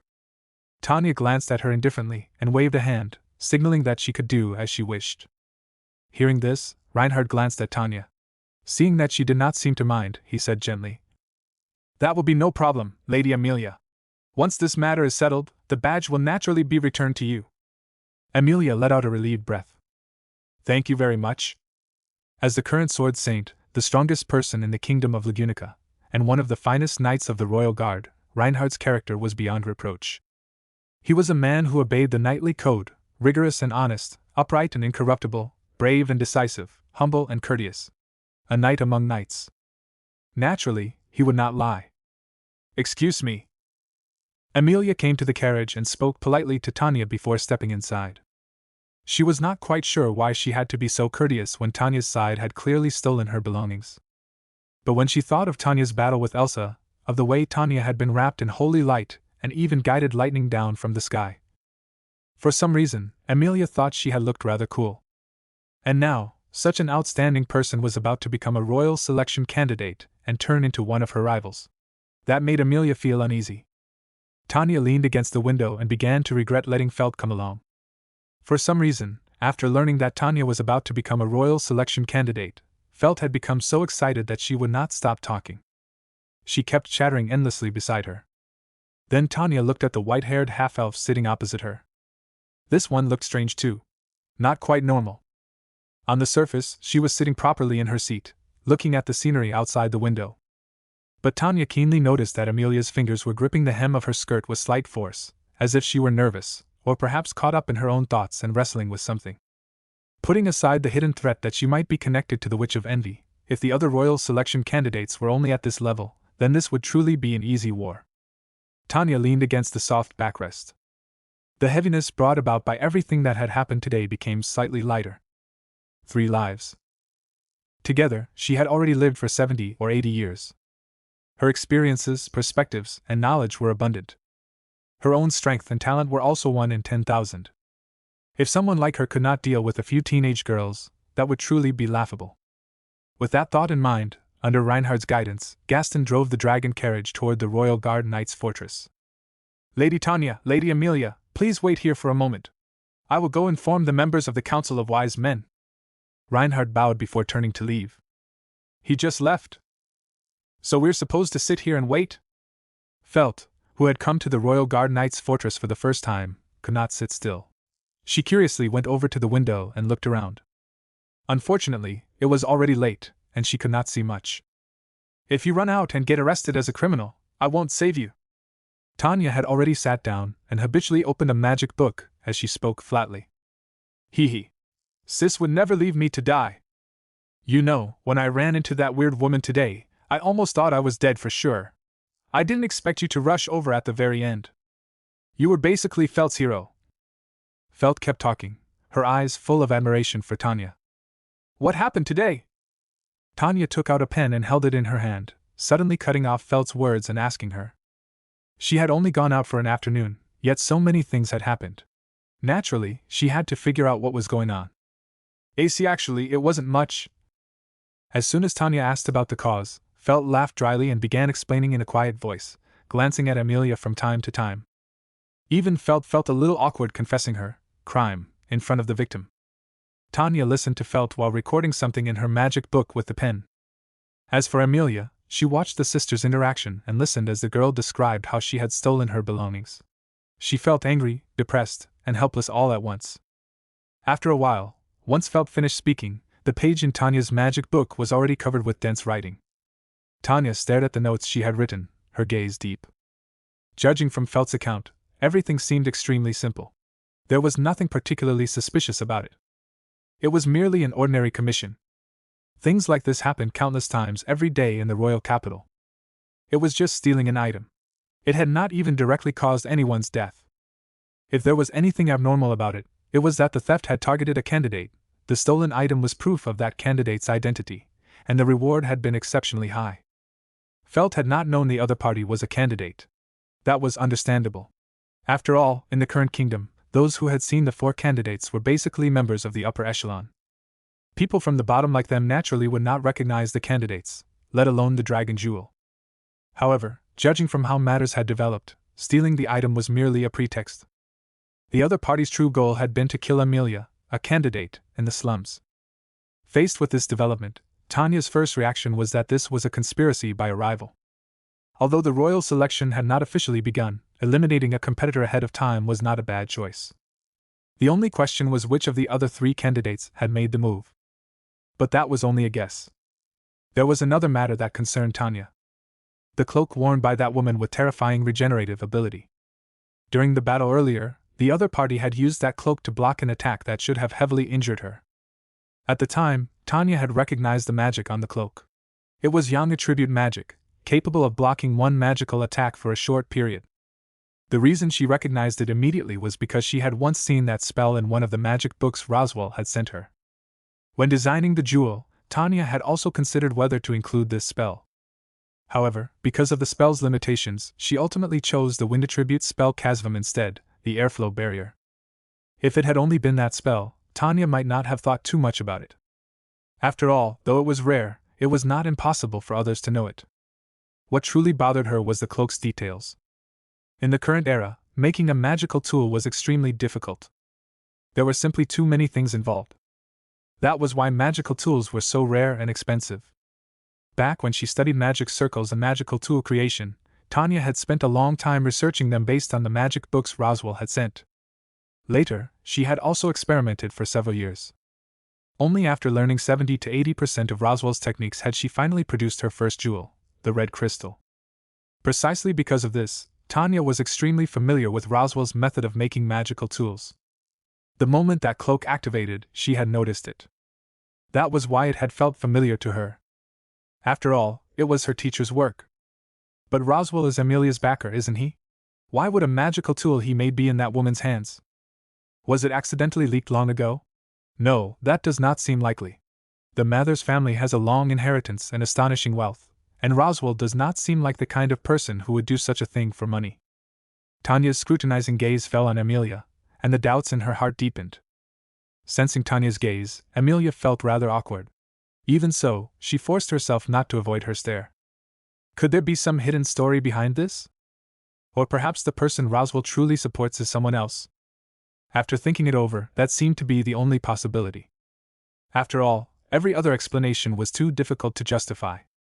That woman had already been powerful enough on her own. If one added a cloak capable of resisting magic, killing Amelia would have been far too easy. This had been a dead end set specifically for Amelia. Join here to read ahead. In Star Rail, Ultra Beast Armored, Have I Caught Equilibrium? L. Chapter 80. Umamusum, But I Only Have 5 Years Left to Live, Chapter 178. Zenless Zone 0, I'm a Doctor, Not a Bang Boo, Chapter 165. Ben Tennyson Wants to Join the Justice League, 126. Tide Moon, Redemption Beginning with the Holy Grail War, Chapter 110. Yu-Gi-Oh! Transmigrated into the White Dragon Girl, Chapter 220. Is this chat group even serious? Chapter 125. I, Lord Ravager, Utterly Loyal. Chapter 250. Can Playing Games Save the World? 65. Crossover Anime Multiverse, The Demon Hunter of an Unnatural World 77. From Junkman to Wasteland 66. Weekly refresh of Overpowered 31. I'm grinding proficiency like 46. From Kiana, Lord Ravager, Onwa 220. Honkai, is this still the previous 42? Elf, my starter Pokemon is Ink 65. Warhammer, my Primarch is Remy 185. From Demon Slayer to Grand S Volume 2/20. The way the Umamusum look at 68. Umamusum, but my cheat power 248. Naruto, Weaving the Future, B65. Zenless Zone 0, but Cayman R76. Multiverse Crossover, The Perf 66. My Cyber Psycho Girlfriend 65. Umamusum, The Dark Trainer 230. Umamusum, A Calamity Born FR 154. I, A Reincarnation Loop Player Volume 4/40. The Violent Girl Group is Beat 125. Umamusum, The Horse Girl Who's 67. Umamusum, From Beginner 145. Becoming a Horse Girl, I Will 85. Umamusum, I Want All 120. I Can Copy Unique Skills 115. Summoning an Evil God, but the 75. Supernatural Multiverse 110. My Harem is Indescribable 100. Jujutsu Kaisen, Heroic Spirit 105. I'm just a Valkyrie passing through. 67. Umamusum, Today is Another Romantic Battlefield 105. Still playing traditional Honk 80. The Most Filial Son under Heave 85. What Should I Do After Switchy Volume 2/3? Reincarnated as a Demon, Skill 78. Hell difficulty dungeon? 55. Transmigrated as Sukuna 80. Checking in Demon Slayer 85. The reincarnating trainer of Tracen Academy 100. I refuse to become a heroic 85. My best friend into a slime? 80. A scion stands above Marvel 90. What do you mean by using a lab mod to be the hero? 75. Tanya starts from Re 080. Why did they assign me to Uma 75? MYGO Beauty 70. Danmaki, Amiya the Giant Hero 70. The Gacha Merchant who started 80. Honkai's Otherworld? Wait, who are you people? 80. Amiya Shiro, determined to slay every curse and evil spirit 57. The Uma Museum who became 55. I'm definitely not the king of 60. After maxing out every class 45. Naruto, I'm Konoha's local men 35. Honkai, World Modulation Mode 34. I, the Elden Sword Saint 27. Dio Brando is challenging FGO 24. No one knows Pokemon better 18. I, Sakazuki, won't go down the 20. My Patreon, patreon.com/queen_sin. My Patreon, patreon.com/queen_sin. My Patreon, patreon.com/queen_sin. Creator's Thoughts. Taoist GFC2X. Join here to read ahead. In Star Rail, Ultra Beast Armored, have I caught equilibrium? L. Chapter 80. Uma Museum, but I only have 5 years left to live, Chapter 178. Zenless Zone 0, I'm a doctor, not a bang boo, Chapter 165. Ben Tennyson wants to join the Justice League, 126. Tide Moon, Redemption beginning with the Holy Grail War, Chapter 110. Yu-Gi-Oh! Transmigrated into the White Dragon Girl, Chapter 220.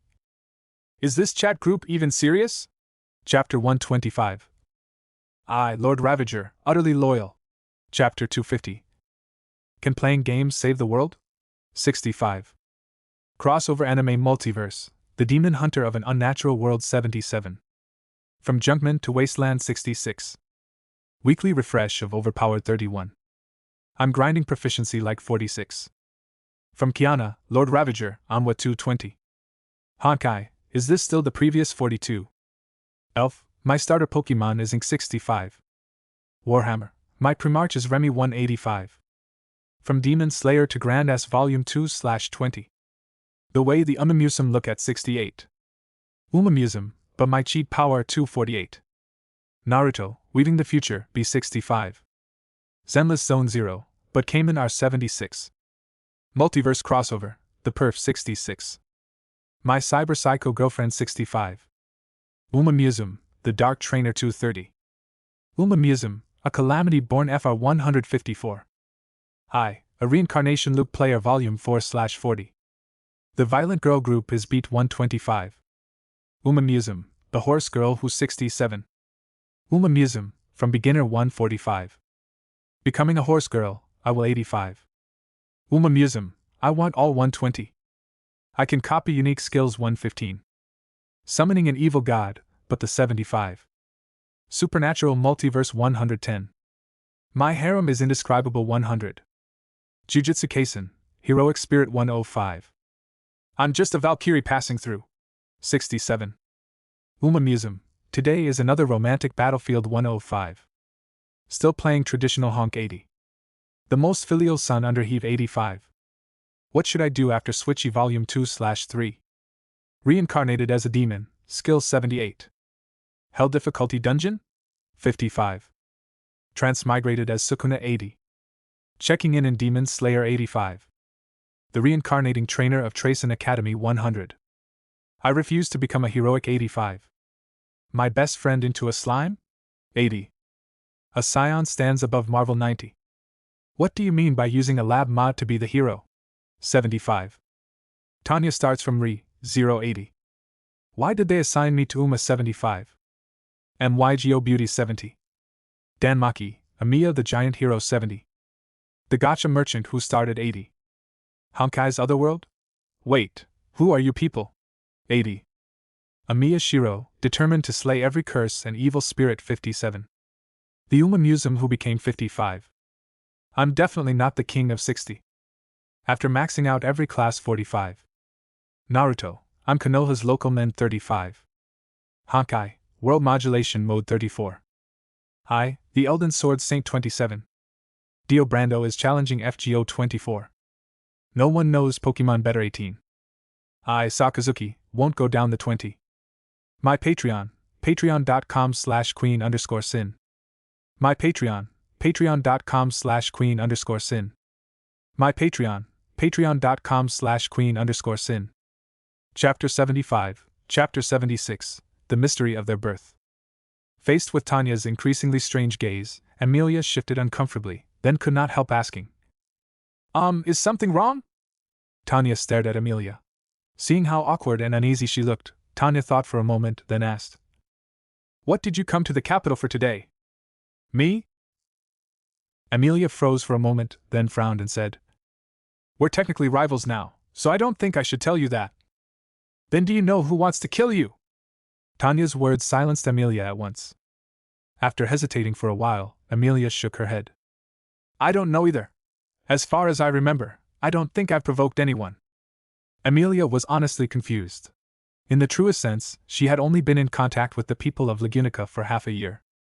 Before that, she had been living with Puck in the Elir Forest, located in the northeastern corner of the kingdom, within Roswell's domain.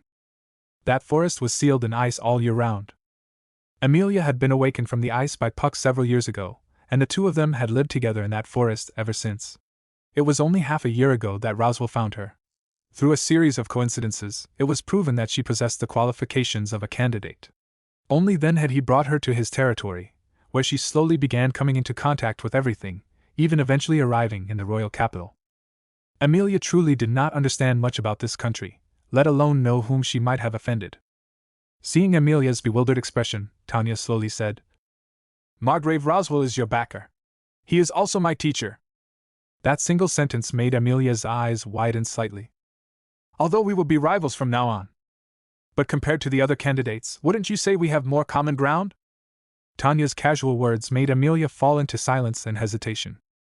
After thinking for a while, Amelia said hesitantly, I came to the royal capital mainly to familiarize myself with the surroundings. Roswell will be coming in a few days. He asked me to take a look around by myself first.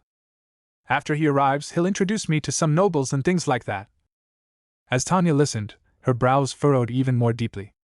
Based on her judgment and observation, Amelia belonged to the simple-minded type. What she had just said did not show any signs of lying either. But if things were truly as Amelia described, then aside from rivalry between candidates, there really did not seem to be any other reason. But what role was Roswell playing in all this? And why had he given a magical tool to that female assassin? Tanya thought in silence, her heart full of doubts. Can you tell me how you met our teacher? Amelia organized her thoughts, then briefly described what had happened. In essence, it was the kind of story where they had met by chance through a twist of fate. Coming from Amelia, that explanation did not feel particularly strange. But if Roswell was involved, it was a different matter. That man had disappeared for a long time before returning with Amelia. To call it a coincidence was something Tanya refused to believe even 10,000 times over. With Roswell's personality, he would never do something without a purpose. Much less randomly go to some great forest that had been frozen for who knew how many years. What would he even go there for? Tourism? If she assumed that Roswell had gone there specifically for Amelia, then things became rather intriguing.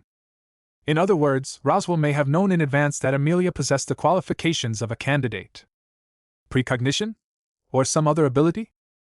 As Tanya analyzed the matter, the boy in the black tracksuit suddenly surfaced in her mind. Return by death, precognition. There seemed to be some possible connection between the two.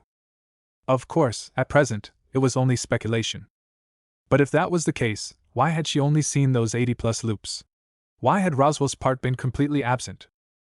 And why would one person desperately try to save Amelia, while another provided the killer with a magical tool? The more she thought, the more doubts filled her mind. The situation became increasingly murky. The only thing she could be certain of was that Roswell, her nominal teacher and that bizarrely behaved man, was not simple. He had some profoundly hidden purpose unknown to others. Footsteps sounded outside the room. The door opened, and Reinhard walked in with an elderly man who looked to be around 50 or 60. The old man wore a low-key but finely made robe. He was bald, with unusually thick blue eyebrows. His stern expression gave the impression that he would not be easy to talk to. Lady Amelia, Lady Tanya, Miss Felt. This is Lord Bordeaux Zelgef, a sage of the Council of Wise Men. He will assist in verifying whether you possess the qualifications to become a candidate. Although a long time had passed, Tanya recognized him at a glance. This was the man who had once claimed to be Russell's superior at the Royal Capital Commerce Guild. She had not expected him to possess yet another identity, a sage of the Council of Wise Men. Even so, Tanya showed no surprise. She merely nodded calmly, signaling that he could begin. Bordeaux Zelgef also acted as though he did not know the golden-haired girl before him. He examined her seriously and intently. His gaze lingered for a long time on her golden hair and crimson eyes. He looked at Felt in the same way. Being stared at by the old man made Felt rather uncomfortable, and she shrank slightly closer to Tanya. After a while, Bordeaux Zelgef slowly spoke. His voice was low and hoarse, carrying a note of authority. Name: Tanya. Age: 14. This is your biological younger sister? We're twins. As Tanya said this, she smiled. You all seem rather concerned about our ages, and whether we're biological sisters. Is there some secret about us that concerns you so much? Reinhard had asked something similar earlier. Now this man was asking too. Clearly, verifying a candidate's qualifications only required checking the Dragon Jewel's reaction. Yet now they were asking so much irrelevant nonsense. It was difficult not to be suspicious. Especially when Tanya already believed that she and Felt might have been born into a noble family. Have they noticed our identities? Are our hair and eyes the distinguishing features? The most obvious and distinct traits the two sisters had were only those. Tanya quietly made a mental note. Once this was over, she would investigate exactly which noble family possessed those two traits. Hearing her words, Bordeaux Zelgef merely looked deeply at Tanya, then took out a badge identical to Amelia's. Pick up this badge. If you truly are one of the candidates foretold by the prophecy, then it will certainly react. Tanya casually picked up the badge. Just as before, the dragon jewel flashed with a faint red light. That should be enough, yes? Tanya truly had no interest in something so meaningless, a pure formality. Compared to this, she wanted to end things quickly so she could investigate what exactly was going on. Too much had happened today. Too many things were shrouded in deep suspicion. Her own origins. Roswell sighed. That boy suspected of being a transmigrator. All of them were waiting for her to unravel. Bordeaux Zelgef looked at the change in the badge, then nodded solemnly and said to Reinhard. There is no issue. She is indeed the final candidate. Reinhard bowed. I understand, Lord Sage. Since the final candidate has been found, announce this news tomorrow. In a few days, convene the Royal Selection Assembly. The Royal Selection may now officially begin. After saying this, Bordeaux Zelgef glanced at Tanya and nodded slightly. Then he turned and left, saying nothing more. He left the badge behind. Your badge. Since the matter had been settled, Tanya had no intention of staying here any longer. She tossed Amelia's badge straight back to her. Be more careful next time. Don't let it get stolen so easily again. Seeing that her sister had officially become a candidate, Felt crossed her arms and spoke smugly to Amelia. Amelia caught the badge. Looking at Felt, the thief who had stolen her belongings, she had many things she wanted to say. But after glancing at Tanya beside her, she merely sulked and said, Next time, I won't let the person who stole my things off so easily either. Humph. Who's afraid of you? If you try to bully me, Sis won't let you get away with it. Felt spoke with complete confidence. But just as she was feeling proud, Tanya smacked her on the head. Let's go. Stop saying pointless things. The royal selection had only just begun. It was better not to make enemies blindly, even if they would all be opponents in the end. Ugh. Felt clutched her head and immediately became obedient. Outside, she feared neither heaven nor earth. But in front of Tanya, she became docile in an instant. Watching the interaction between the sisters, Amelia, who had been sulking, found it rather amusing. Please wait a moment, Lady Tanya. I would like to invite you to the Astria family estate for a short visit. There are some things I wish to tell you. Reinhard called out to Tanya at this moment, and spoke gently. If possible, Lady Amelia may come as well. I will send you back to the Margrave's residence afterward. Tanya looked at Reinhard, suspicion in her eyes. She was not sure what Legunica's strongest man was planning. Knightly virtues, a knight among knights, Tanya had never believed in such things. Entrusting her safety and other matters to another person's moral character was clearly far too naive. However, before leaving, she had specifically given instructions to Old Man Ram. It was not as though she had no countermeasures. Then let's go. Tanya spoke calmly. Thank you for the trouble, Reinhard. Amelia also hurriedly thanked him. The group left the knight's fortress. Gaston was still waiting outside. Chairwoman. Seeing them come out, Gaston quickly came forward. You go back first. Tell Old Man Ram that I am now a candidate. What about you and Lady Felt? Reinhard has invited us to visit the Astria estate. We will probably return later. I understand. Hearing this, Gaston nodded seriously. He did not ask further questions and drove the dragon carriage toward the slums. Reinhard watched Gaston leave, and a faint trace of approval appeared in his eyes as he looked at Tanya. Let us go as well. The Astria family's carriage was already waiting. They boarded, and the carriage moved steadily into the night. Before long, the carriage stopped before a certain residence. Lady Amelia, we have arrived. Amelia got off the dragon carriage and politely thanked Reinhard. She then watched as the carriage gradually departed. The royal selection is about to begin. Thinking about how the final candidate had been gathered, and about the strength and competence Tanya had shown today, a strange pressure rose in Amelia's heart. Meanwhile, Tanya and the others arrived at another residence not long after. The estate occupied a broad area, but compared to Roswell's mansion, it was not nearly as extravagant. Reinhard courteously welcomed the sisters and led them inside. After the servants served tea and snacks, Felt began eating without restraint. You brought us here because you have something very important to say. In that case, let's not waste each other's time. Say what you need to say. Tanya had no intention of exchanging pleasantries with Reinhard and spoke directly. Lady Tanya is truly straightforward. Reinhard smiled as he spoke. After all, everyone in the slums is waiting for me to bring good news back. I can hardly disappoint their expectations. Tanya's words carried a pointed implication. Before coming here, she had already left instructions just in case. If she did not return tonight, there would be no need for restraint. They were to turn everything upside down. The previous mobilization of the entire slums had been a march. If something unexpected happened this time, it would be outright riot. Over the years, Tanya had accumulated far more power than what appeared on the surface. Hidden in the neglected slums was enough power to shake the entire royal capital. Reinhard's expression became solemn. He put away his smile and looked at Tanya seriously. Lady Tanya, may I ask whether, aside from Lady Felt, you have any other relatives? The people of the slums are all my family. Tanya's answer was watertight, without the slightest opening. As if sensing Tanya's guardedness and vigilance, Reinhard gave a wry smile. Lady Tanya, there is no need to be so wary. I have no ill intentions. The reason I invited you here is because I wish to learn more about the two of you. Join here to read ahead. In Star Rail, Ultra Beast Armored, have I caught equilibrium? L. Chapter 80. Umamusum, but I only have 5 years left to live, Chapter 178. Zenless Zone 0, I'm a doctor, not a bang boo, Chapter 165. Ben Tennyson wants to join the Justice League, 126. Type Moon, Redemption beginning with the Holy Grail War, Chapter 110. Yu-Gi-Oh! Transmigrated into the White Dragon Girl, Chapter 220. Is this chat group even serious? Chapter 125. I, Lord Ravager, utterly loyal. Chapter 250. Can playing games save the world? 65.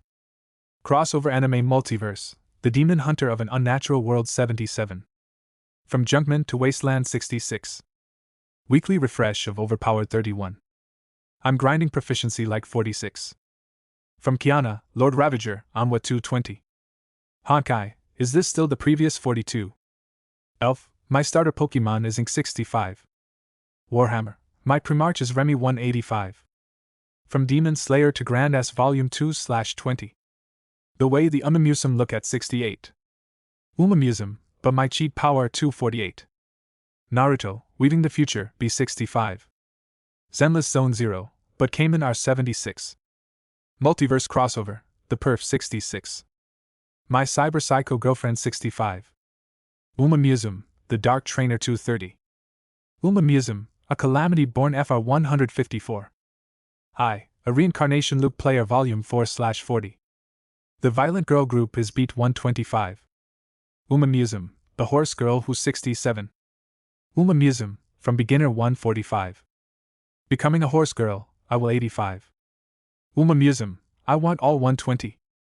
I can copy unique skills 115. Summoning an evil god, but the 75. Supernatural multiverse 110. My harem is indescribable 100. Jujutsu Kaisen, heroic spirit 105. I'm just a Valkyrie passing through. 67. Musum, today is another romantic battlefield 105. Still playing traditional honk 80. The most filial son under heave 85. What should I do after Switchy Volume 2/3? Reincarnated as a demon, skill 78. Hell difficulty dungeon? 55. Transmigrated as Sukuna 80. Checking in Demon Slayer 85. The reincarnating trainer of Tracen Academy 100. I refuse to become a heroic 85. My best friend into a slime? 80. A scion stands above Marvel 90. What do you mean by using a lab mod to be the hero? 75. Tanya starts from Re, 080. Why did they assign me to Uma 75? MYGO Beauty 70. Danmaki, Amiya the Giant Hero 70. The Gotcha Merchant who started 80. Honkai's Otherworld? Wait, who are you people? 80. Amiya Shiro, determined to slay every curse and evil spirit 57. The Musum who became 55. I'm definitely not the king of 60. After maxing out every class 45. Naruto, I'm Konoha's local men 35. Honkai, World Modulation Mode 34. I, the Elden Sword Saint 27. Dio Brando is challenging FGO 24. No one knows Pokemon better 18. I, Sakazuki, won't go down the 20. My Patreon, patreon.com/queen_sin. My Patreon, patreon.com/queen_sin.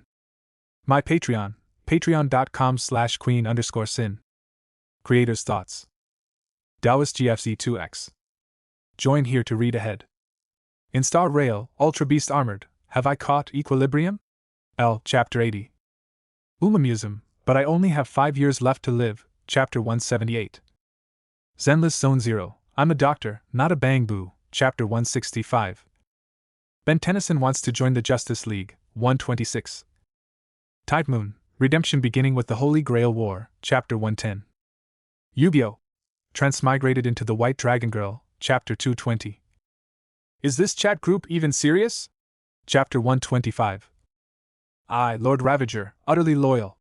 Chapter 250. Can playing games save the world? 65. Crossover Anime Multiverse, The Demon Hunter of an Unnatural World 77. From Junkman to Wasteland 66. Weekly refresh of Overpowered 31. I'm grinding proficiency like 46. From Kiana, Lord Ravager, Onwa 220. Honkai, is this still the previous 42? Elf, my starter Pokemon is Ink 65. Warhammer, my Primarch is Remy 185. From Demon Slayer to Grand S Volume 2/20. The way the Musum look at 68. Musum, but my cheat power 248. Naruto, Weaving the Future, B65. Zenless Zone 0, but Cayman are 76. Multiverse Crossover, The Perf 66.